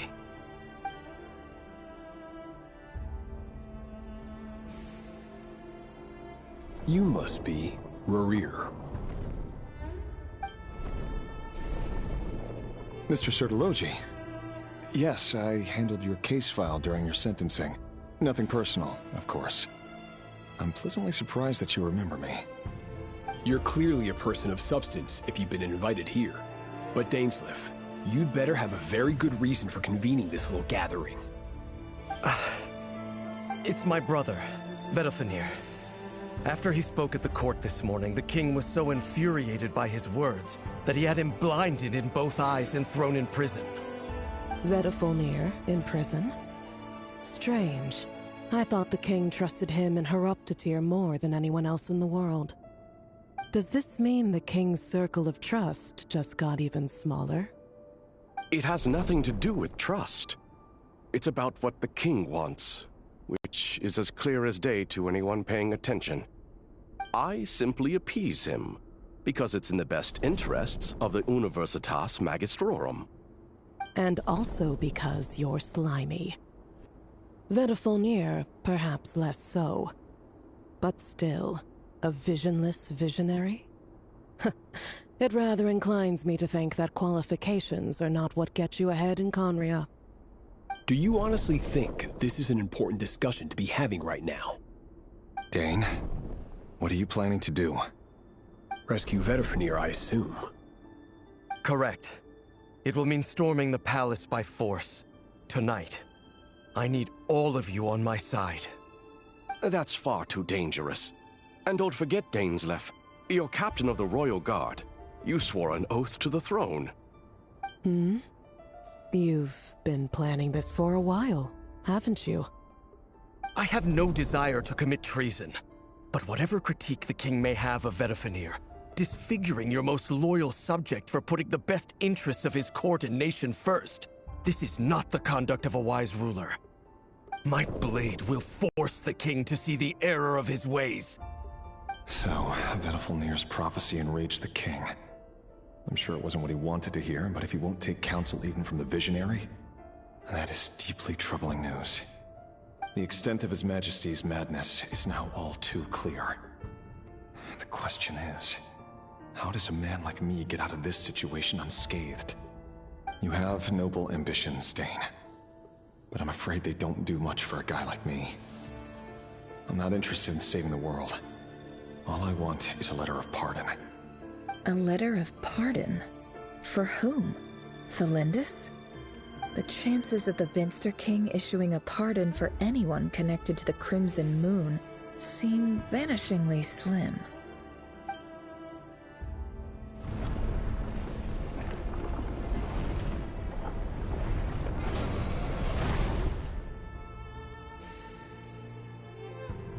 This black fog over the board must have some connection to Thelindis. But why is it taking this form? Does it have something to do with Rerir's past? Another mystery I'll need to unravel.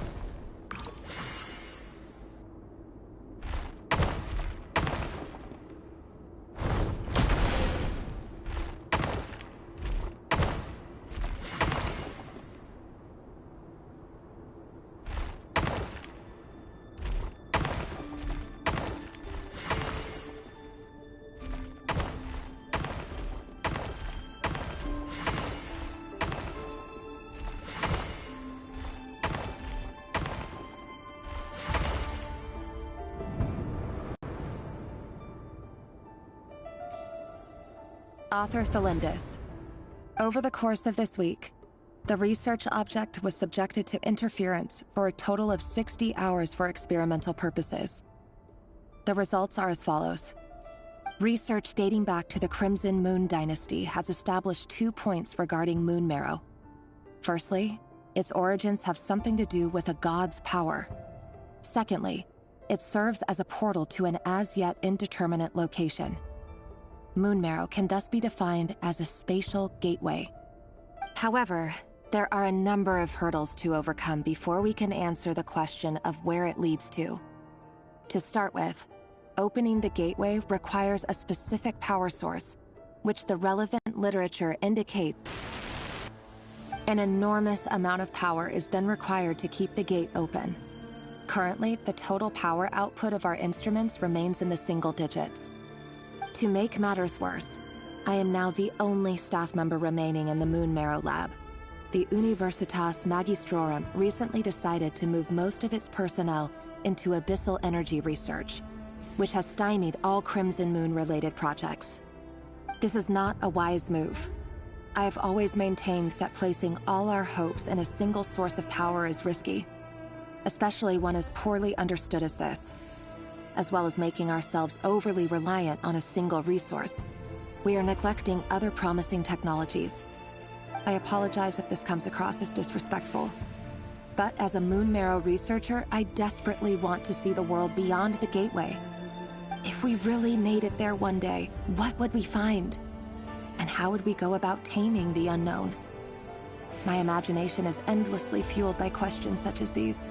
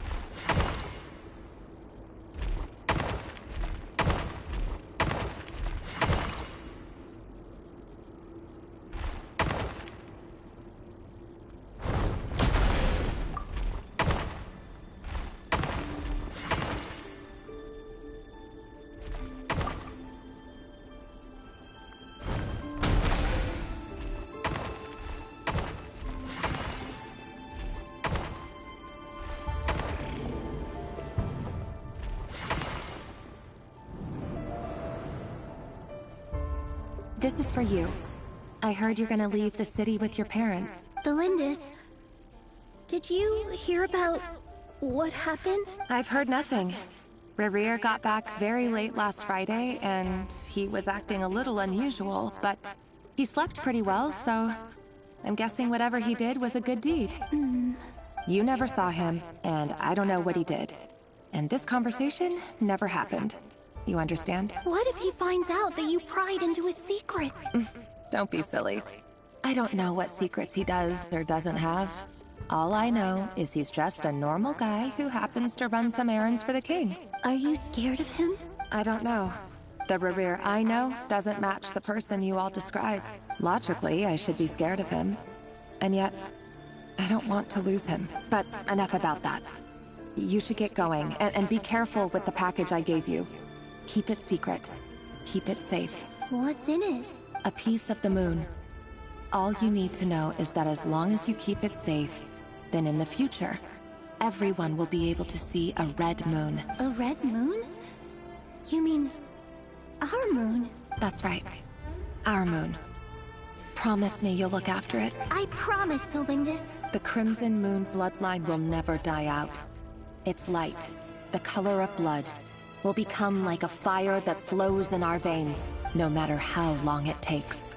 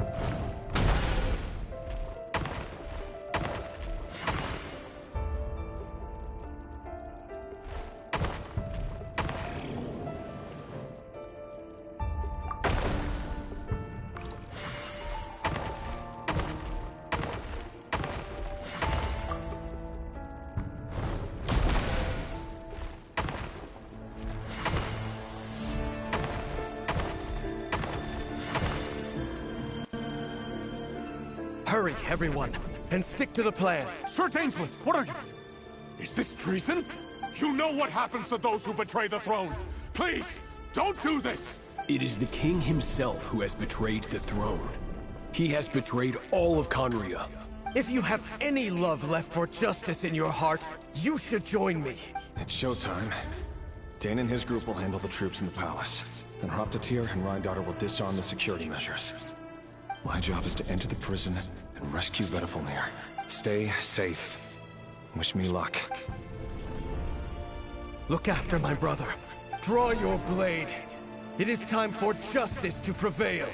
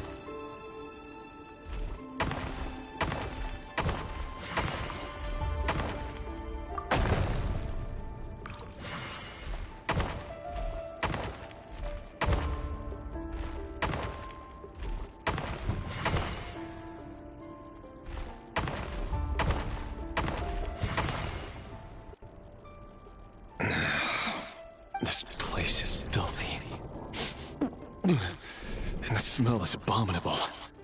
Clearly, the king doesn't allow his prisoners a single shred of dignity. This is dire. Found you. Hello, Mr. Vedafilnir.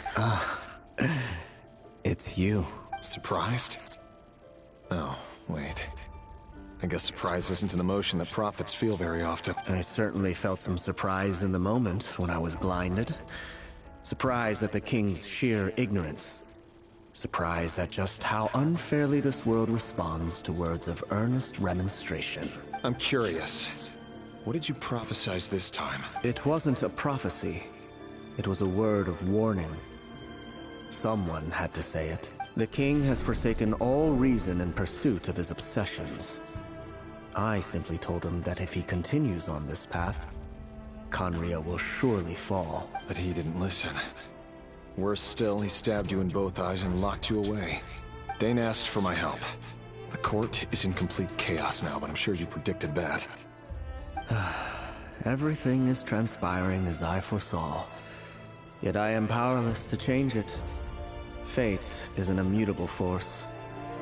I can but lament as the inevitable unfolds. I do wonder whether giving a man the power to see the future does nothing more for him than slowly crush his spirit. Forgive my curtness, Vedafilnir, but the king did not suddenly turn on you today. His suspicions have been brewing for a long time. You can't have wisdom beyond the reach of your fellow man without attracting his fear and suspicion. There are things the king does not want to see. So, he doesn't want you having visions of them either. He blinded you because he thought this would make the visions stop. He wasn't entirely wrong. I did indeed lose my power to see the future.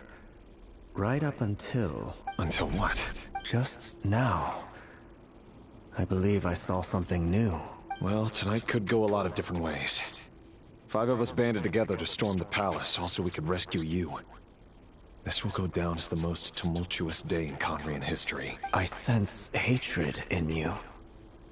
But also hope. A desperate hope that with the tyrant deposed, that will be the end of the story. But this is not the end. It is the beginning of a new chapter, in a whole new story. There are many men of honor and courage in this world, Rerir. But you are not one of them. You're not here for justice, are you? You're here for yourself. Is that a dagger? Interesting. Why not the polearm? It was always your weapon of choice. With your abilities, I don't doubt that you were able to recover some of your sight. But I also doubt that you want to make an enemy of me right now. Of course not. We're on the same side, aren't we? We could be. But I need you to be honest with me, Vedafilnir. At this point, you're my only hope for the future. You mean your future? With your beloved, Felindus? Yes. And I know there are bigger things at stake here. A dynasty, a nation, maybe the entire world. But forgive me, I care first and foremost about myself. I can't abandon the one I love to save myself. I just can't do it. But you see a broader picture of the future than I. You see the solutions to the biggest problems of our age. So tell me, what is my solution? What's the answer? In matters of fate, answers are either right or wrong. What will be, and what will not. Maybe you are willing to pay a certain price in the pursuit of happiness, but unfortunately, fate does not negotiate. That is the cruelest thing about fate. It is unmoved by your sacrifices. That can't be true. I know it's your voice that I keep hearing in my head, urging me to see how the world is changing, to seek more power, so I can protect the things I love. You show me disaster, but you won't show me how to avoid it? Why? Why are you doing all this? My voice. In your head.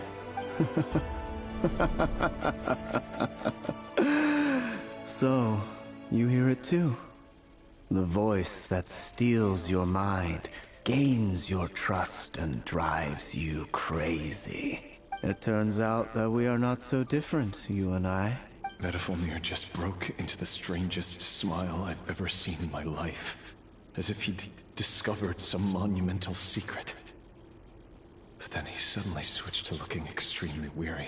Very well then. My advice to you is as follows. You must persevere. Whatever trials and tribulations you may face, be steadfast in the belief that they are your path to the future. For as long as you live, your story with Thelindis shall not come to an end. That is the only chance you have of fighting back against fate. It is up to you whether you believe my words. Regardless, that is all I will say on the matter. I have no right to intervene any further. I will hold you to your word. Thank you for setting me free. In return, I will tell you one more thing that you cannot afford to ignore. Just then, a strange wave of energy rippled through the city. We had no idea what it could mean. If I were you, I would head to the Universitas Magistrorum. The Universitas? Oh no! I'm sure we'll be seeing each other again very soon, Rerir. Whatever Vedifalnir said, I didn't catch it. I didn't even help him out of the prison. There was no time to lose.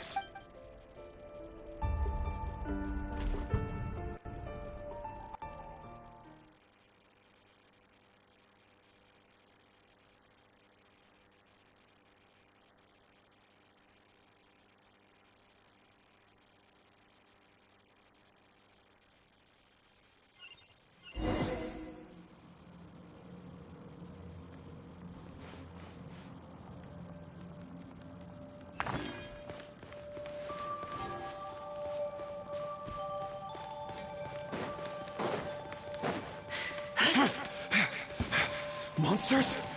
Is this Rhindaughter's doing? Or the Universitas Magistrorum? Out of my way!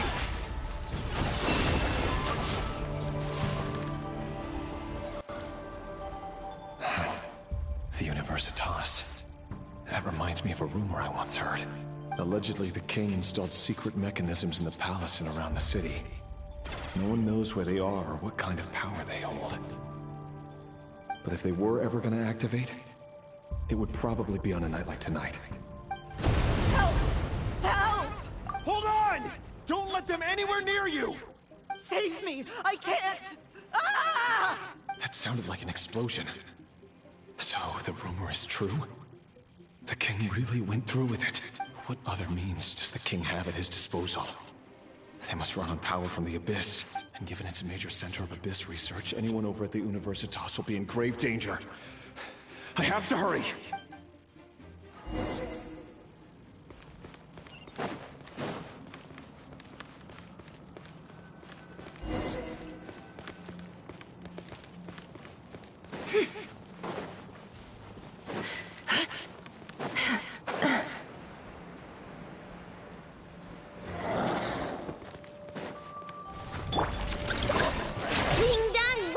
Insulation chamber. Absorption test.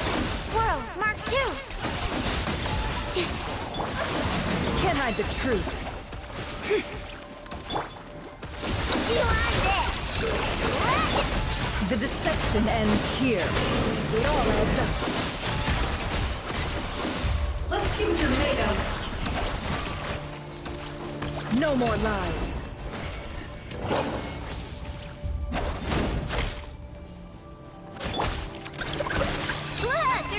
Preparing for dust-up. Cleanup sequence initiated. Stand clear. Beware the creatures of the night.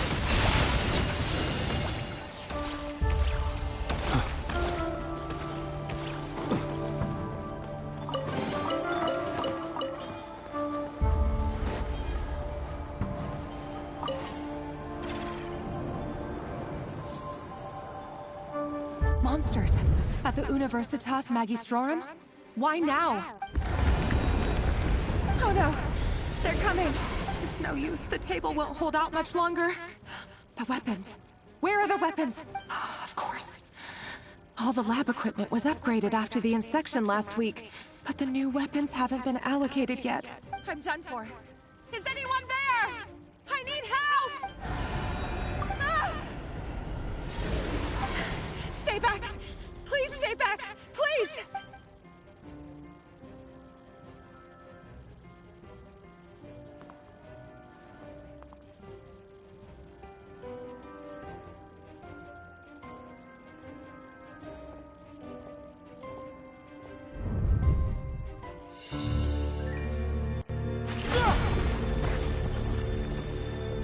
What's that? Reverie! So the rumors about your work are true. What? No! Listen, something happened at the palace tonight. We have to leave! You don't need to lie to me anymore. What do you mean? I know why you're worried, and I will respect the decision you've made. But it's okay, because I found a solution. I know how to end all this. You can have it back. The normal life you so desire. But until then, I'm afraid our wedding will have to wait. This? No, don't do it! Cylinders! Cylinders!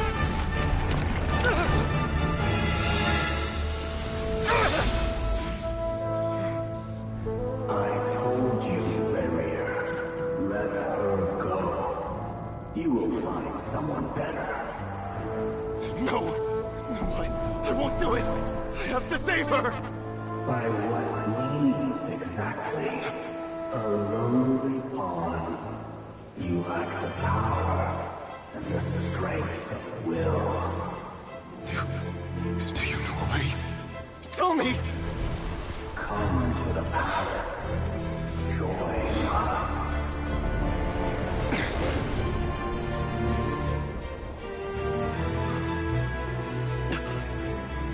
Rare, thank goodness we... Step forth and take your share. You made it. Not you too.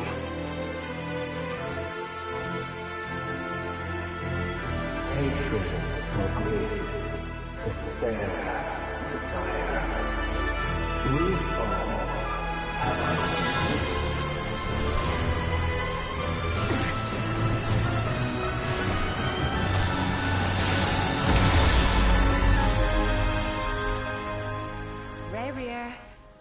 Reverie. Lindis. Were you daydreaming?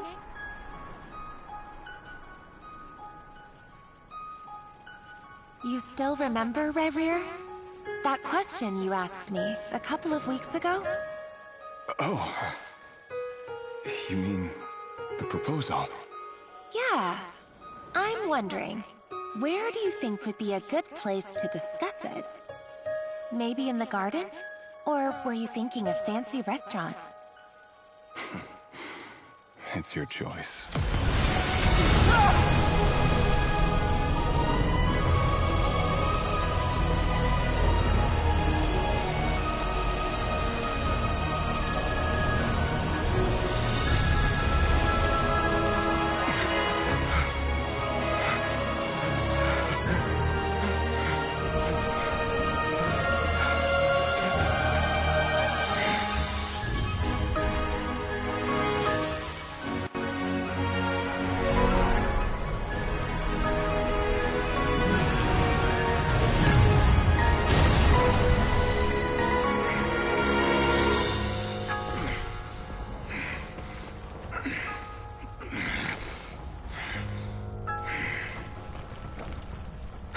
Find you.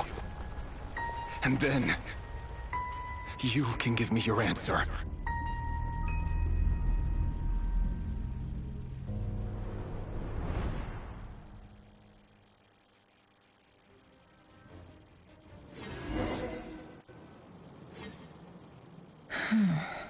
So that's how the Raker of Solnari was born.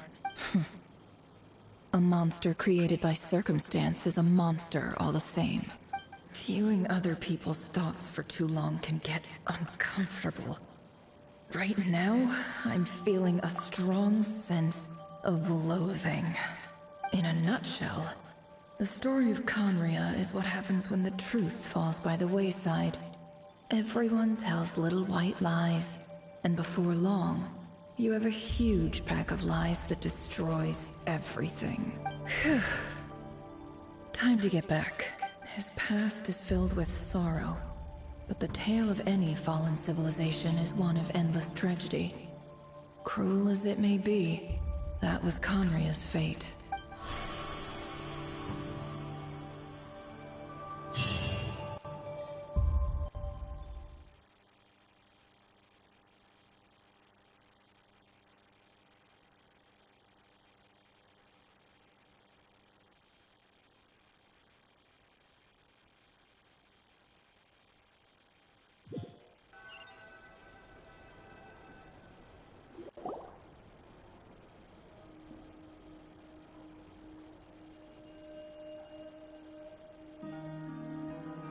Everyone, I'm back.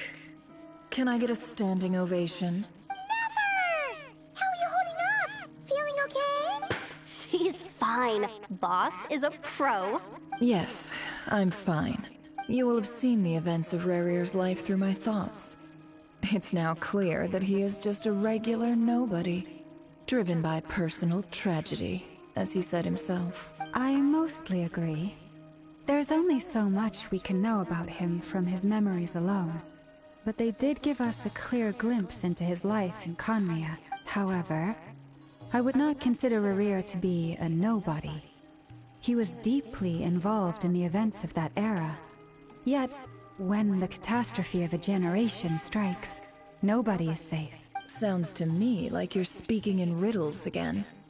Is this you urging me not to abandon the people of Nodcry in their hour of need? That's not what I meant. Although I do hope you choose to remain a part of the plan. Without you, the mission ahead will be all but impossible. Then try to remember that I respond better to the carrot than the stick. And I don't appreciate being bossed around. Now, as for you, Missy, you were excellent. You stuck to the rules of the ceremony and kept your mouth shut the entire time. Bravo. Cool. So, can you fill me in on the deets now?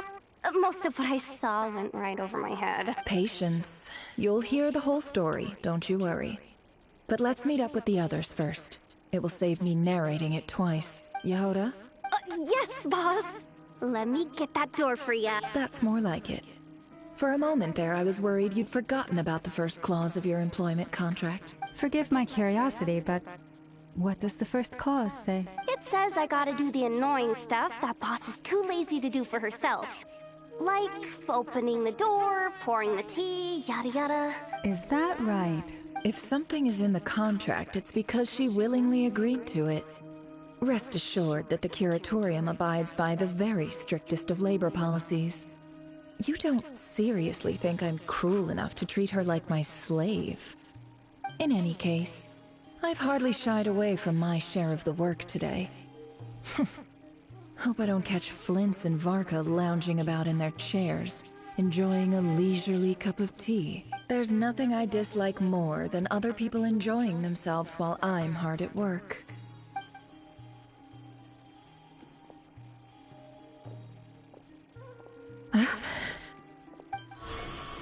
Oh no.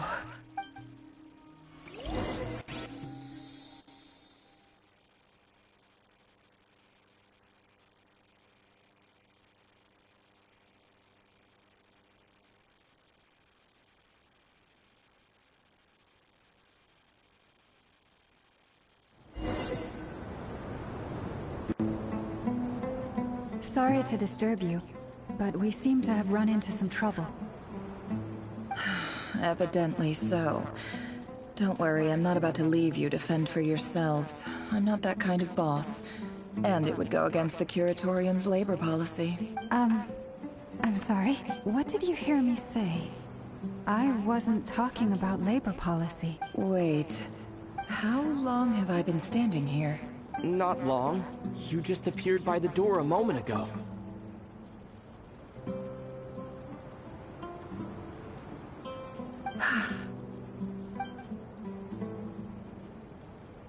Boss, what's wrong? You look like you've seen a ghost. We've been tricked. We never left at all.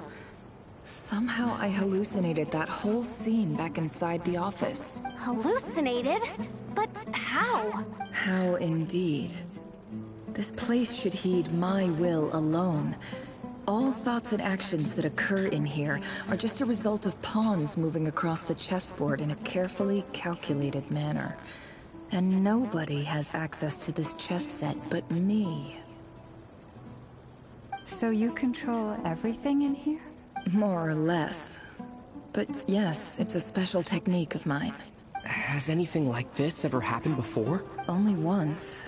It was the first time I used the chess set. Is there any similarity between what happened then and what's happening now? I suppose my thoughts are a little turbulent, which was also the case my first time. Is there anything I can do to help? The first clause of your contract clearly states that I only need your help with things that I'm too lazy to do myself. Meaning, you're not feeling lazy right now? Meaning, this is not something Yehoda can help with. The chess set is a personal treasure that I alone understand. I must be the one to find our way out of here. Boss, it's fine. Really. Let me do something useful. Oh, listen to you. Whatever would I do without you, Yehoda? What?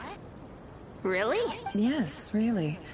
Where would I ever find another employee as obedient and servile as you? God forbid anything ever happens to you. Oh, okay. Well, anyway, I was thinking of fetching some water. There's gotta be a source around here somewhere. I suggest everyone finds someplace comfortable to take a rest. We gotta conserve our energy. Even though all this chess malarkey doesn't exist in a physical sense, mentally speaking, it's all real. And so is our tiredness and fatigue. You don't want to dismiss mental fatigue. Just because it isn't physical doesn't mean it's any less serious. But anyway, I got your backs, so don't worry about a thing. Don't I have the best employees? Jealous much? If we can find a suitable time, I'd love to borrow Yehoda for a day to help out at the Frostmoon Scions.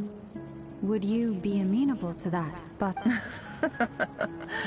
Oh, Lama. Have I ever told you just how pretty you are? Beauty runs from the tips of your antlers to the depths of your imagination.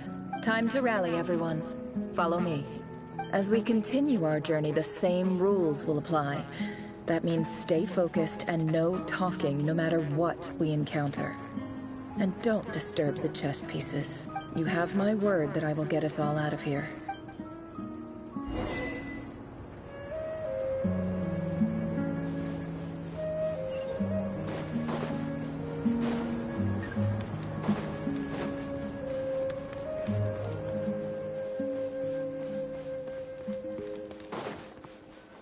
This place looks familiar.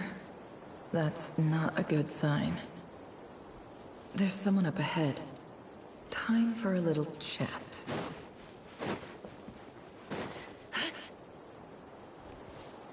I wasn't expecting visitors at this hour. Wait, is that? Oh, it's him. There you are.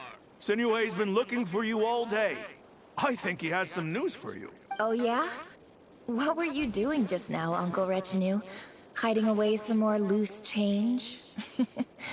I know I saw some Mora. What do you mean loose change? Oh, come on, I'm too old for this. Just pretend you saw nothing.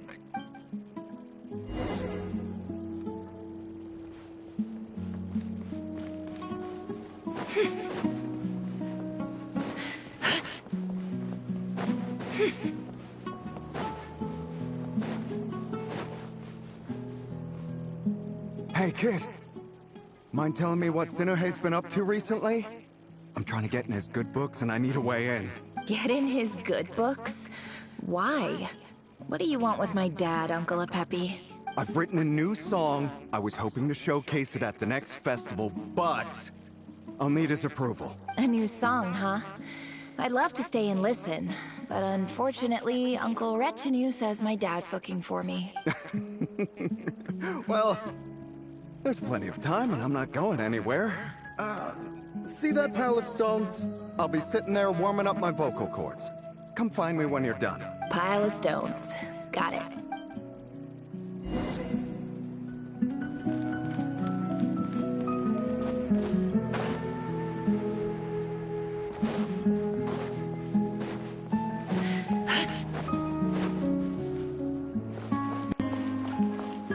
Hi, Dad. Uncle Retinue said you were looking for me. Ah, there's my little princess.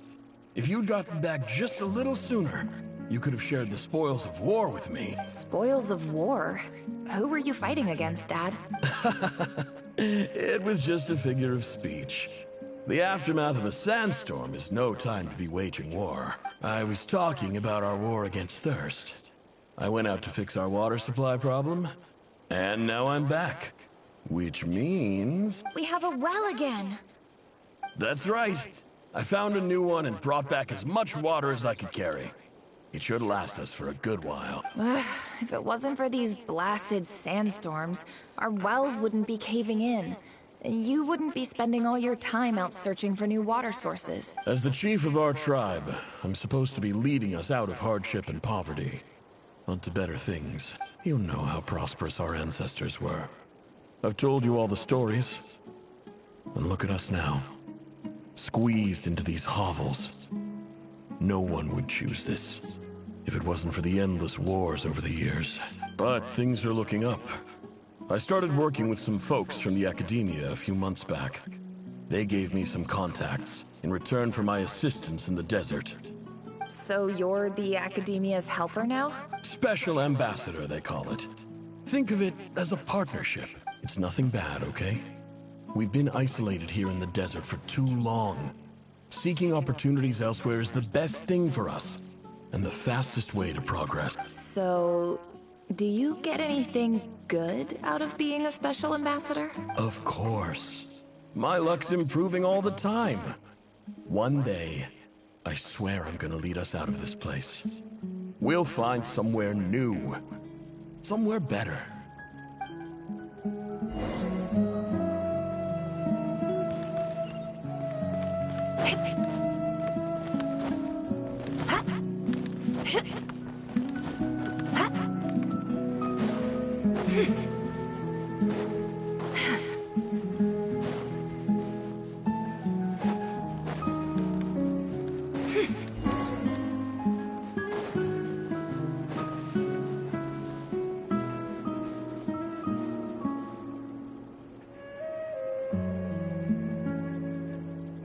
That's our well, and you know it. You stole from us. Well, you've gone from chief to thief, and now you have to face the consequences. Did you really think you could take our water without permission and get away with it? You're either brave, stupid, or both. And that special ambassador act? Yeah, nice try. We spoke to the academia. They said it was all news to them. You're a liar and a cheat!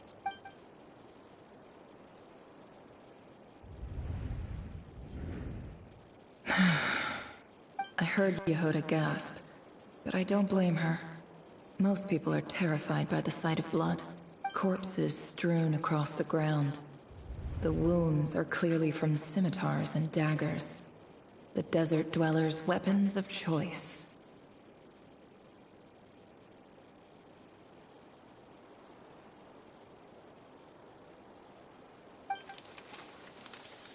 There's a handwritten note on the ground. Let's see what it says. Halil, this is Sinuhe, chief of the Shimti tribe. Surely you remember me. I was the one who helped you and your colleagues avoid the quicksand in the desert. This is my second time writing to you.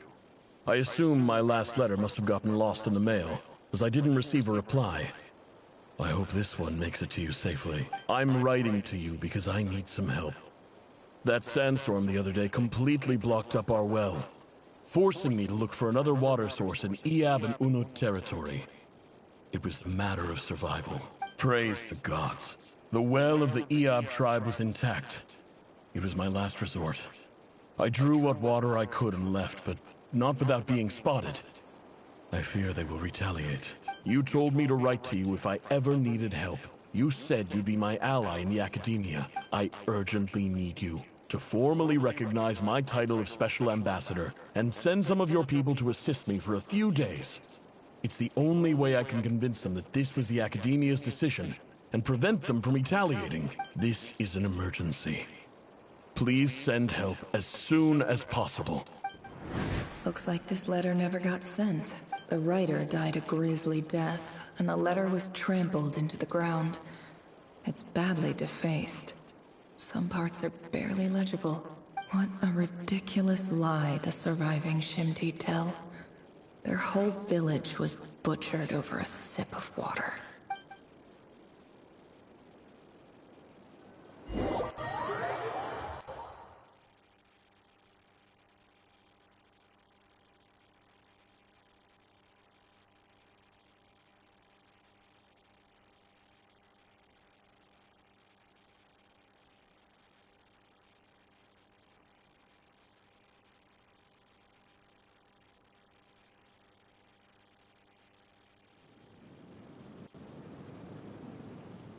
Officer, welcome. Welcome to our humble village. I thought you would at least have the courtesy to provide some respectable libations. This is the finest wine Aru village has to offer. I promise.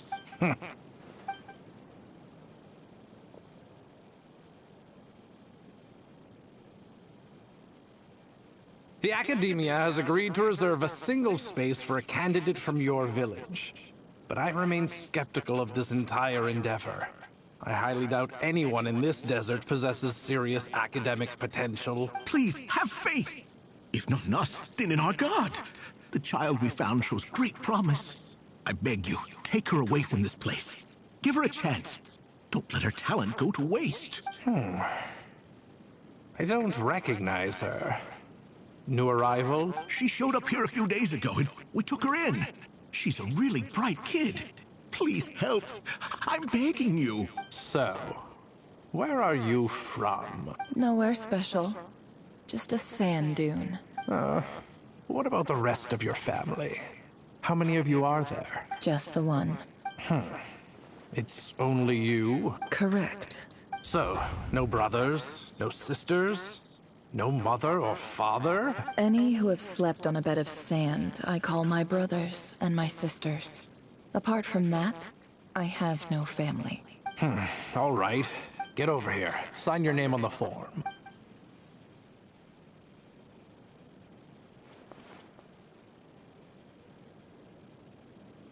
Never?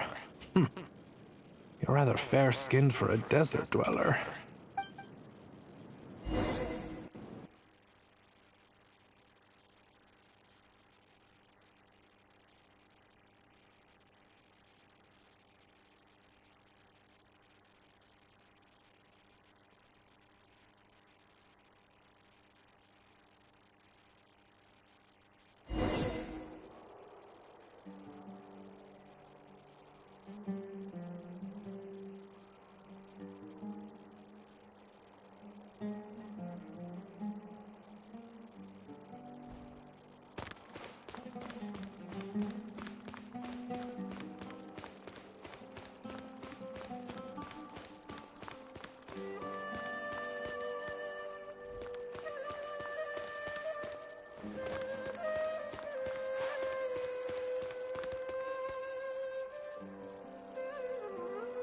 Nefer, this term's assignments have been issued already.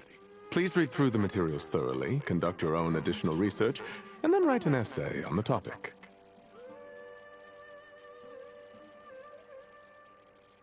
Yes, Professor, I'm aware. I just had a couple more questions I wanted to get your perspective on.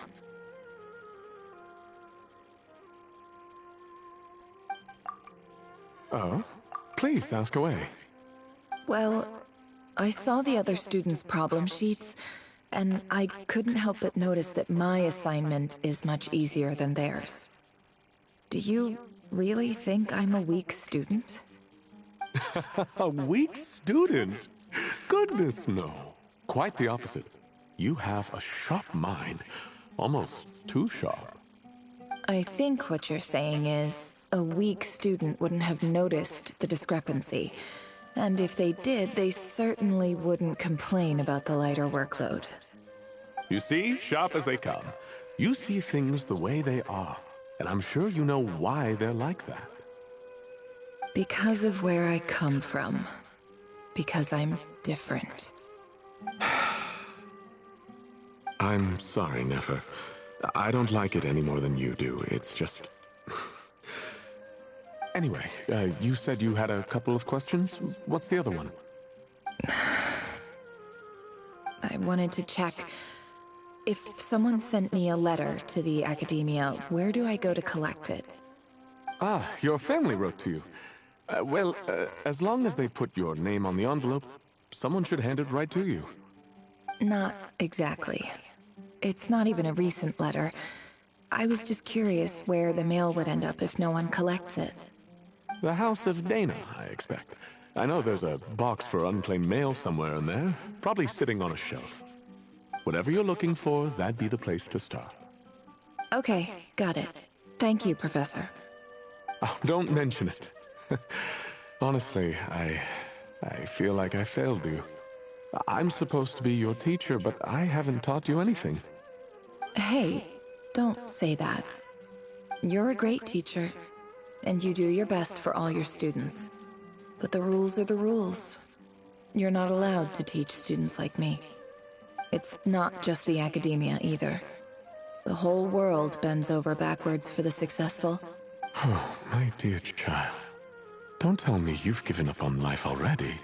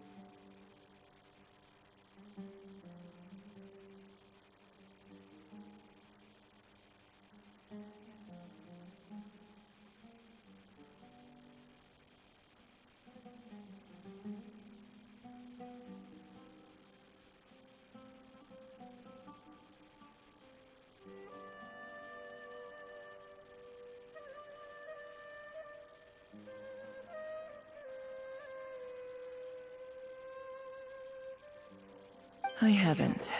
I just think that if you want to make it in this world, you have to find a way to become successful.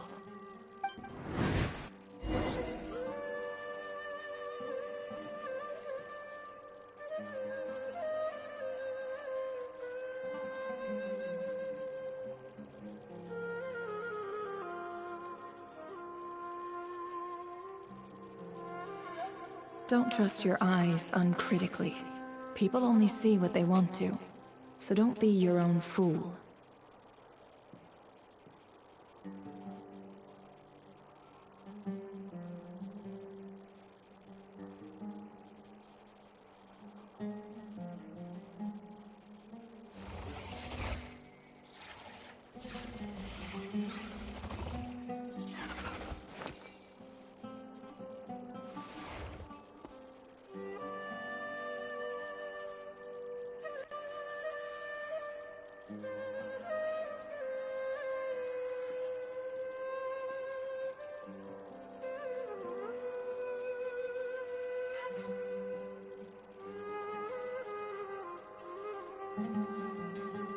Emotions are like a raging torrent that surges through the mind. More often than not, if you try to hold them back, you'll be swept away by their unstoppable force. And if you try to ignore them entirely, you'll end up tearing yourself to pieces.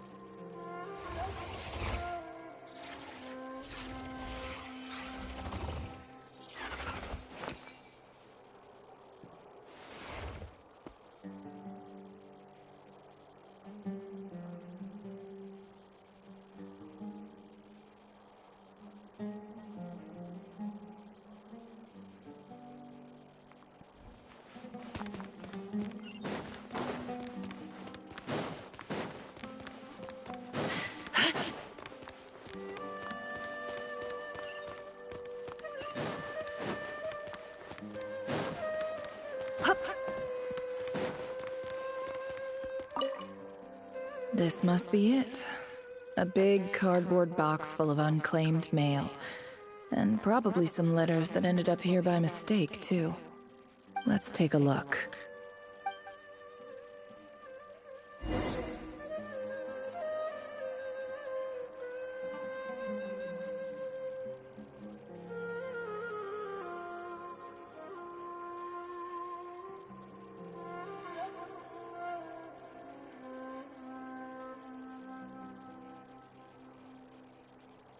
Don't trust your eyes uncritically. People only see what they want to, so don't be your own fool.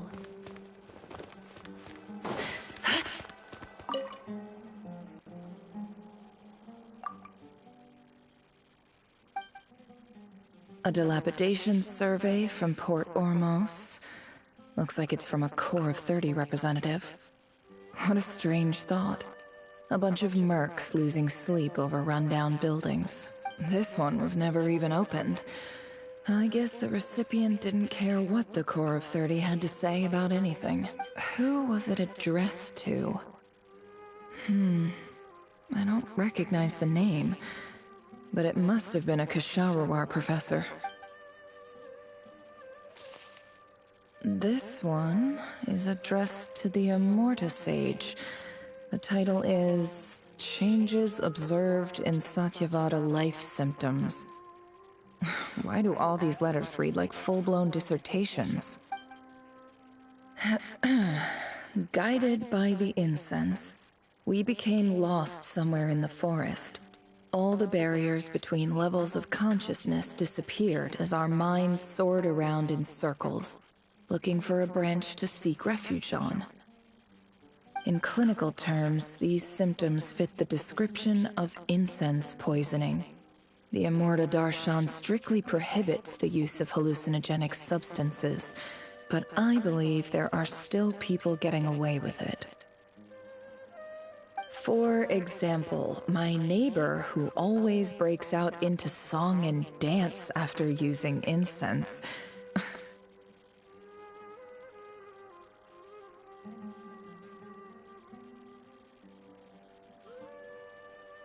this seems like something the academia would want to know about. Why wasn't it collected? Wait, what's this written on the back? It's so small. The note says, the sender authored this letter while under the influence of mushrooms. I would send it back, but no return address was provided. Stamped by the Grand Conservator of the House of Dana.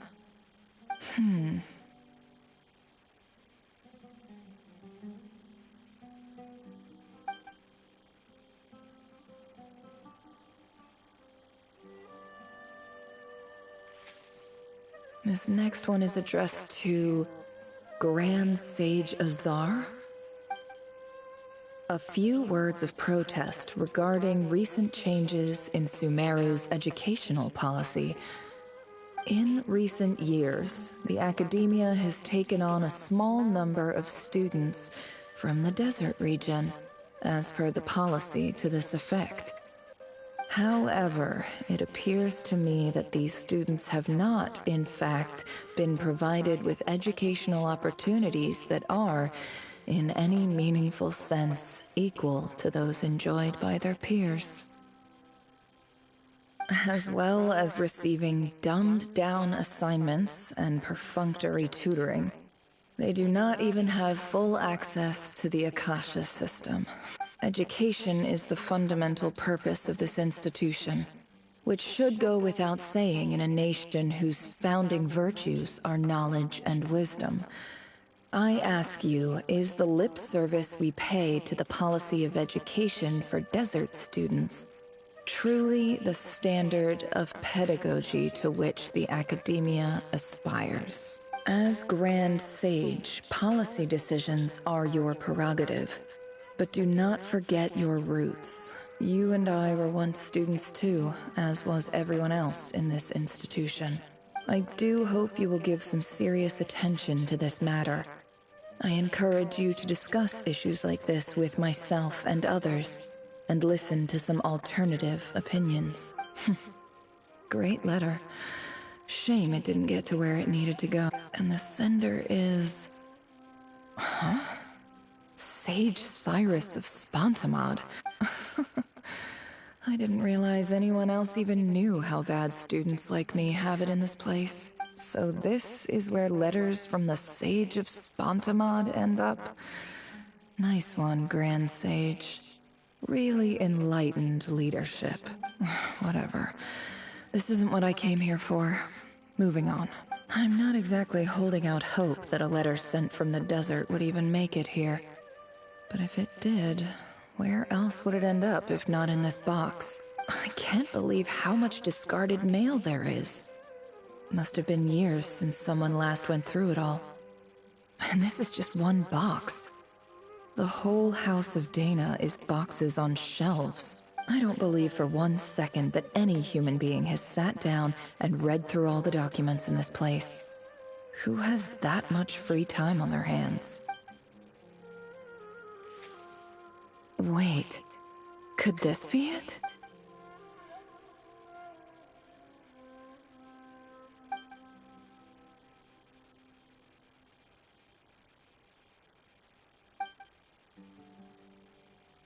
Greetings, Halil. My name is Sinuhe, chief of the Shinti. I don't know how well you remember it now, but I brought you to safety and gave you some water and other supplies. You seemed very pleased and told me your name. In my tribe, learning a person's true name is serious business, and I therefore see you all as friends. You were kind enough to leave your contact details, so we could stay in touch. The Shimti tribe lives a harsh, nomadic existence in the desert. You were sympathetic towards my plight, promising to make me a special ambassador of the academia and help us find a way to make a better living. This brings me to my reason for writing. Our tribe has fallen on particularly hard times, and I would like to ask for your assistance. There was a terrible sandstorm a few days ago, which blocked up the well in our land. To ensure my people's survival, I had no choice but to venture into Eob and Unut territory in search of an alternate water source. The Eob and Unut are descended from the Thamudians, while we trace our ancestry to Tulatala. We worship the Lord of Flowers and have had relatively good relations with our fellow tribes, up until now. I found a well belonging to the Eob tribe. They declined to help us, but I really had no other option. So I took some water to keep me and my tribe alive. My actions are certain to incur their wrath. When we met, you assured me that you would be my ally in the academia. I would like to take you up on that offer, because I really need your help. I wonder if you could send an academia representative to meet with me. That aside, the last time you were here, you mentioned that the academia had started accepting students from the desert, and I told you a little about my daughter, Nefer. We have next to no resources here in the desert, and my power and influence are limited. Would you consider enrolling my daughter at the academia? She is a smart girl. I know she won't disappoint you. From the outset, the Academia never took you seriously. Those things they promised were just empty words. I doubt they even remember the name Sinuhe. And you were so emphatic that your luck had finally changed for the better. You swore you'd lead us to a better place one day. You spoke with such conviction, like you were the most powerful chief in the whole desert. You liar. You lied about everything. You promised the world and delivered on none of it. And who fell for it? Just me, by the looks of it. Despite your best efforts. Which makes you a pathetic liar. You weren't even any good at it. I think I'll take over from here. Let me show you how it's done.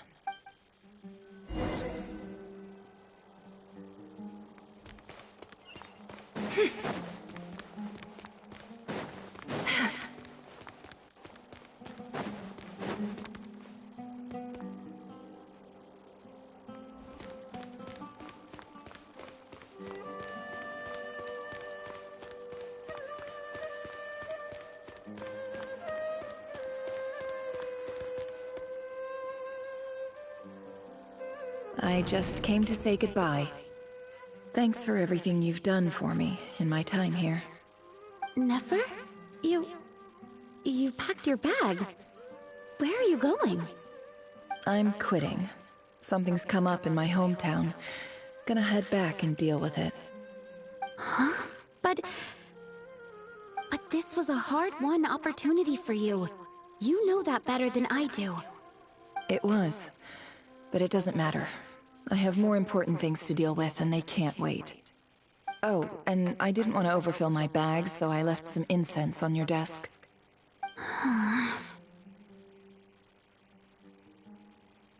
What's wrong? I thought you liked incense. Although, I did read somewhere in the House of Dana that it has hallucinogenic effects. Don't use it all at once, all right? Isn't this the stuff you brought from your hometown? You're just letting me have it? But you said it's a rare and valuable commodity. Yeah, about that. I lied. It's not rare at all. There's this bunch of ruins near my hometown that are practically overgrown with this plant. It's not worth much. Keep it, it's fine. But Nefer... All right, that's all from me. You take care.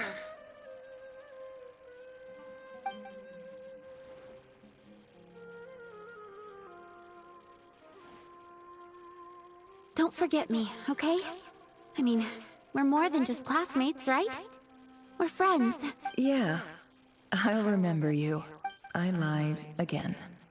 That incense is worth a fortune, and it's a rare find even in those ruins.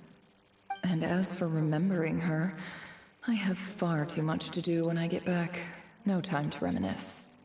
I'll be lucky if I even make it through this alive. But either way, I expect I'll forget you pretty quickly.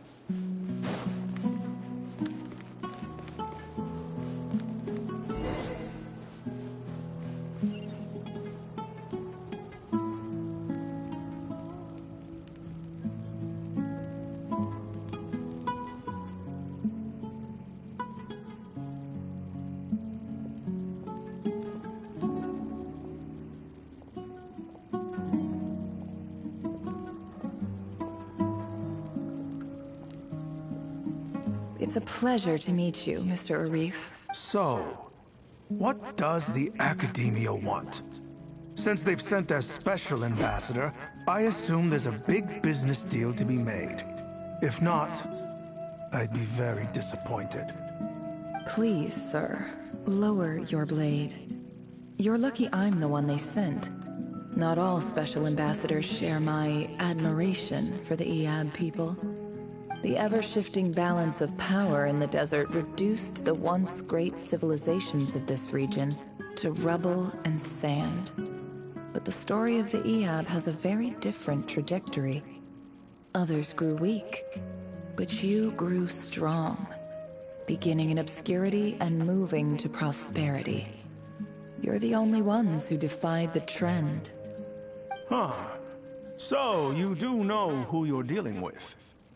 This well is the perfect symbol of your strength, is it not? It used to belong to the Unut, but it looks like you have control over it now. You're not wrong.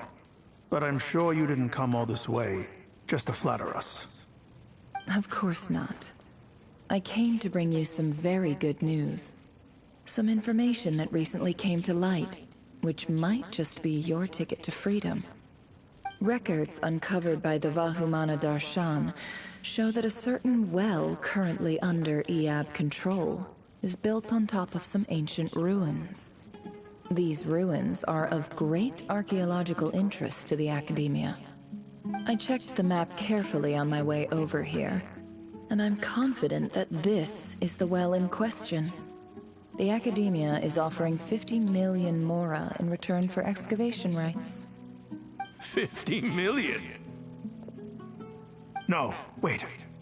If these ruins are as important as you say, 50 million's a little low, don't you think? Don't get greedy, Eab. We know far more than you think. We know that you seized this well by force. Wasn't that the first step in your rise to power? To drive away the Unut and steal their water supply? So what if it was?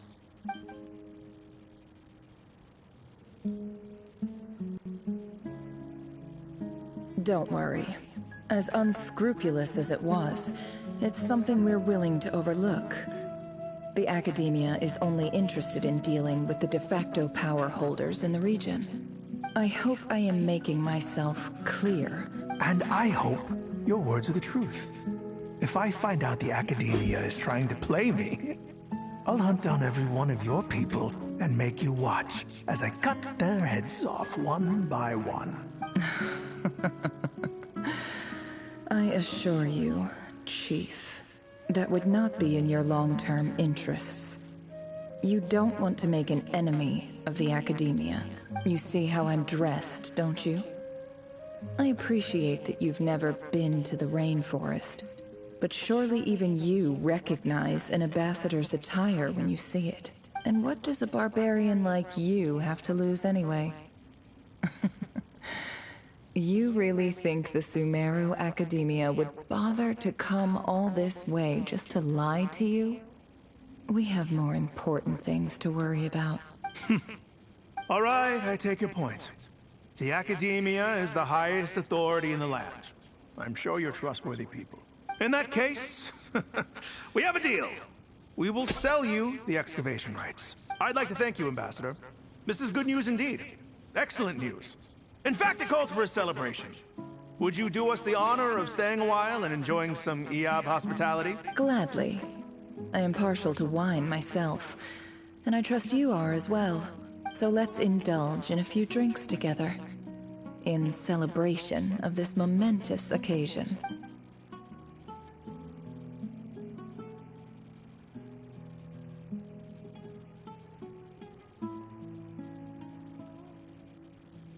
Chief! Chief, it's an emergency! It's the Unut. They've taken the well. What? Well, don't just stand there. Take it back. Yes, Chief. I have every confidence in the Eab's military superiority, and yet... Well, what is it? The Unut's response was alarmingly fast. The day after we reach a deal, they seize the well. This can't be a coincidence. Perhaps there is a traitor in your midst. I don't think so. I am obliged to remind you, Chief, that the Academia will only deal with the de facto power holders. If you cannot regain control over the well, I'm afraid you won't see a single mora of that 50 million. No! Please, Ambassador, just give me some time. I swear the Unut will not get away with this. That well is ours. And so is the mora. Glad to hear it. I will wait here for an update. If there is a traitor, I will find them. In the meantime, make yourself at home. I'll report back as soon as I have an update. Much obliged. Wow. All it took was a few words and I've got him wrapped around my finger. What an amazing feeling. So, in summary, Ambassador, the Academia would rather negotiate with our tribe instead of the Eab, yes? The Eab are ruthless murderers who don't listen to reason. And now they have the gall to interfere in our research projects in the desert region. So let me ask you, Chief.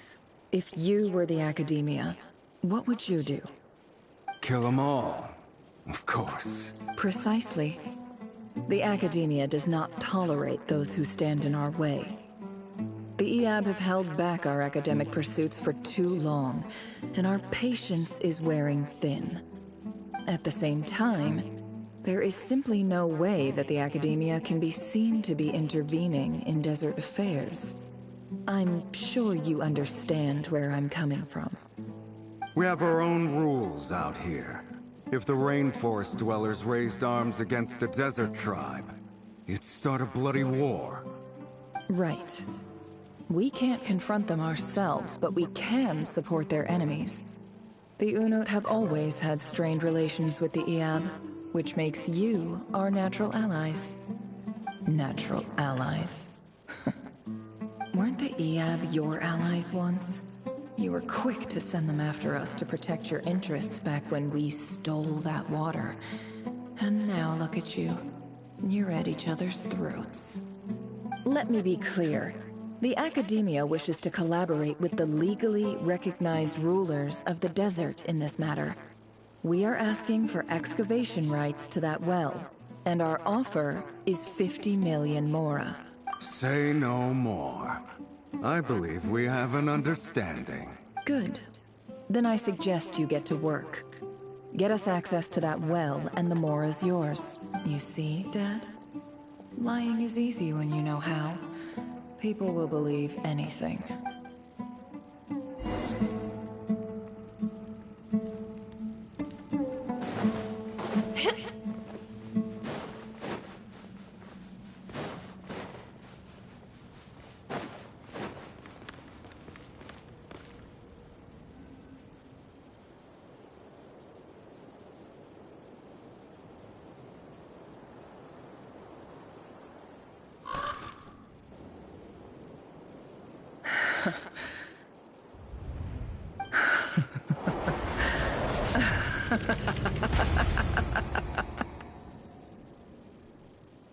Look at yourselves.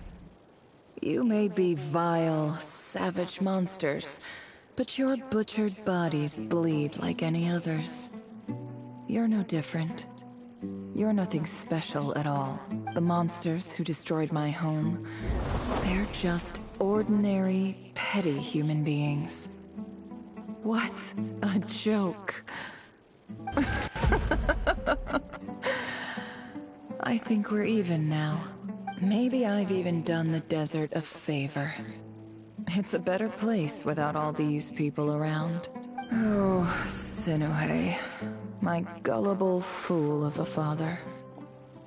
Perhaps if you'd been as ruthless as I was today, our tribespeople would still be alive. In this dog-eat-dog world, a chief needs to be tough to survive. But you couldn't do what had to be done. So I did it for you. Nefer, it's okay. All of this is in the past now. I believe I remember you promising to remain silent. Yeah, but even so... Yehoda, is there anything you can do to ease the tension? Alright, time for a sharp turn onto a completely different topic. So, anyway, that's enough of that. When are we getting out of this place? Feels like we've been walking forever. I'm getting pretty tired. Oh, Alma, you tired? Yes. If we can find somewhere to sit down, I could certainly do with a rest. It's not far now. There should be a temple just up ahead. Yes. Really? A temple? That's where this story ends? I guess that's how things go in the desert. Desert dwellers can never escape their destiny. Or so everyone says. I never wanted to believe it, but looking back now, I'm as desert as they come. You mentioned a temple. What's waiting for us there? My biggest trade secret of all. Ah. Then I'm guessing it's where you got your power from. The power to peer into other people's minds. I didn't know you were clued up on any other religions. I'm no expert in the history of Sumeru, but since you come from the desert, I would imagine it has something to do with King Deshret. Sounds impressive. Oh, I know who you mean. General Mahamatra Sino. The spirit of Hermanubis dwells within him. That's Boss Neff for ya. She knows everything. Sino's hardly a figure of obscurity. But I know about Sethos, too. What about him? Is he a big deal or something? Well, he's not a small deal, let's put it that way. Please, this is the bare-bone basics. Save the flattery. Thanks for your patience, everyone. I'm sure it's been a lot to take in. With any luck, that's our exit just up ahead.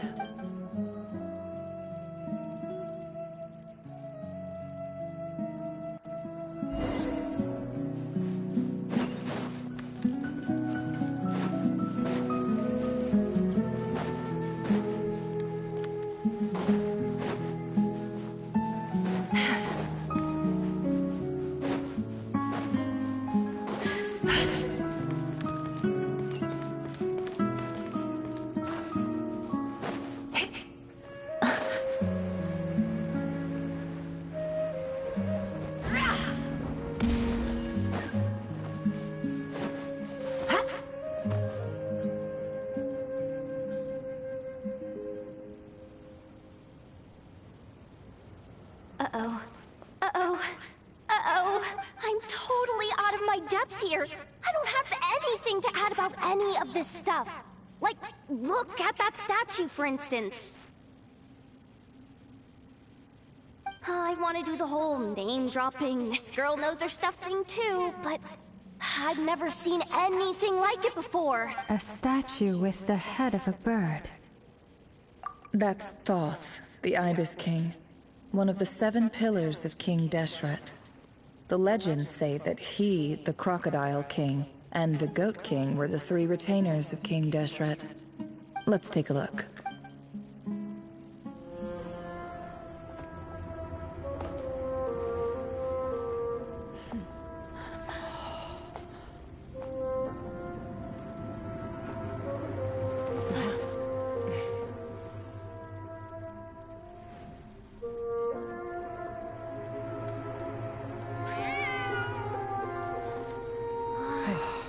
It's just Ashru. So, all is well?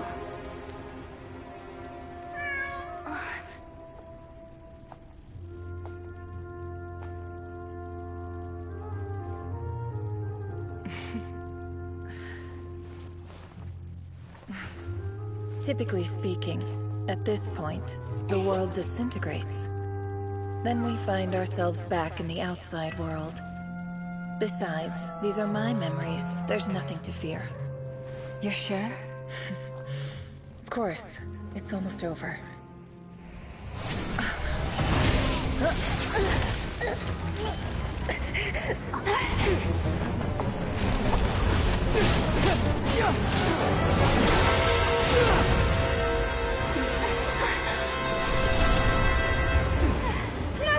Hold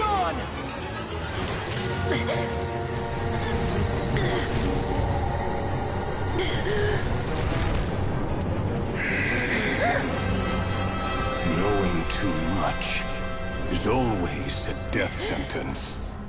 Speak for yourself.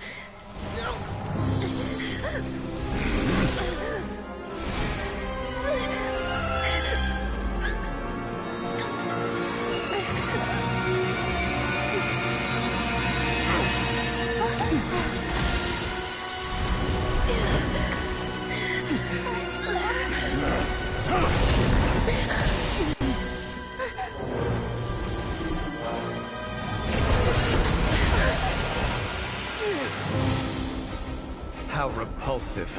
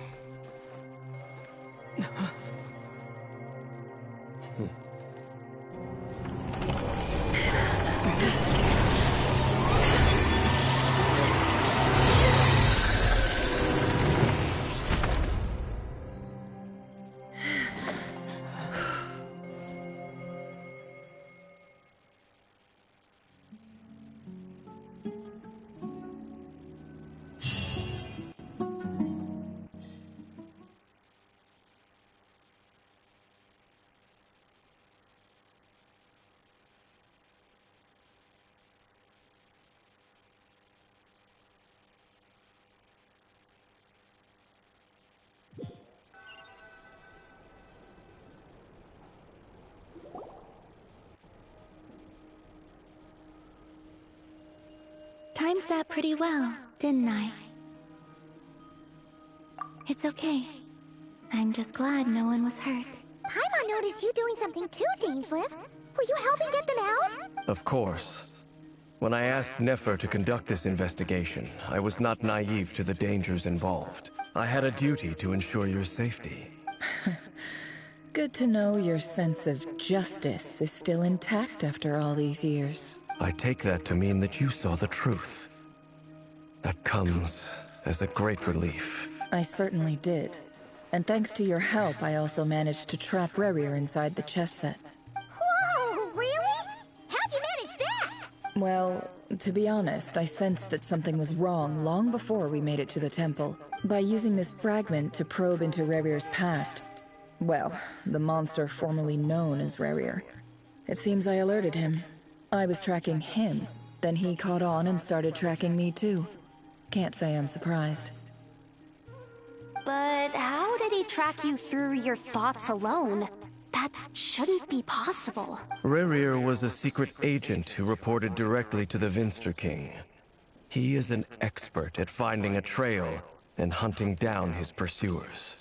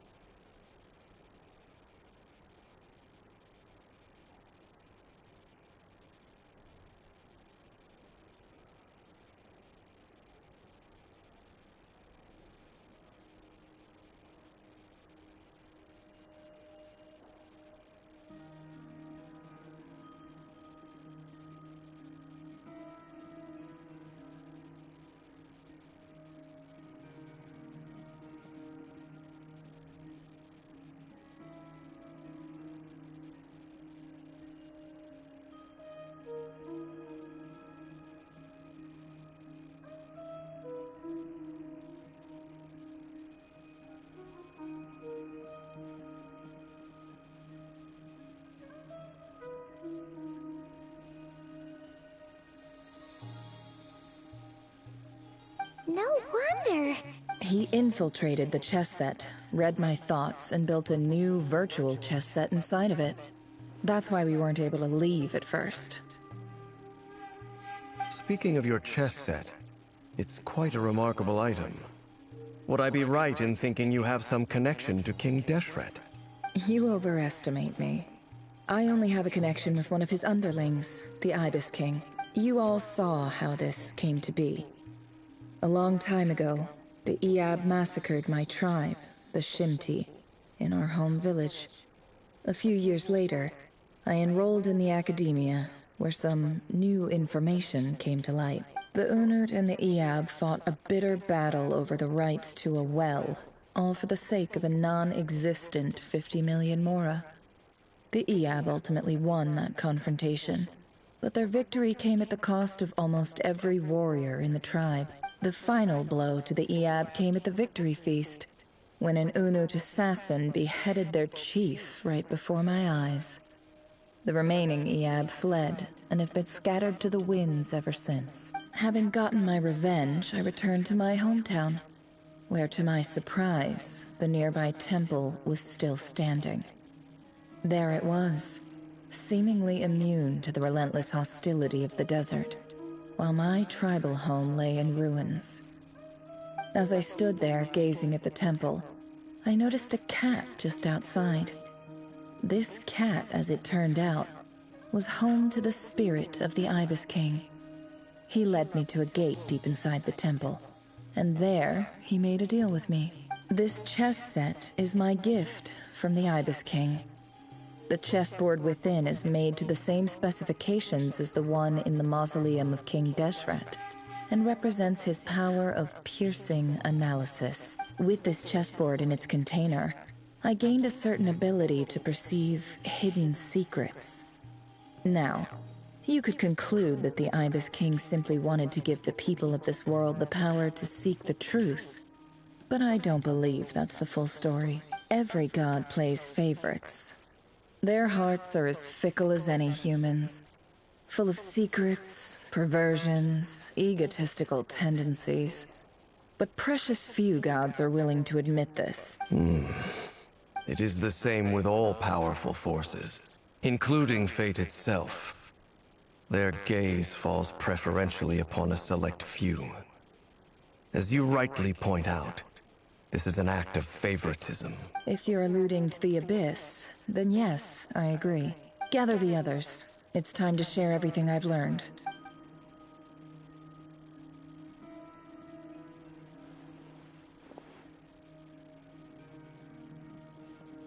Thank you all for being here. As promised, I did some further investigating into the Raker of Solnari's background. I am pleased to report that the investigation has been most fruitful indeed. The Raker of Solnari, real name Rerir, was once a Conrian subject who served the Vinster King. I will now share the important details of his story. Please save any questions or comments for the end.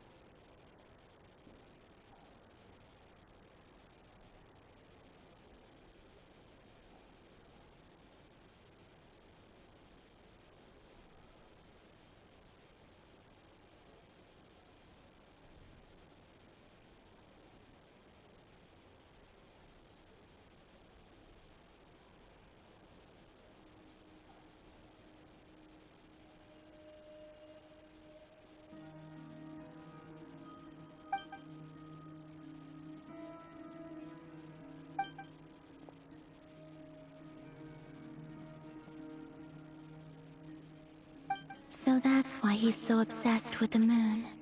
A tragic tale, to be sure.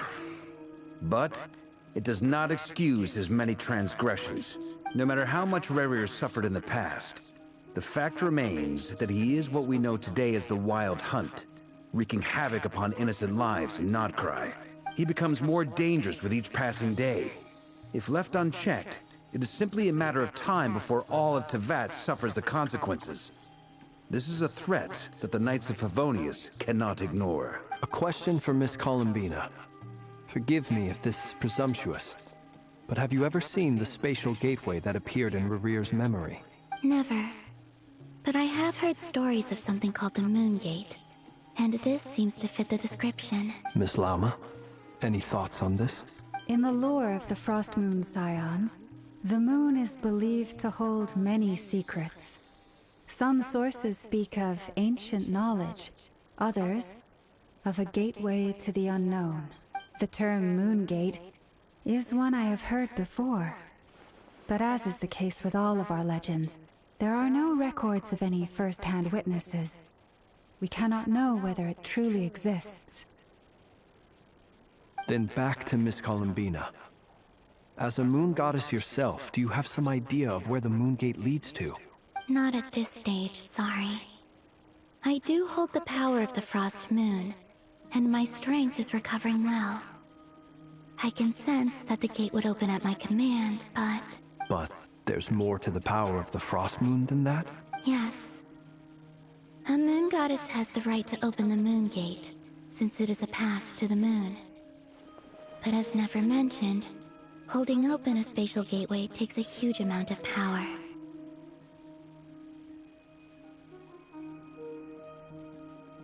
And right now, I need to conserve my energy to fight the Rahier of Solnari.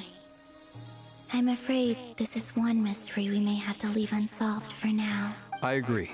Better to save your strength. But if you'll humor me for a moment, I have a bold conjecture of my own regarding the world beyond the gateway. I highly suspect that neither Tholindis nor Rahier made it through unscathed. The evidence pointing to this is the fact that the Rahier of Solnari exists in the form of countless fragments. With the abyssal power he wields, no ordinary foe can touch him, let alone tear him to shreds. And yet, the Wild Hunt proliferates wherever his scattered fragments lie, drawing hordes of monsters to many different locations across the land. So your theory is that Rahier was physically torn to shreds by some powerful force? Hence, why the Wild Hunt is a distributed phenomenon, rather than a unified one? Makes sense to me. Explains why the Wild Hunt is so pervasive, and why he's been trying to piece himself back together. He was whole to begin with, and he wants to be whole again. Without the power of the Abyss on his side, he almost certainly would have perished the moment he was torn apart. But the Abyss, much like a curse, has kept him alive. I could not agree more. The power of the Abyss is most surely a curse. It is a compelling explanation, and one that accords with my present understanding of Abyss creatures. Whether the life form in question is primitive or advanced, if a curse has extended its lifespan unnaturally, it will continue to survive in spite of everything.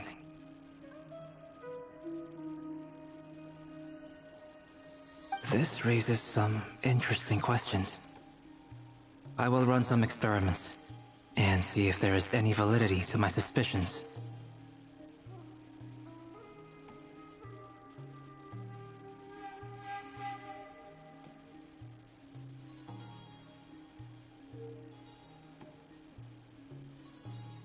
That being said, regardless of whether my research bears fruit, I would like to thank Miss Nefer for conducting such a thorough investigation.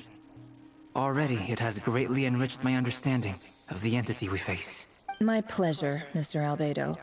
I too hope that the information I have shared today proves useful as we look to formulate the next stage of our plan. Hey! What is it, Dainsleif? You look really upset! It's just... when I think of the man I once knew as Rahier, I struggle to understand why things had to turn out like this. The two of you used to be friends, didn't you? I don't know if these words will bring any comfort, but my heart goes out to you. Mine too. We can never know all the hows and whys of the way things are. The moon and stars are full of untold secrets and lies. And the skies are host to many more mysteries than these alone. Yet, none of that can begin to compare with the complexity of human life. Those are the first comforting words I've heard in a long time. Thank you, both. Well, I think this is a good place to end today's meeting. I'm sure Nefer needs some time to recover. She's been through an awful lot today. That's very thoughtful of you, Lama. Of course. Sounds good to me. Take some time to rest and digest before we reconvene to nail down a plan.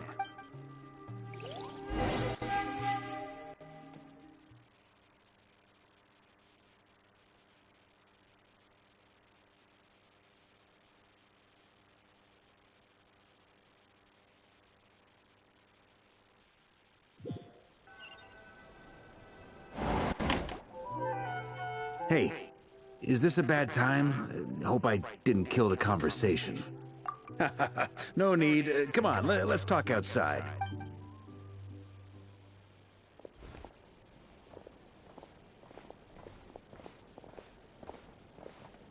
Anyway, Nefer went back to the curatorium to get some rest. But before she left, she shared some things with me that I thought you should be aware of.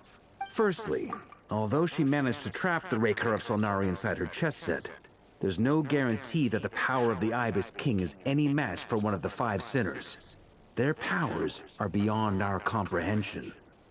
It's only a matter of time before he finds a way to break out. We have to come up with a plan and take care of him before that happens. Honestly, my mom figured that might be the case. So, how long have we got? Well, I asked her that same question. She talked for a long time, but for the most part, it seemed like she was trying to convince me how precious her chess set is. What a long and storied history it has. It felt like some kind of sales pitch, you know? The kind where you end up handing over Mora against your will? Anyway, after all that, she finally answered the question. 2 days, at most. 2 days? Holy moly! Can we even recruit enough help in that time? That remains to be seen. Which brings me to the second issue. Dainsleif is obviously conflicted about this whole thing. But given how little time we have, there's no way we can pull this off without his help. You have some history with him, right? Do you think maybe you could talk to him for us? Great. I appreciate it. All right, on to item 3. So, Albedo, Durin, and I put our heads together and came up with a plan. Can't promise it's gonna work yet, but at least it's a start. We figured we'd bounce the idea off you first. We'll explore it further once everyone's recovered. Oh, I was dying to hear this. All right, so here's what we're thinking.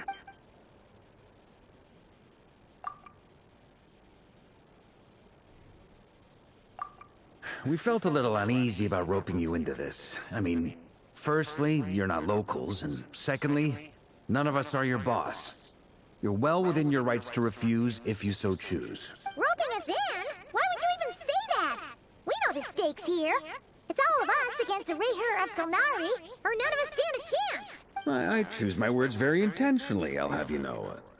I like to think there's an art to striking a down-to-earth tone even when the stakes are through the roof. Sir Varka, I have a few thoughts about this plan. I'm all ears. I think we can be more flexible with how the roles are allocated. In my view, the most sensible lineup would be like this.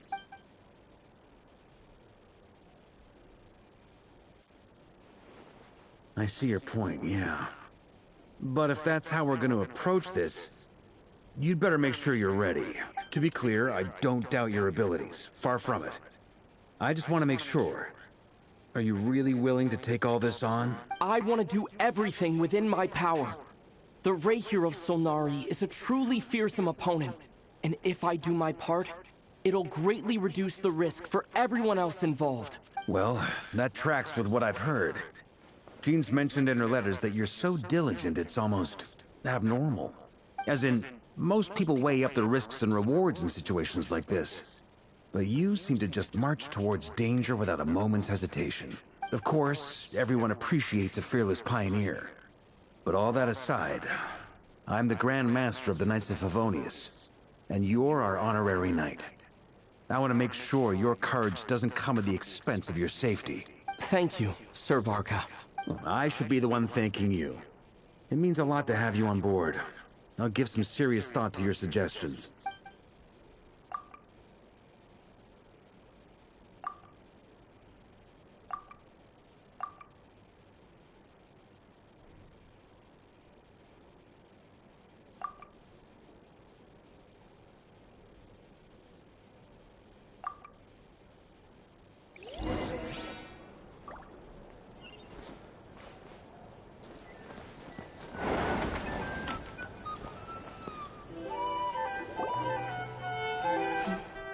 This is a thorough plan, but I do have one last question before we take action. How can we be sure that our enemy won't leave the designated area? Great question.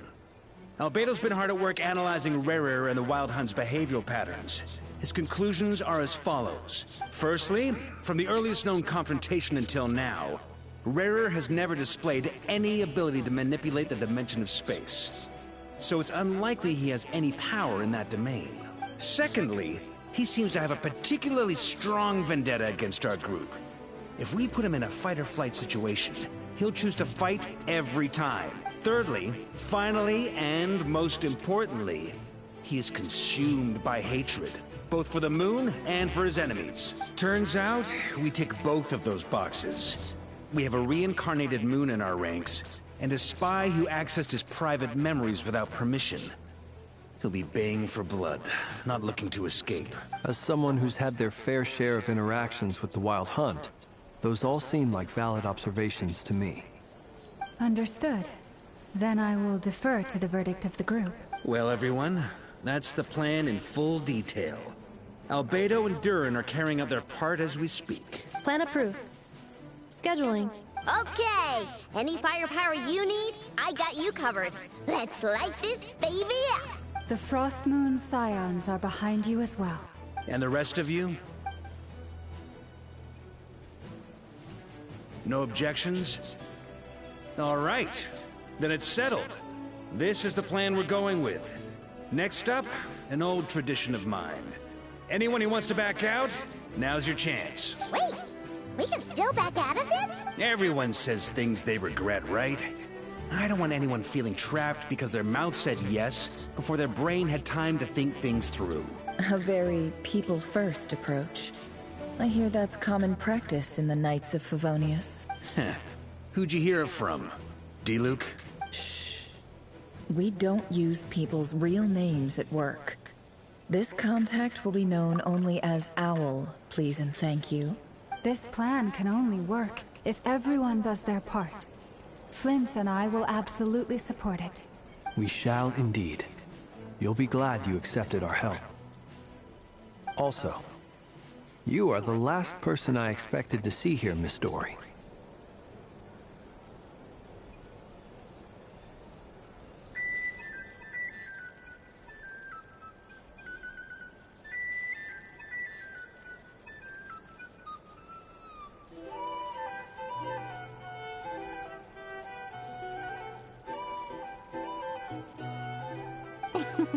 It's not often I get called Dory in a work context. My peers usually call me Lord Sangama Bay. So, the longer your name, the higher your net worth. Is that the idea here? In that case, Mr. Flint's here must be worth a fortune. That's right, I know your full name. It's... The walls are thin here. I'd appreciate you keeping that a secret. Okay, fine. I'm actually only here as a favor for someone else. Do you have any idea how much it would cost to hire me otherwise? Oh, does this mean someone out there actually has the power to boss Dory around? It most certainly does not. We have a long-standing and mutually beneficial business partnership. She's actually the mom of a friend of yours.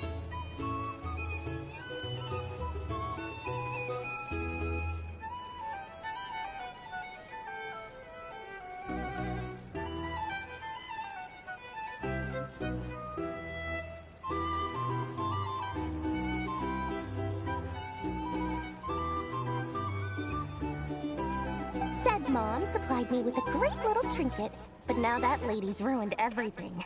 If I don't start building a little goodwill now, my whole business in Notcry is gonna go down the drain! Okay. So what exactly is so special about this pendant? It's a lucky charm that a great mage made for me. We have a business relationship, and she was worried that something bad might happen to me. So, she wanted me to have something that can store power to protect myself with. I finally got it all fully charged up with Kuvaki, and then never went and used it all up at once! Never lost so big in my life! You're right. It was all my fault. I didn't mean to drain all the Kuvaki in the pendant, but I'll make it up to you. You will? Well, In that case, how about you give me your chess set? And we call it even. I knew you'd say that. Well, it's yours if you want it. In fact, take it now, and I'll even throw in a free Raker of Solnari. Deal? You're putting me in a difficult position here. It's a very useful thing to have around. But I have a funny feeling it won't be around much longer. I guess we'll see in a couple of days. Looks like bankruptcy for me. Hey, don't be so pessimistic. See this through and you never know. You might find a new business opportunity on the other side.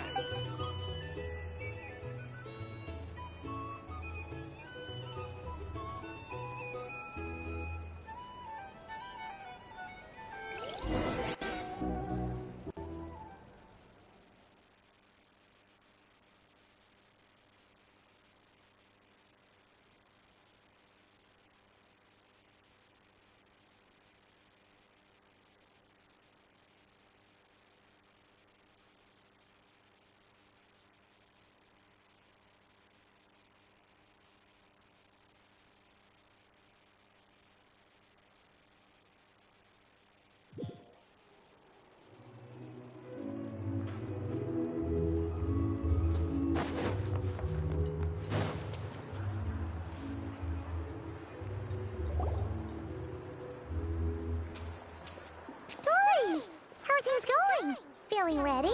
Oh, I was born ready. We only have 2 days. You think Lord Sangamabe would let an opportunity like this slip by? Don't forget, when something's in high demand, the people with the goods on hand get to charge the highest price of all. Even higher than the sellers taking advance orders. Ta-da!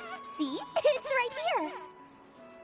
Ah, it's so pretty! Did you make it? No, I have a supplier. We go way back, so he made me a very attractive offer. Aha! No wonder you were talking about Lucky Charms at the meeting. You've been getting Kave to make them for you. That's not the full story. It actually started a while back as a project between me and the Dendro Archon. Mage Alice once warned me that this world won't stay safe forever. There may come a day when everyone faces a great crisis. I passed this on to the Dendro Archon, and she secretly brought together a research team made up of Sumeru's top scholars to invent a technology that could keep people safe. I won't go into the details because it's all very complicated, but if you want to know more, you can ask the Dendro Archon about it sometime. Anyway, point being, it was the Dendro Archon who asked Kave to build this little contraption. As one of the top Kasharu War talents, he was the obvious choice. Took him long enough. He stressed over it for ages. Must have gone through at least a dozen designs before producing a final product. But that's Kave for you. Marak delivered it to me a couple of days ago, along with a letter from Kave. Could I ask why I'm sending this technology to you? And what's your proposed use case? Has it been approved by the relevant authorities? So nosy. My fault for sending him the research permit to begin with. Surely Nahida must have told him you were involved in this project. He was probably just nervous because you're always so secretive about your business. Could be, could be. Anyway, I just replied, let's hope there never has to be a use case. Because it would involve grave danger. Fair enough. But it sounds like he was just being cautious. He probably felt responsible as the one who made it. Or maybe he was asking as a favor for his housemate. He's done that before. Not sure why, though. His housemate doesn't seem to really care that much about this kind of stuff. Either way, all's well that ends well. I'm just glad to finally have my hands on the product. I wouldn't want to be without it, given the potential dangers that lie ahead. Huh? What does that look mean? Paimon's just super surprised. This must be the first time we've ever seen you actually get serious about something.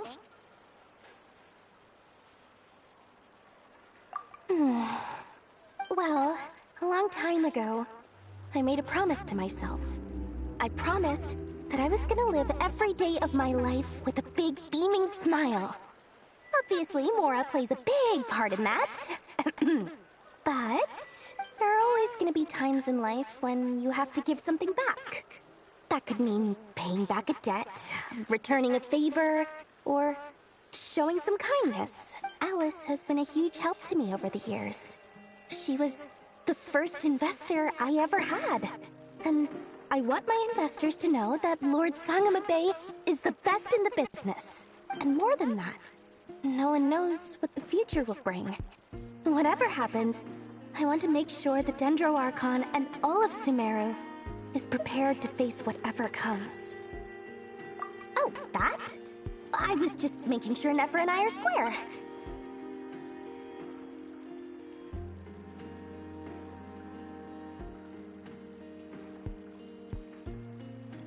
Don't be thinking it was some sort of benevolent act. I'm no saint, so don't treat me like something I'm not. My priority is doing the business that I want to do. So long as my conscience lets me, but it usually does. That's the Lord Sangamabe business model. Alright, if you say so. I do say so, and that's the whole point. I'm a businesswoman. Don't go trying to figure out what kind of person I am. You'll exhaust yourself. Much easier for everyone involved if you just take my word for it. Oh, and could you two help me get this stuff where it needs to be? Thanks so much. You're my favorite assistants.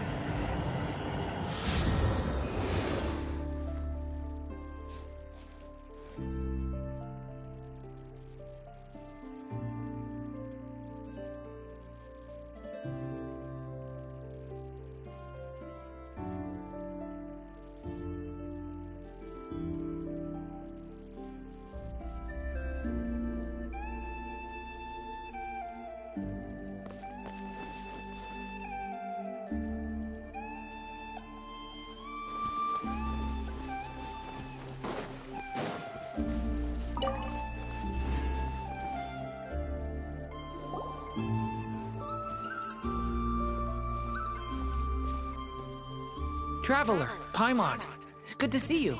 Everything going smoothly over here? Sort of. As you're probably aware, Varga, Durin, and I captured some abyssal creatures from the Wild Hunt. Per the plan, we dissected and analyzed some samples of these creatures. The process went very smoothly. The findings, however, come with some troubling implications. What? You can actually dissect the Wild Hunt? That depends on your definition of Wild Hunt and dissection.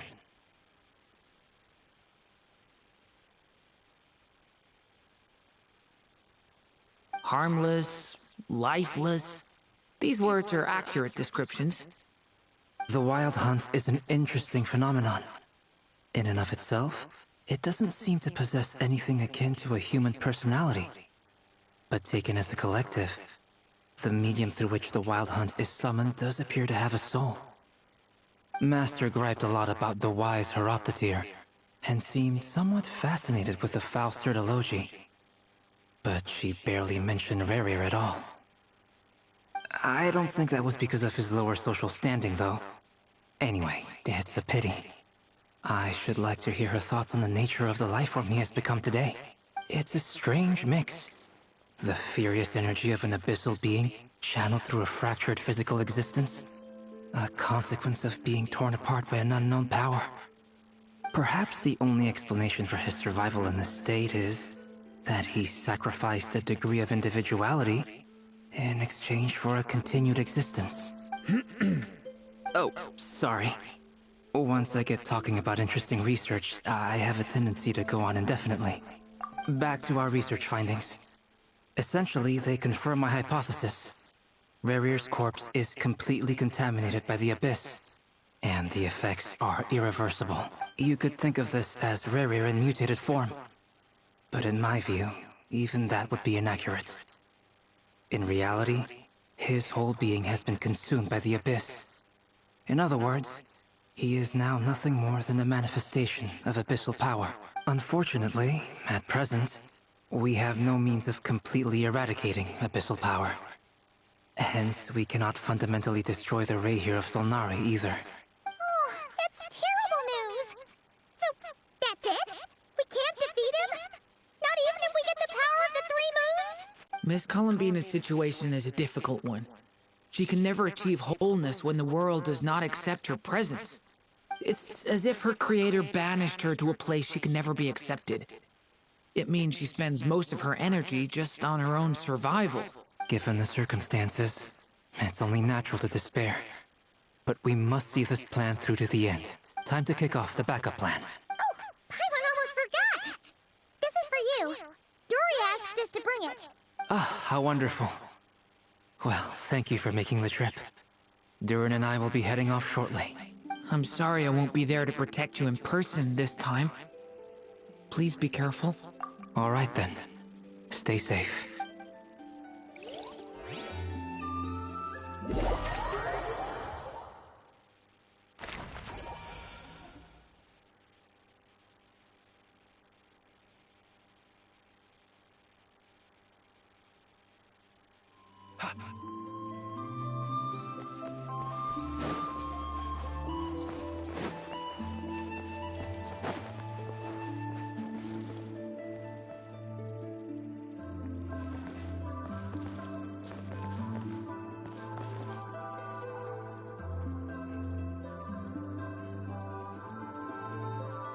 Miss Lauma, is everyone here?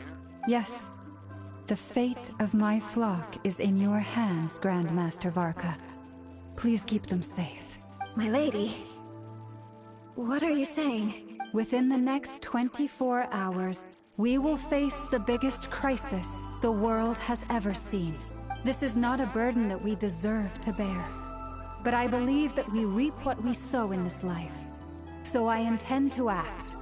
I must do what I think is right for me. That means fighting for the future of Nodcry. This gentleman is the Grand Master of the Knights of Favonius, Varka, Knight of Boreas. In my absence, please follow his lead. Hey, everyone. Guess I should introduce myself. Well, to start with, I know my way around a battlefield. Biggest strengths are honesty and hard-workingness. Anyway, point is, I don't intend to let Lauma down. I'm gonna do everything in my power to keep every last one of you safe and sound.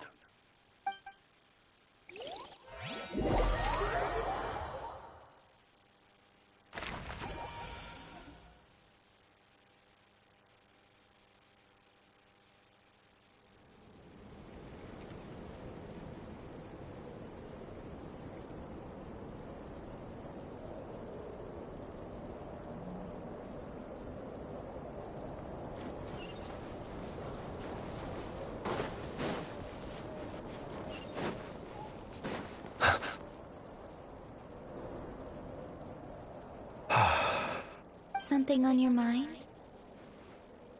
Miss Columbina, was it? I believe that's how the others addressed you. That's right. Names are funny things.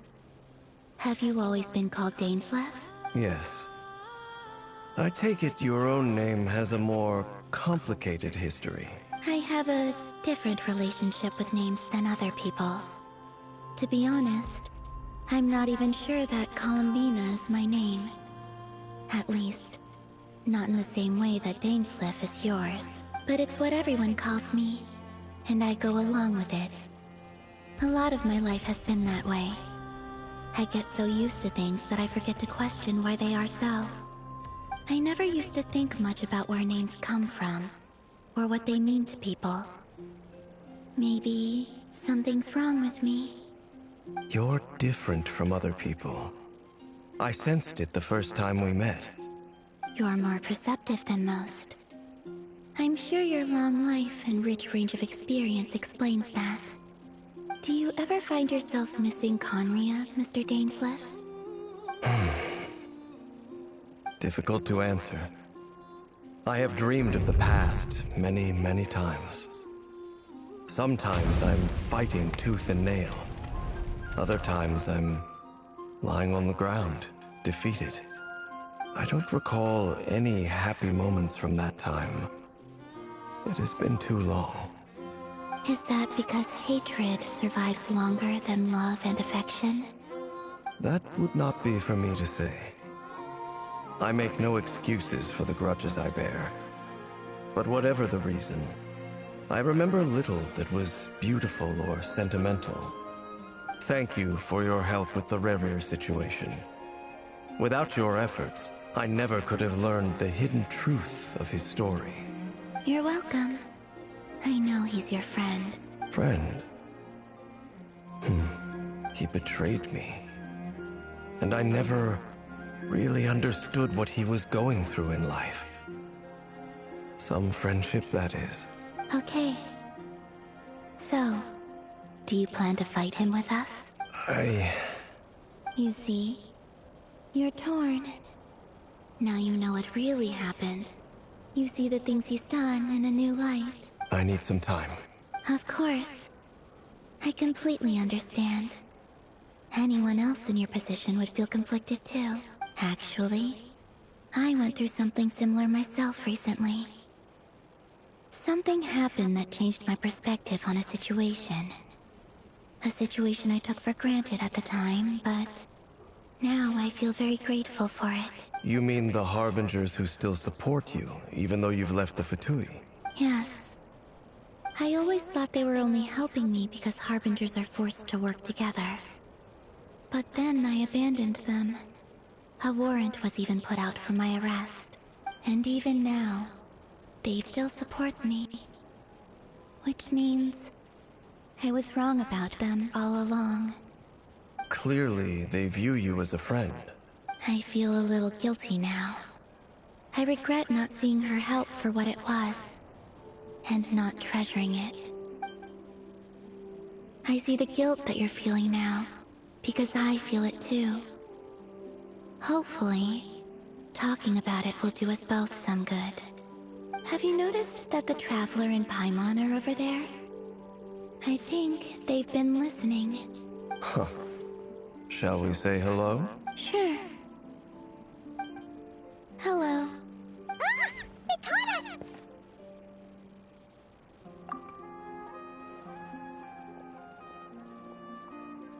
I apologize for making you worry. No doubt you wish to know where I stand on the plan to take down the Reihir of Solnari. I'm afraid I need a little time, but I will seriously consider joining you. You will? Oh, thank you so much! Everyone will be so grateful to hear that! They needn't be. This was something that I was going to have to face up to eventually. That doesn't matter to them. They're grateful to you regardless. You can't control their gratitude, so just accept it. And then, have a think about whether you're willing to join us.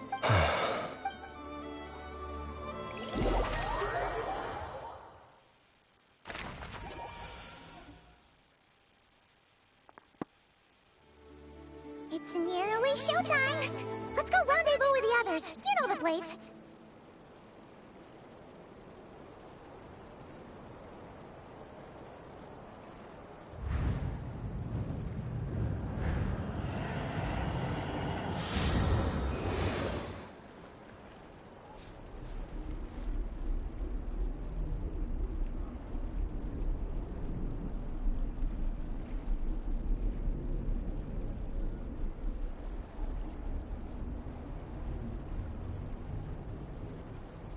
He who wishes to peer into the abyss needs simply to wander through Nodcry on a misty night. The march of the Wild Hunt will be sure to drag him into the darkness.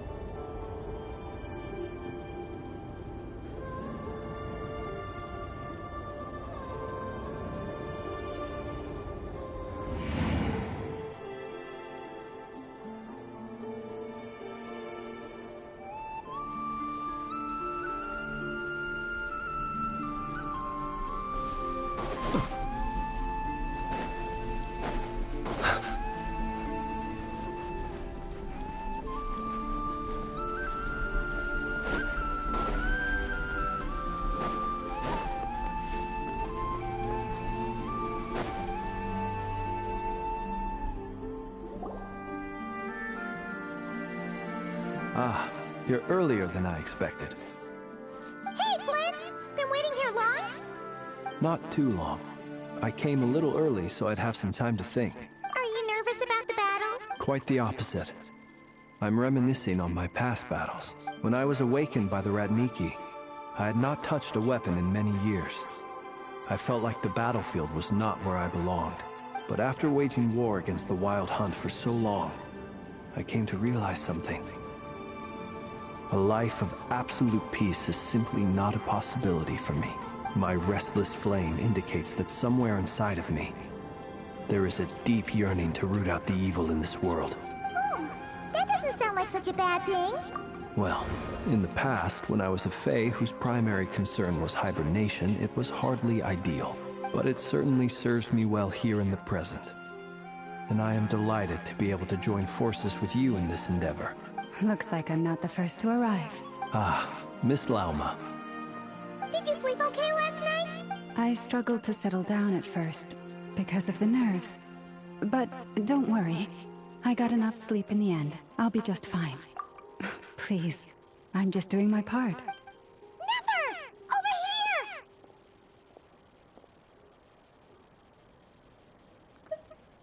here! Aino asked me to relay a message. She said Anetha will be on high alert and keep a close watch over all secondary districts where defense is required, providing support as necessary. Meanwhile, Aino herself will provide range support to us directly, using her latest invention. Excellent. My thanks to all involved. The chestnut's looking a little unstable. It won't hold him much longer. We should be prepared to engage at a moment's notice. No sense sitting around waiting. Let's make the first move while we still have the option. I agree. Paimon, find a safe hiding place. Got it! Be careful, Traveler! I will.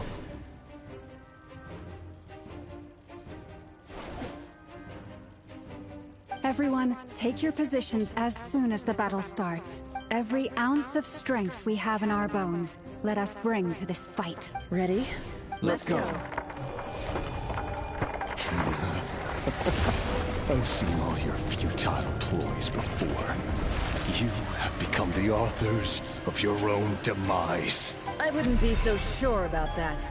You are merely a moment of sport before I tear down the moon.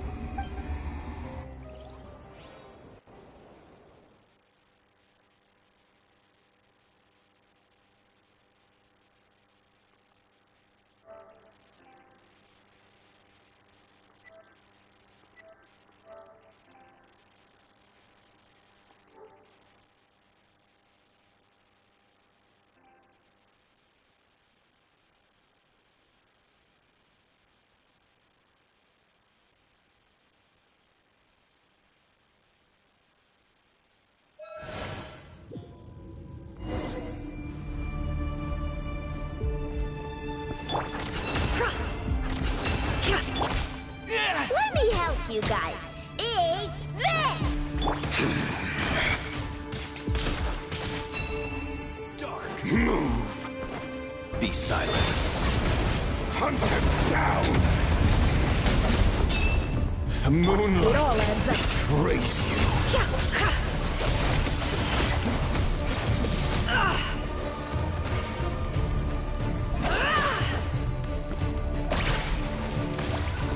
Hunt him down! Close your eyes. Pathetic! Do you fear the dark? Move! Do you fear the dark? The moonlight betrays you. Can't hide the truth. The mystery unravels. No more lies.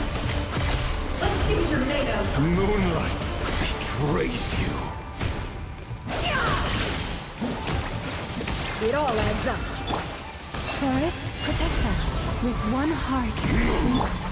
Be silent. It's all futile. Hunt him down. Water jet! No more lies. Seek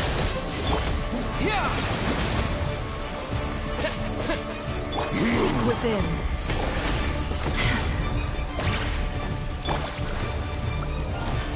Hunt them down!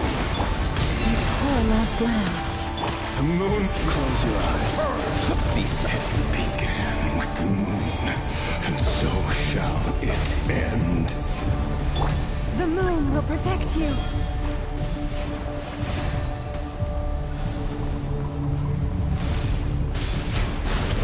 Forest, protect us.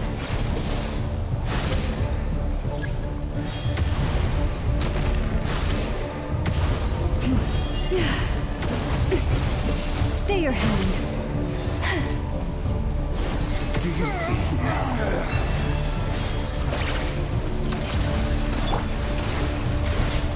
From here, when will it be as you foretold?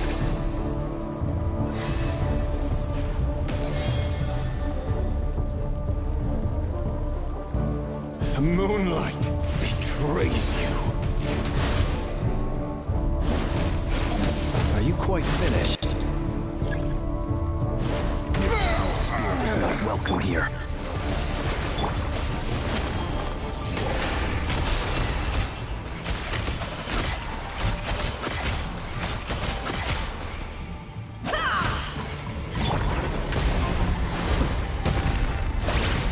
The long sleep beckons.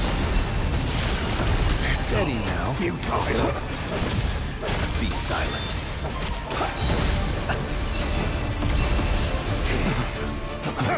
It all adds up.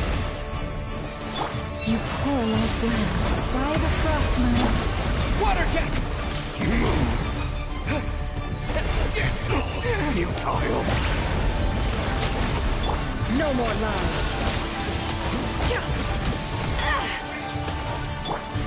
Close your eyes. Hunt them down! It all adds up.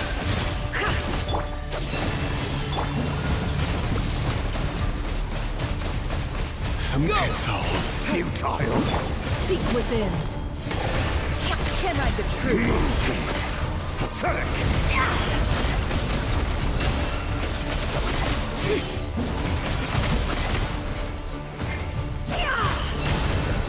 The moonlight betrays you. It's all One futile. we pray. Wipe out! Hunt them down! Be silent. To dust. Pathetic! The moonlight betrays you. The deception ends here. It all adds up. Futile. Observe. Huh? Close your eyes. Do you fear the dark? Observe. Your little game of heroics is over. Who wants to go first? No. Get out of my sight! No! We've been separated! My grasp! You okay? Never! Where are the others? Stuck outside the barrier. I guess he really doesn't like us. Destroyed by knowledge. Reward. Knowing too much is always a death sentence. Be careful what you wish for.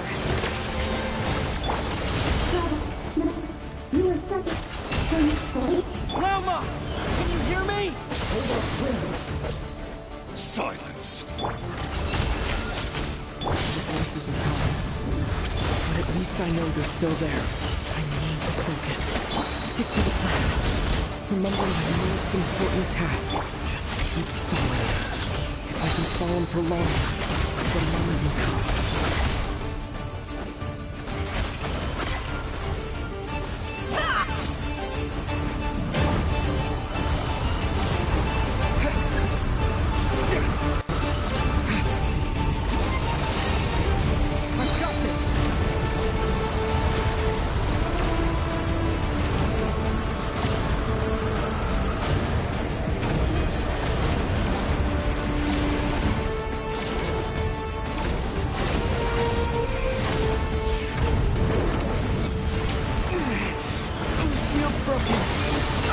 Keep this up!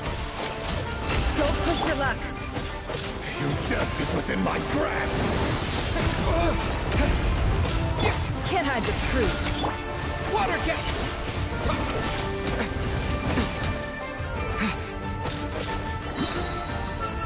Wipe out! It all adds up. Destroyed! And reborn! Water jet!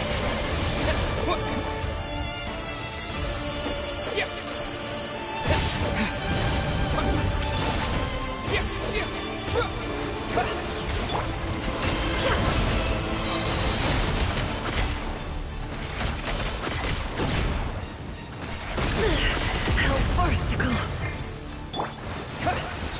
The deception ends here.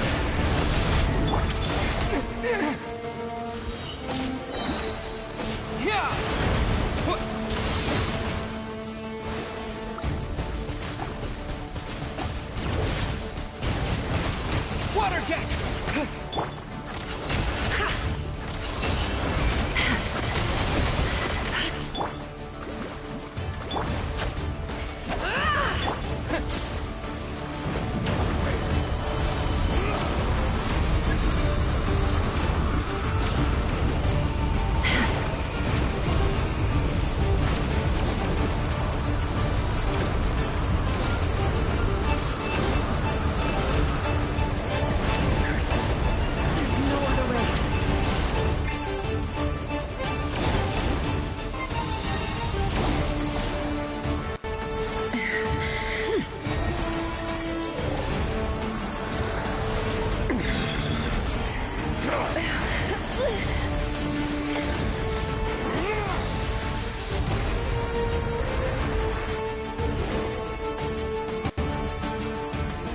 The only way to defeat Rarer is to borrow his own power. That means Columbina will have to disappear while you two bear the brunt of his attacks. You have to hold on. Find a way to keep him focused on killing the two of you.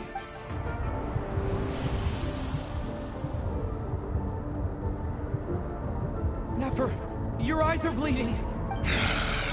Soon you will be powerless to resist. And then, I will reduce you to dust. But that dust will plague your memories. Come on. Keep holding on. Any other tricks up your sleeve? Let's see them. As entertaining as they are. You've backed yours. You don't fool me. I see your fear clear as day. I have to stoke his rage. Make him unleash everything. You fear what you could never defeat. You fear the thought of never being able to save your beloved.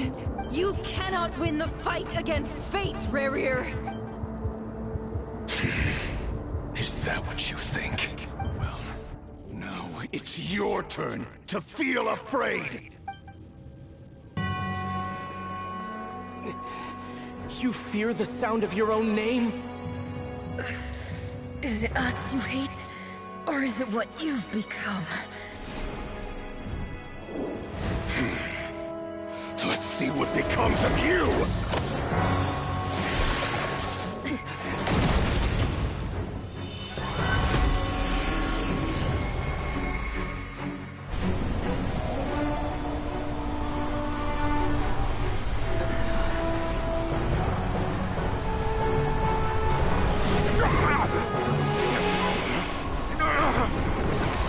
What's happening? That power. I've seen it before.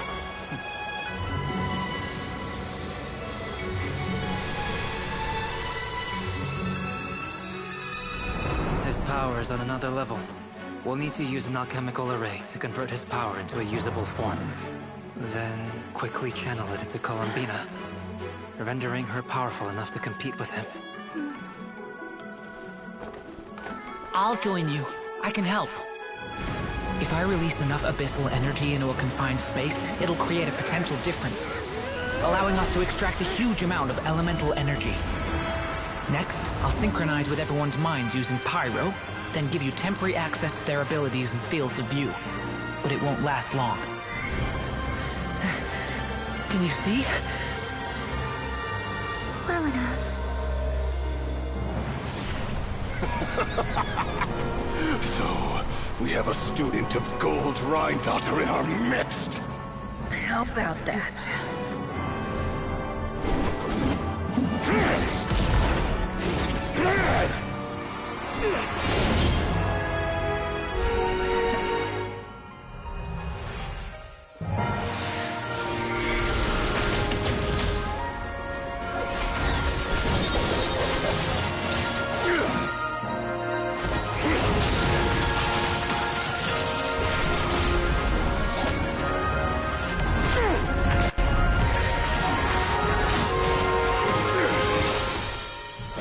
You use my own power against me? Just like how you stole Kuvaki. Look familiar?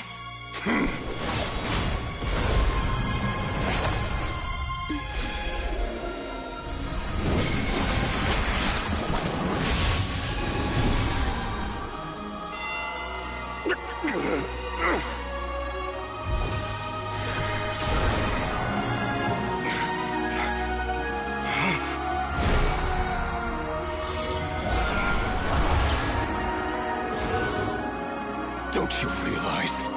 You don't have the power to hold that gate open! I don't, but someone else does.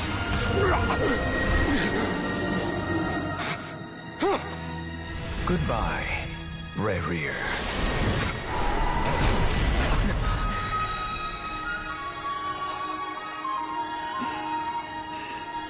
We won.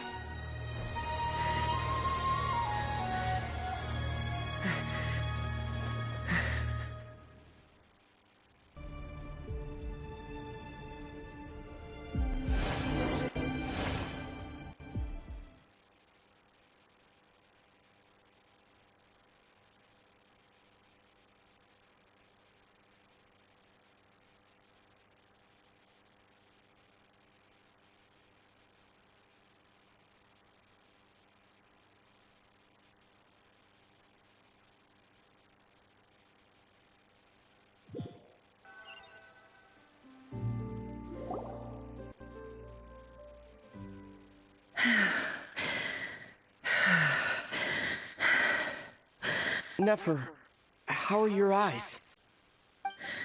They're fine. Apart from the blindness, of course. It's not too late. Let me handle it.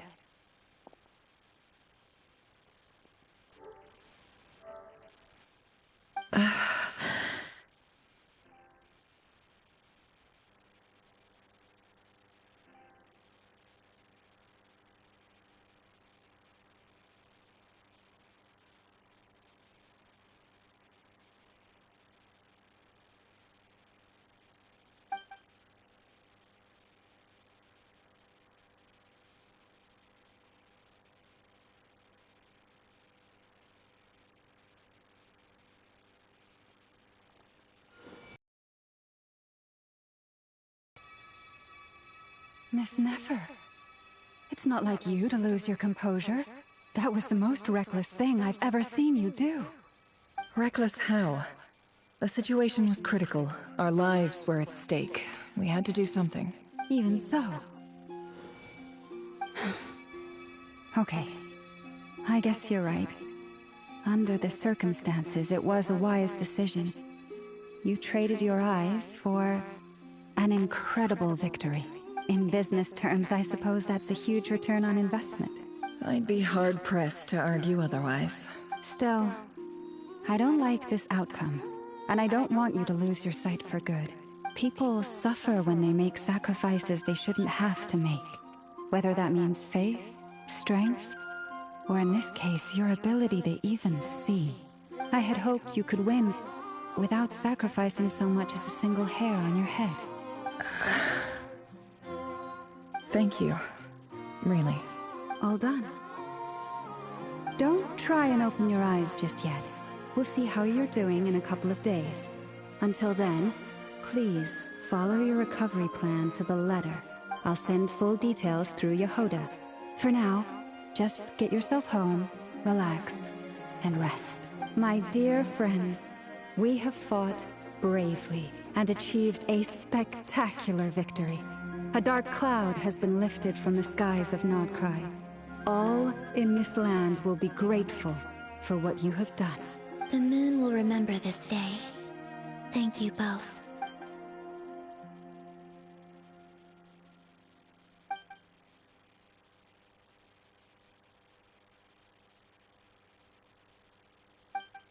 There's something I want to let you know. What is it? When Durin connected everyone's minds so I could access their powers, I also felt everything they felt. And since Nefer's eyes were injured, my eyes are hurting now too. Hold on. Let me try. I only feel the pain. There's no actual damage. I just thought I should tell you. You're right. There's no damage. That's a relief. But I must say, I'm surprised to hear the Kuthar share something like this with me. In the past, you never used to open up about yourself. Things are a little different now from how they were. I'm learning to share how I truly feel with my friends. Friends? You have no idea how glad I am to hear that.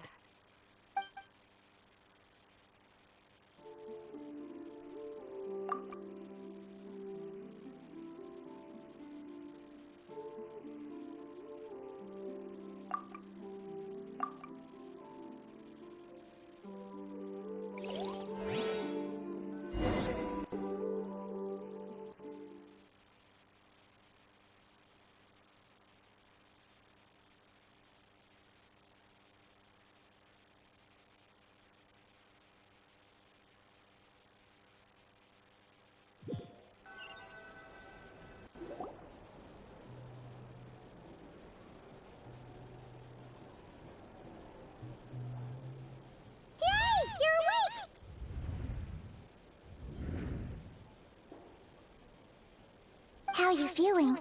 Any aches and pains? Did you sleep well? I'm doing all right, Paimon.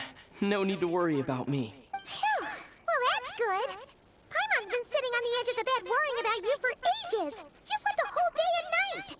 Poor Paimon had to eat all by her lonesome. Glad to hear you didn't starve. How was the food? Well, it wasn't the same without you there to share it. Honestly, Paimon just can't relax when you're not your usual self. She couldn't enjoy the food and settle down to sleep. Well, I'm back to normal now. Oh yeah, and Albedo swung by earlier. He said to tell you to head to the tavern when you woke up. Varker and the others are organizing a victory feast and they want to celebrate with you. He also dropped off some medical supplies, but you seem fit as a fiddle, so guess you won't be needing those. If you're feeling up to it, let's head over now.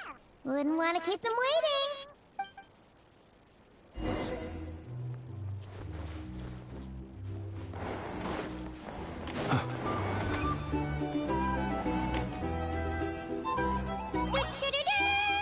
We're here!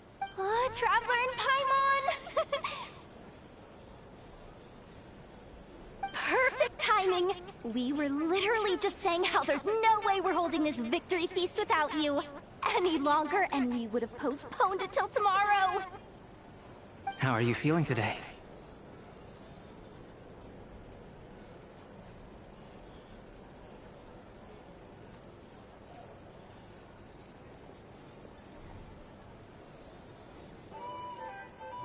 Much better. Thanks. Don't worry about me. Relieved to hear it. If that changes, just let me know.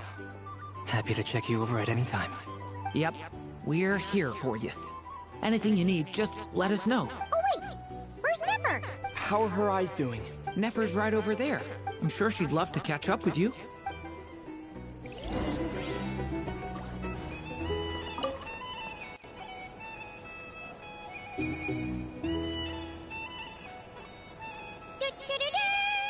We're here!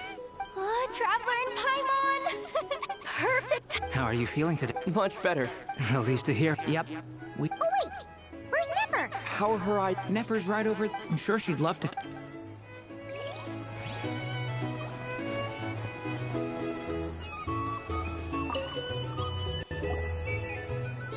Hello, you. Recovered from the battle? Come on, what do you mean? Of course I'm gonna ask. I care about my friend's well-being. And we are friends, aren't we? Get yourself a drink. You've more than earned it. In fact, today, your drinks are on me. Lord Sangamabe's got you covered. Wow, really? What about Paimon? Has she earned it too? Has she? Please? Well, you haven't been through quite as much as the Traveler, but... what the heck, sure. Yay! Wow! Drinks on Dory! What a historic day. Hey, keep your voice down, or everyone else is gonna want in too. You... Have you heard anything I've been saying recently? Doing business in Nodcry has been an absolute nightmare. If I'm buying for everyone, oh... Okay. Paimon will speak more quietly. Jeez. That's more like it. Don't you forget. Lord Sangamabe doesn't just go around buying drinks for anyone and everyone.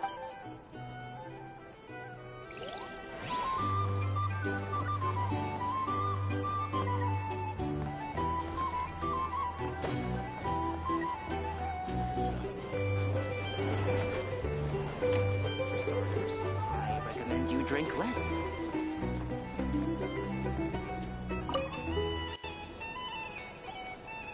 I see you've recovered. You bet. Snooze his way to a full recovery. Glad to hear it. A healthy body is paramount. Nothing else in life is possible without it. So take it slow. You can't afford an injury. Paimon too! You really saved the day when you swooped in to open that gateway! I came to accept that although Rerir was my friend in the past, here and now, he was an enemy that must be defeated. Though I will never fully understand what happened between us, I could not let this crisis deepen any further. We fought a very necessary battle, and you played your part admirably. Yeah! And if you ever need to talk, just remember, we're always here. I'll do that.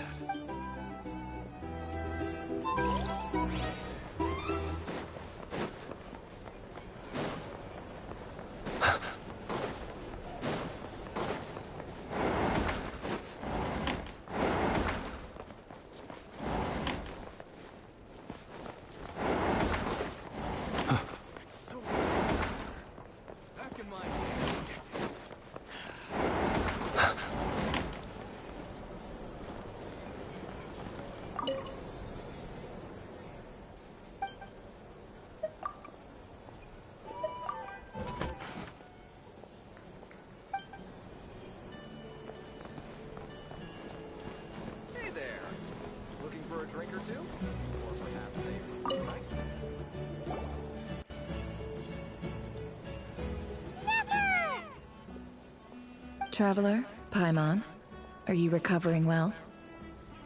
Turns out that moon chanter has some real talent after all. My eyes were mostly recovered after just a couple days rest. I can actually open them again now. Yeah, but you gotta be careful. Lauma says not to strain your eyes while they're still healing. Yes, thank you. I'm well aware. Yehoda, could I borrow you for a moment? I could do with an extra pair of hands. Oh, sure. Coming. Did you hear that? I gotta go help Lauma for a second. You guys chat among yourselves. I'll grab us some drinks on the way back. Paimon, you still like them sweet? You bet. Make it extra sweet, because Paimon's earned it. Sure thing.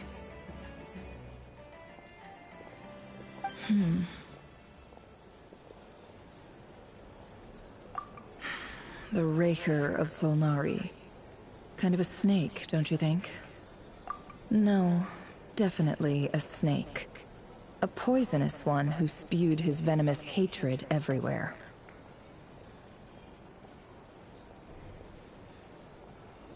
Anyone who seeks revenge out of hatred for other people has become a snake. That's something my dad used to say.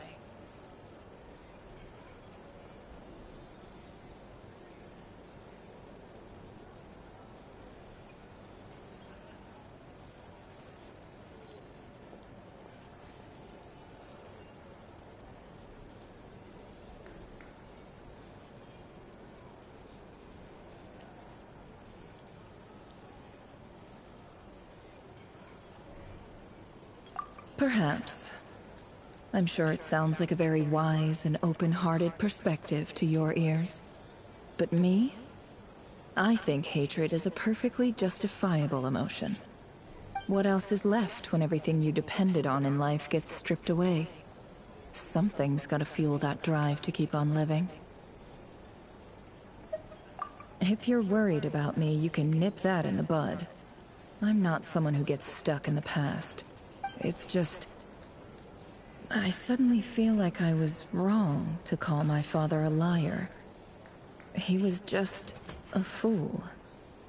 That's why the Academia turned their back on him, and why the other tribes ganged up on him. Oh, Father. How much better things could have been if you were a skilled liar. Look at the Ibis King. Thoth is a fiendishly cunning liar. And yet, strangely, he feels more like a father to me than my real dad ever was. He's never brought it up, but I'd bet he feels the same way. Why else would he give me the power to perceive the truth, while at the same time training me in the art of deception? Well, King Deshret banished him to Aru, which is essentially a prison, and posed 3 questions to him. He promised that he'd have his freedom if he could find the answers. His response was to take on a physical form and approach me, hoping that I could become his envoy and search for one of the answers on his behalf. Did he really think I'd fall for that? He's stuck there. He can't make me return what he gave to me.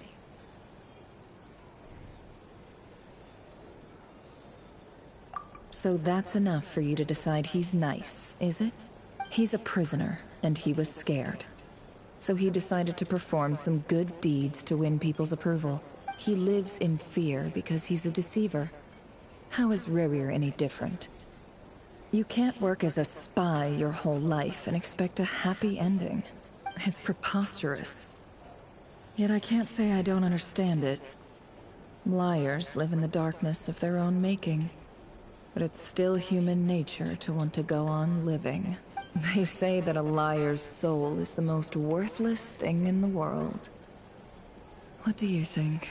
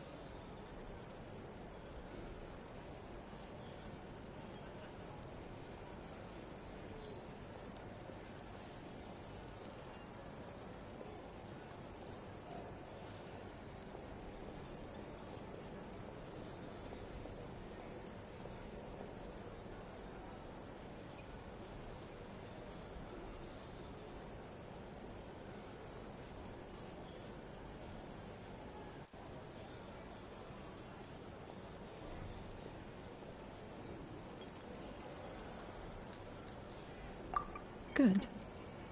If you understand that, it means you're smart. And you see things objectively. If you ask me, the soul of a liar really is worth nothing. Because all they care about is themselves. For example, when something good falls into my lap, I don't go sharing the news around. Stops other people trying to steal it from me.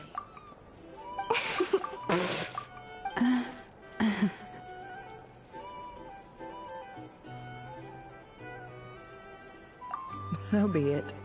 They have sharp ears. I can't keep anything from them. Wow, is that what it looks like? Well, you all know my past now, and I can't simply eliminate everyone who knows too much. So I guess I just have to put up with you. For the foreseeable future, at least. When you find yourself in a situation you can't control, the safest play is to keep calm and start monitoring everyone involved like a hawk. In the intelligence world, you need to have a sense of perspective and play your hand accordingly. If you understand what's at stake, please ensure my secret is safe with you. I trust you'll respect my wishes as a friend. But don't forget, I will also be watching you like a hawk. Very good. Oh wait! Now that the panic's over and we've all calmed down, Paimon suddenly remembered something. After all that build-up, our mystery ally never showed up even once!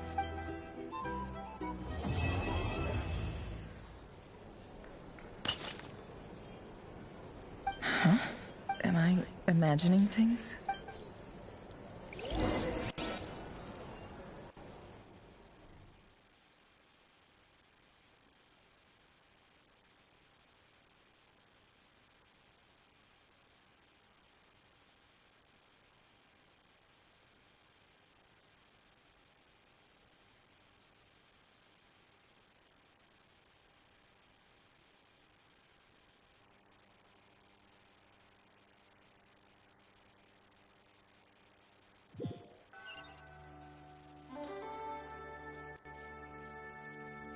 So, that close colleague who stayed behind with you? What's he been up to recently? Don't know, don't care. I get more normal human interaction from hanging out with Bosco too than him. Although, now you mention it, he hasn't bothered me in a while. I wonder if... If he's disappeared without a trace, it's the biggest gift he ever gave to the world. But I somehow doubt that's what's going on.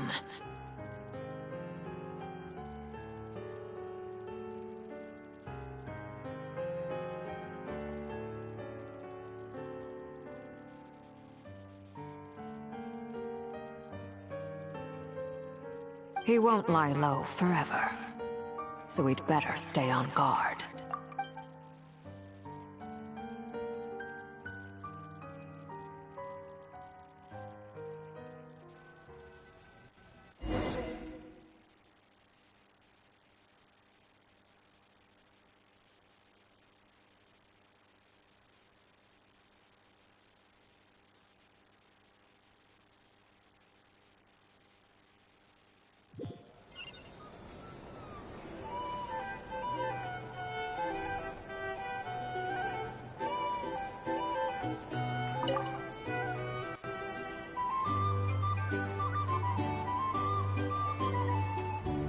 Ah, Lord Sangama Bay. How lovely to see you. I must thank you for the device you provided. It was an enormous help. Would I be right in thinking that it was developed by the Academia? Why come and ask me when you clearly know already? I mostly came to thank you. That's more like it. A little gratitude goes a long way with Lord Sangama Bay. Play your cards right, and you might even stand a chance of becoming my long-term supplier. The chance to work with such a kind and charitable investor as yourself would be a great honor for the Curatorium. Huh? Charitable? Who said anything about charity? First time hearing about it. Let's see. The first plot of land you purchased in Nodcry, your desert interests, and... Stop! What do you think you're doing? Exposing my investment history! It's nothing to hide from. They're all perfectly legitimate investments. And some of the land you purchased was with the intent of building a sanctuary? Yes, I heard about that too. How did you... You're a curious case, Lord Sangamabe. You don't like people finding out about your good deeds, do you? But I'm afraid no matter how hard you try to keep things under wraps, where there's a will, there's a way. You did it for Sumeru, didn't you? It was empty land that was gonna go to waste otherwise. I figured if I built something there, it might at least get some use in an emergency.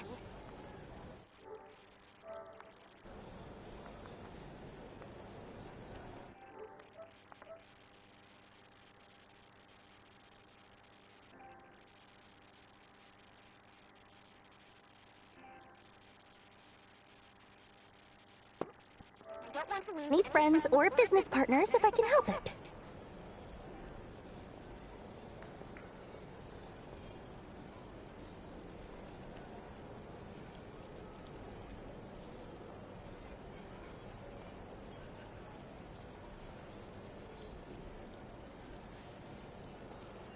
That was weird.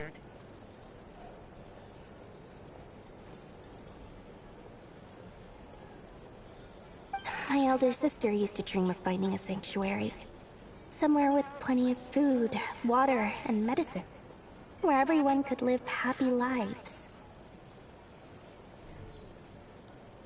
It was something I looked into, but after discussing things with the Dendro Archon, I decided on a more effective strategy. The tech people handled the tech, and Moneybags provided the Mora. It just made the most sense. It's a pity that so few people know the truth about you. Everyone says that you view everything in terms of Mora, and all you care about is growing your own wealth. So, what's the problem with that? Everyone wants to be rich. It's human nature. So yes, I love Mora, and it's nothing to be ashamed of. But surely you have dreams of your own, beyond just making Mora. You don't get it, do you? My dream is to invest in other people's dreams. And, you know, make a nice little slice for myself along the way.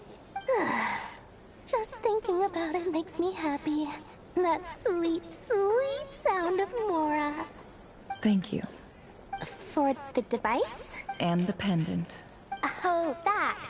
I was just returning a favor. Don't worry about it. Seems like we've both been away from home for a very long time. Yeah. So long that I barely remember what my family even looked like. That would be your mother, father, and sister? Yeah, though it's been years since my sister passed away. It's not like I want to forget them, obviously, but memory can be even more ruthless than the most calculating business person. Beyond a certain point, if something isn't helping you, it just gets rid of it. My sister can't help me now. Slowly but surely, her face is fading from my mind's eye. It's become a vague impression. Not everything will fade. When loved ones pass away, the beautiful memories are the ones that last the longest. Yeah, that's true. If you ask me, that's the one silver lining in all of it. Well, that, plus, I'm sure that life is much better now than it was back then. Oh, absolutely. I have tons of Mora, a big beautiful house, business is booming, and I'm as happy as can be.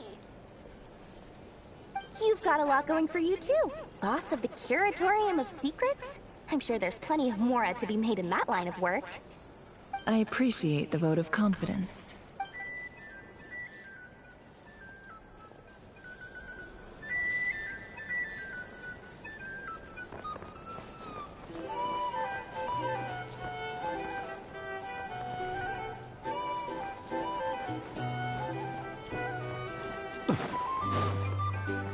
These are bombs.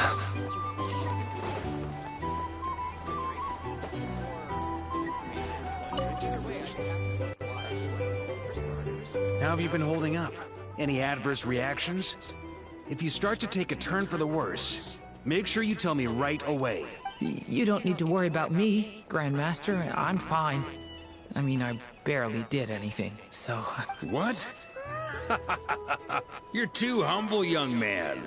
You played an indispensable role in the battle for Nodcry. We can't thank you enough for your support. Sometimes, when people praise you, it's because you deserve it. the best thing is to accept it calmly and with grace. It's important to learn how to respond to words of admiration. Let's do a quick demonstration. Albedo, that was an incredible feat of alchemy. The pressure was on, but you worked flawlessly at lightning speed to get the job done. Thank you. I can't take all the credit, though. Durin played a big part in forming the alchemical array. See? Did you catch that? A masterclass in how to take a compliment. Okay, yeah. I did work pretty hard to help prepare for the battle. No point denying that. Hey, you guys! Hey, look who's bounced back. Looking good, traveler. Seems like you've recovered. You won't need to take any more medication. Can I get you a drink? Huh? You know how to order at a bar now? You've sure learned a lot recently. Handling a drinks order is ridiculously simple compared to alchemy. Don't worry, I'll blend into society yet. Paimon believes it. You're clearly a fast learner, just like your brother. To be totally honest, though, Paimon didn't quite follow all the details when you first explained the plan to us. Don't worry, that's completely understandable. Unless you're a student of alchemy, it's hard to grasp the principle and how the process works. To put it in the simplest terms, we saw how our enemy stole the power of Kuvaki. And that gave us the idea of stealing his power to turn it against him. When facing an enemy you have no hope of defeating, it's best not to engage them in battle. So, instead of looking for a way to overpower him, we decided to help Columbina get strong enough to at least stand up to him in a fight. For this to work, we had to analyze his modes of attack, confirm who his main target was, and make sure that he wouldn't go beyond the range of the alchemical array. For added security, we prepared a total of 4 arrays. But to mitigate the impact of the battle, we identified one location in particular as the ideal spot, which is where the confrontation took place. The alchemical array absorbed his abyssal power. Then Durin processed it to render it usable by Columbina. That power enabled her to do what would otherwise have been nigh on impossible. What surprised me was that Dainsleif actually agreed to join us. Given his history with Rerir, he had every right to sit this one out. But we're extremely grateful for the decision he made.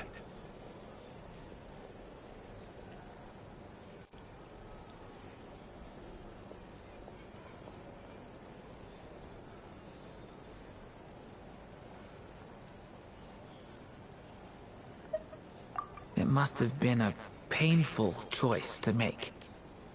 But I'm sure that making a decision was far better for him than staying in limbo. Absolutely. He was torn between 2 paths, but in the end, he made his choice and stuck to it resolutely. He doesn't strike me as the sort of person who'd stay trapped in limbo for long. Anyway, however you cut it, everyone gave a stellar performance. And now, it's time to kick back and celebrate.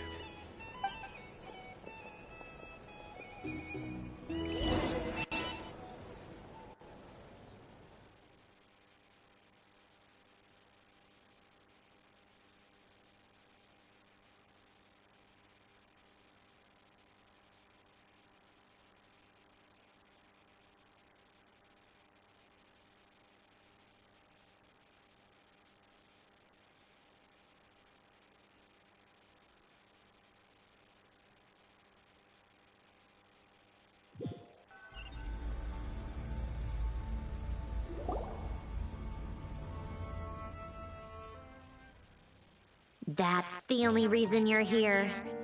Yes. I've thought a lot about it. And I've realized that you, me, and Arlecchino should be friends. I think this is very important. So I felt I had to come and tell you. Well, this is a new one. I'm so moved. I can't even hold my teacup. If that's all, you can leave now. Do you not want to be friends with me? Or is it that you prefer being co-workers? What is this, Columbina? Are you deliberately testing my patience threshold?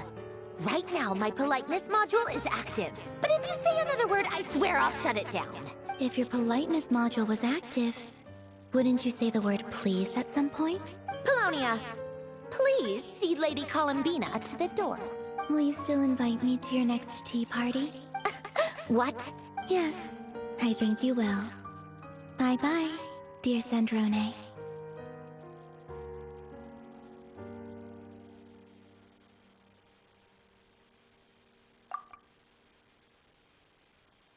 Last time, the Wild Hunt escorted you out.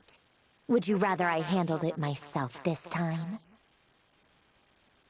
We just wanted to, see how you were doing now that it's all over. Why? Out of concern for my safety? I hope you didn't seriously think that the Rahier of Solnari would be able to lay so much as a finger upon me, given how prepared I was.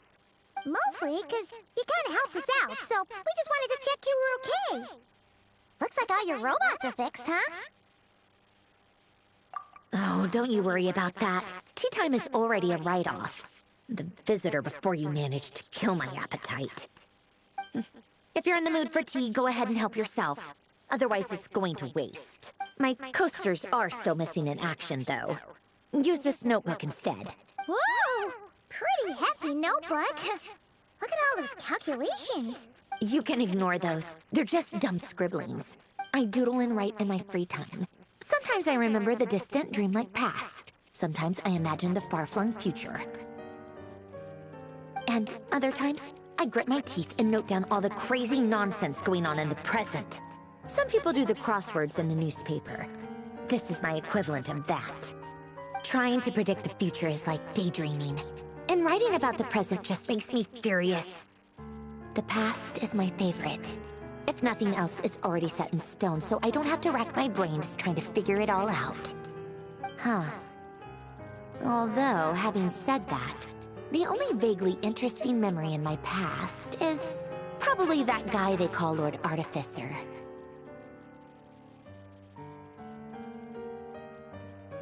Who else? Pretty much all the mecha and Fontaine are his personal handiwork. Wait, are you saying you know him? Like, personally? As a friend? I mean, I guess we were friendly enough.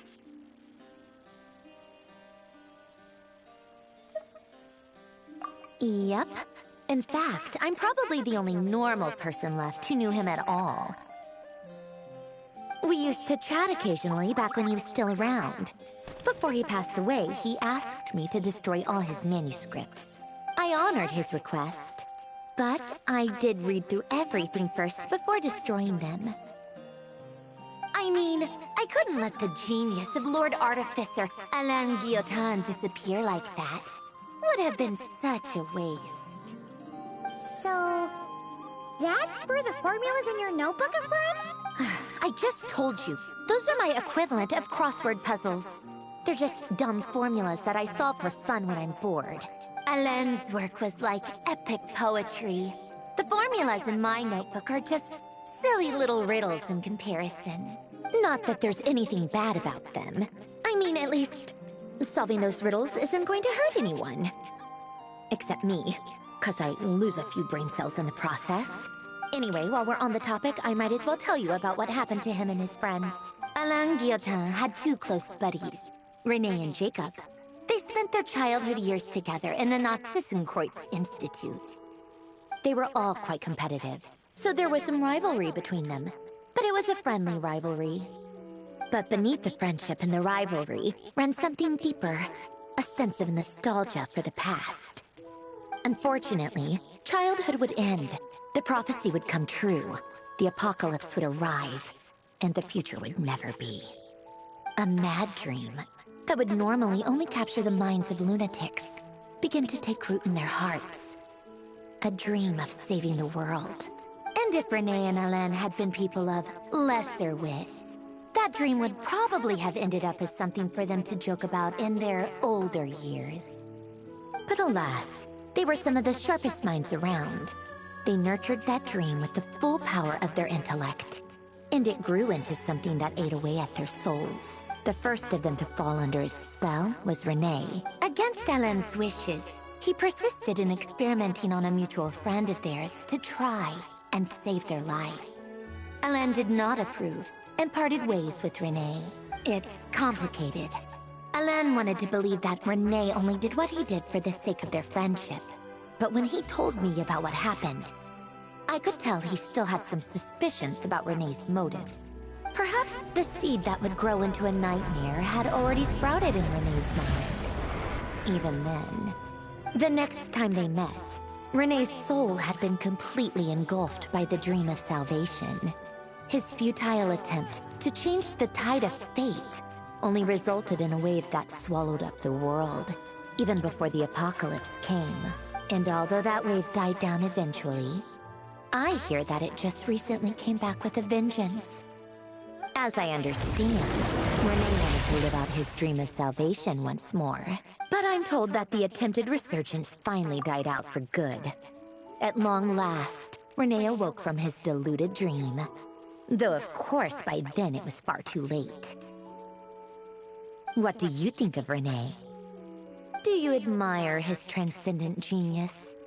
His view that any price was worth paying to achieve the lofty goal of saving the world? Or do you despise him?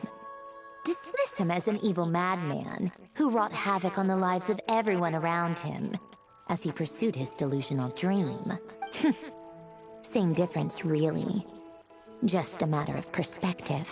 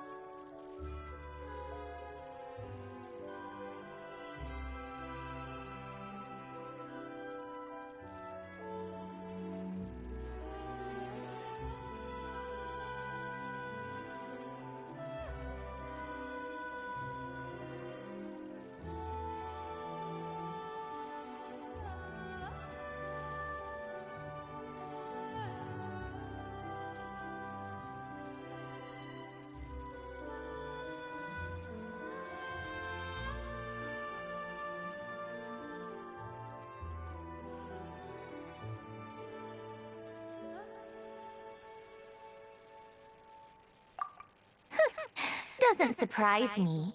You share one thing in common, after all. You both want to be the savior. The only difference is, your dream came true, and his... well, he wasn't the one who made it come true. I don't like fanatics who give up their whole lives for their ideology.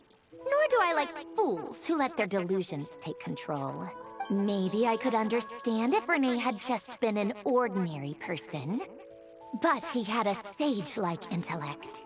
And still managed to get himself lost in the labyrinth of his own desires. Anyway, that's enough about Renee. Now, moving on to Alain Guillotin, the Lord Artificer. He managed to put a stop to the first storm whipped up by Renee. But after that, Alain lost his friends and family.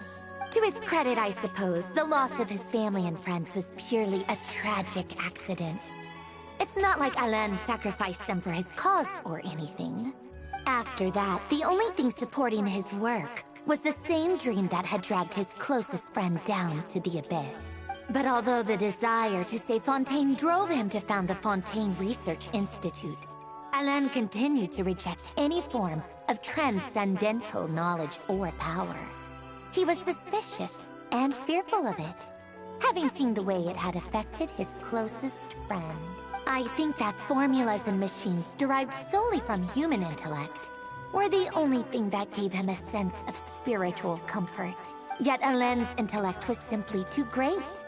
It barely left him space to breathe in his lifetime. Once he realized that the end of his life was approaching, he finally accepted the truth.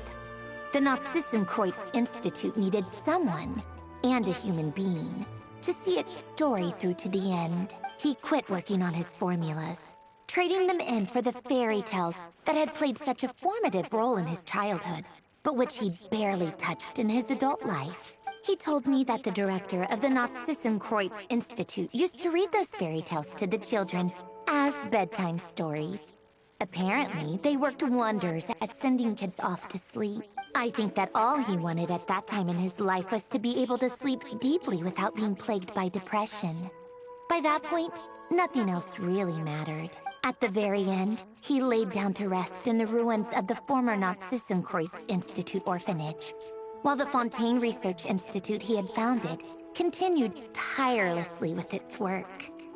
Many years after that, tensions over competing dreams would once again cause a rift, this time between members of the Fontaine Research Institute.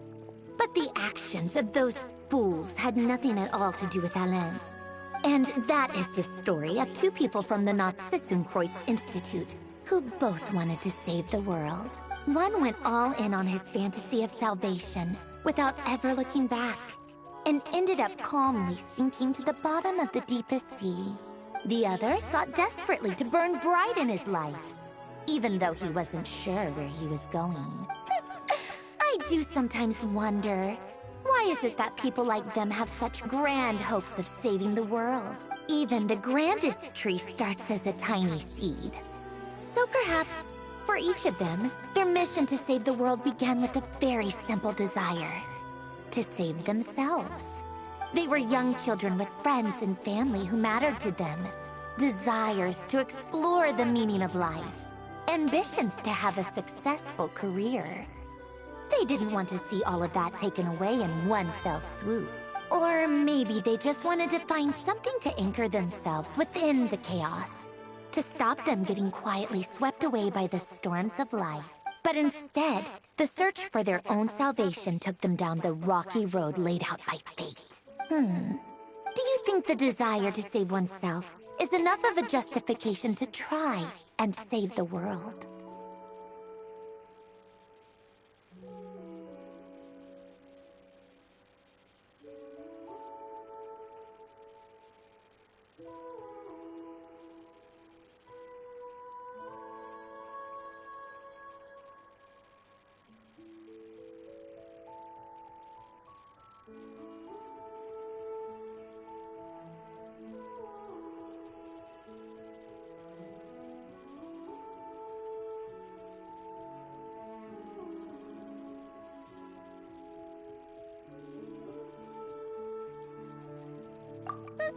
The way you said that sounded just like Alain. I asked him the same question back when he was in his prime, putting all of his energy into his work. He gave the exact same answer as you did. No elaboration, just a quick short answer before getting right back to his work. He was always that way. All right, tea time's over. I owe Arlecchino a favor for telling me these stories. I'll have to bring a whole sack of gifts the next time I visit the House of the Hearth. I'm gonna go tinker with Polonia now. You guys can do whatever you want, as long as it doesn't involve interrupting me. Polonia, exit hibernation mode. Begin diagnostics.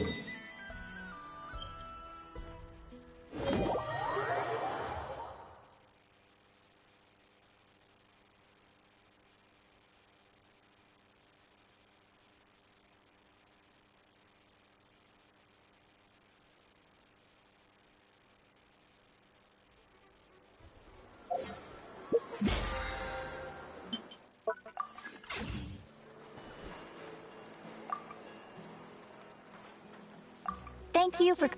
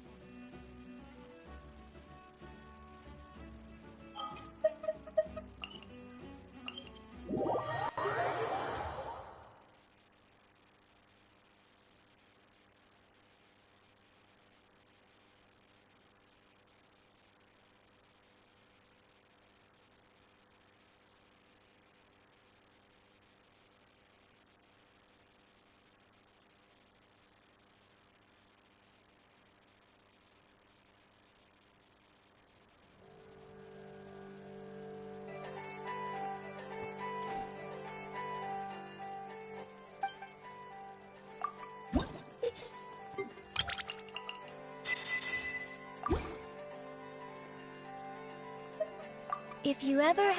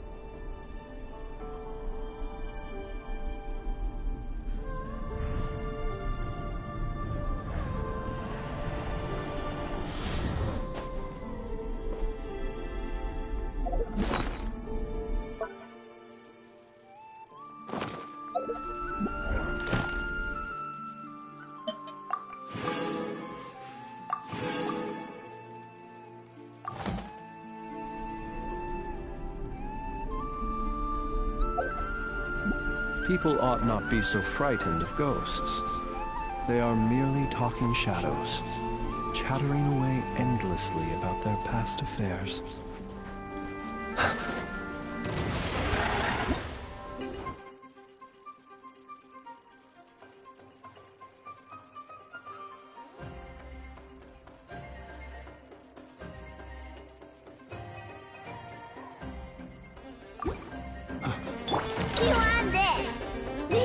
Installation chamber.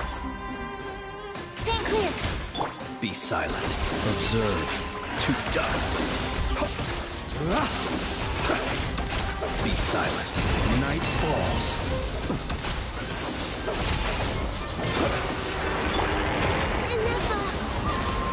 I'm cold.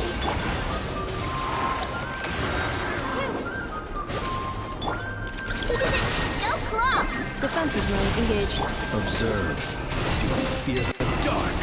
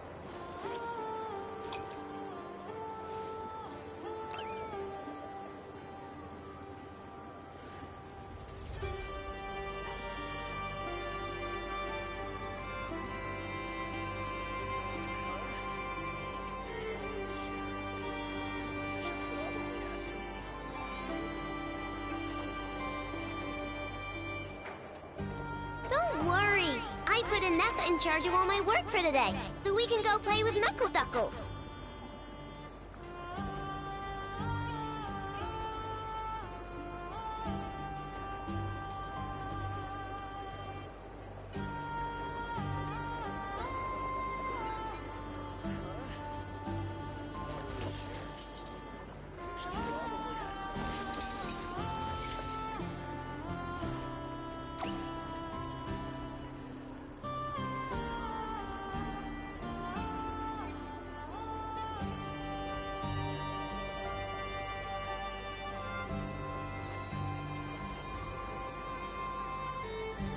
It's been way too long since I last had some candy. My brain's grinding to a halt, like a rusty machine. Oh, that's it! I'm having 5 whole crumb cupcakes for dinner tonight, and nothing's gonna stop me. Not even Anetha's super angry mode.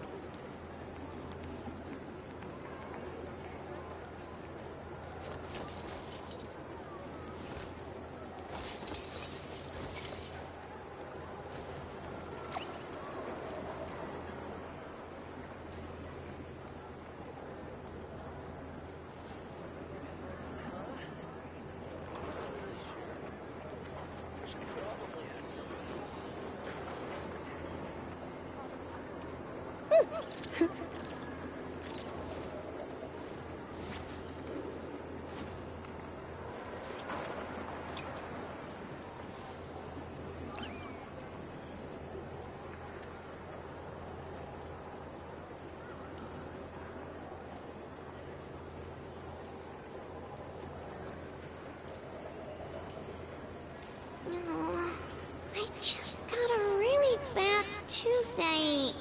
Why? Enough! Help me!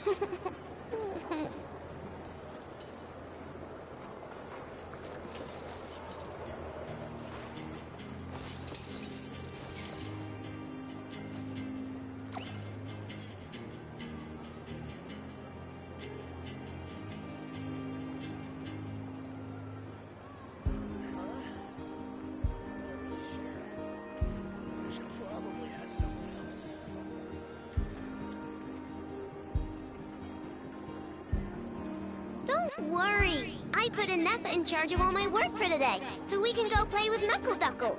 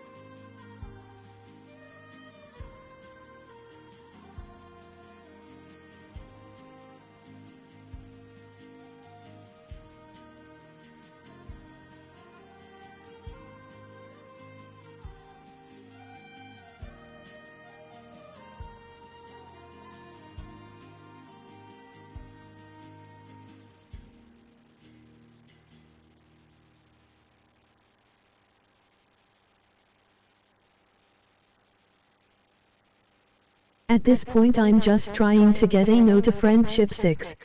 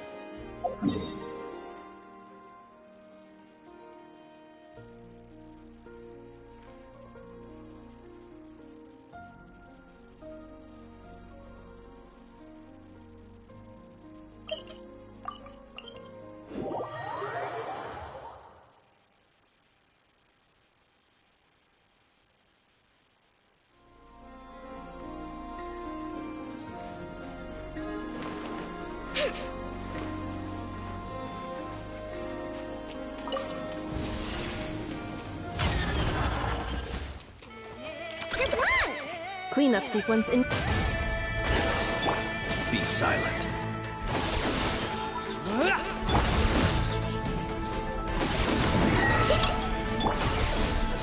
Stand clear.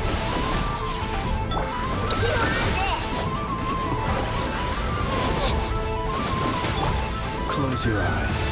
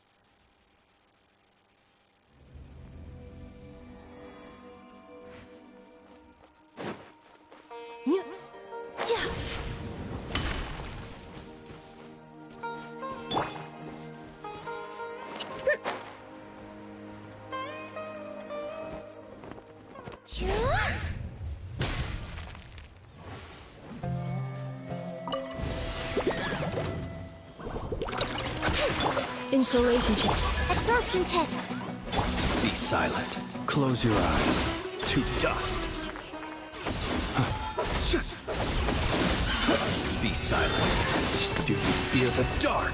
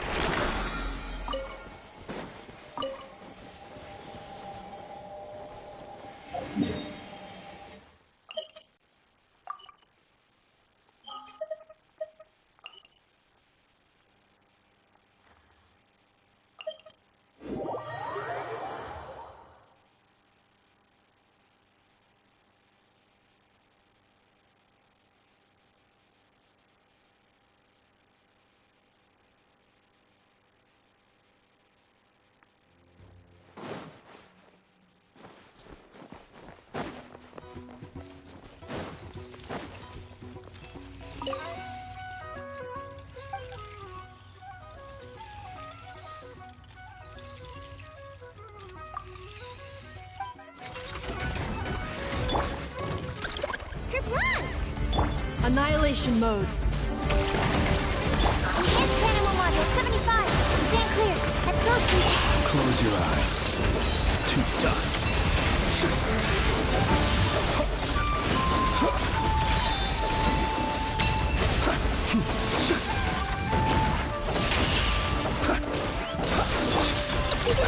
Go! Animal test 6308. Be silent. To dust.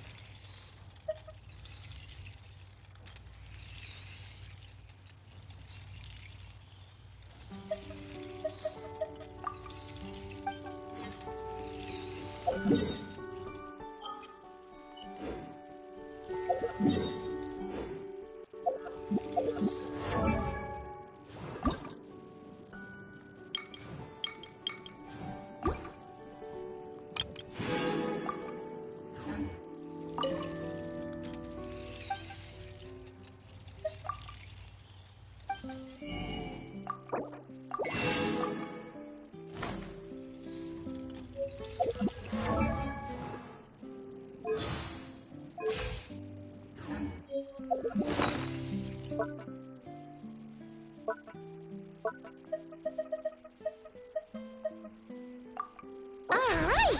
Upgrade complete! Time to treat myself to a tasty snack.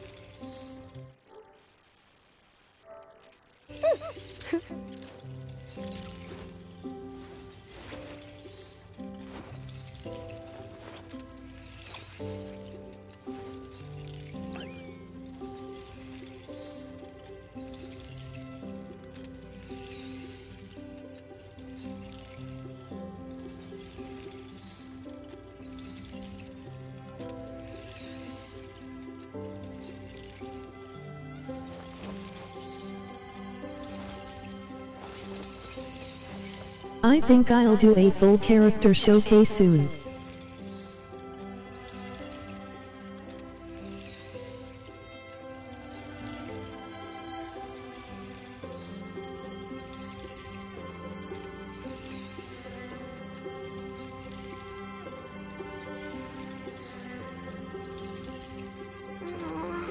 I just got a really bad toothache.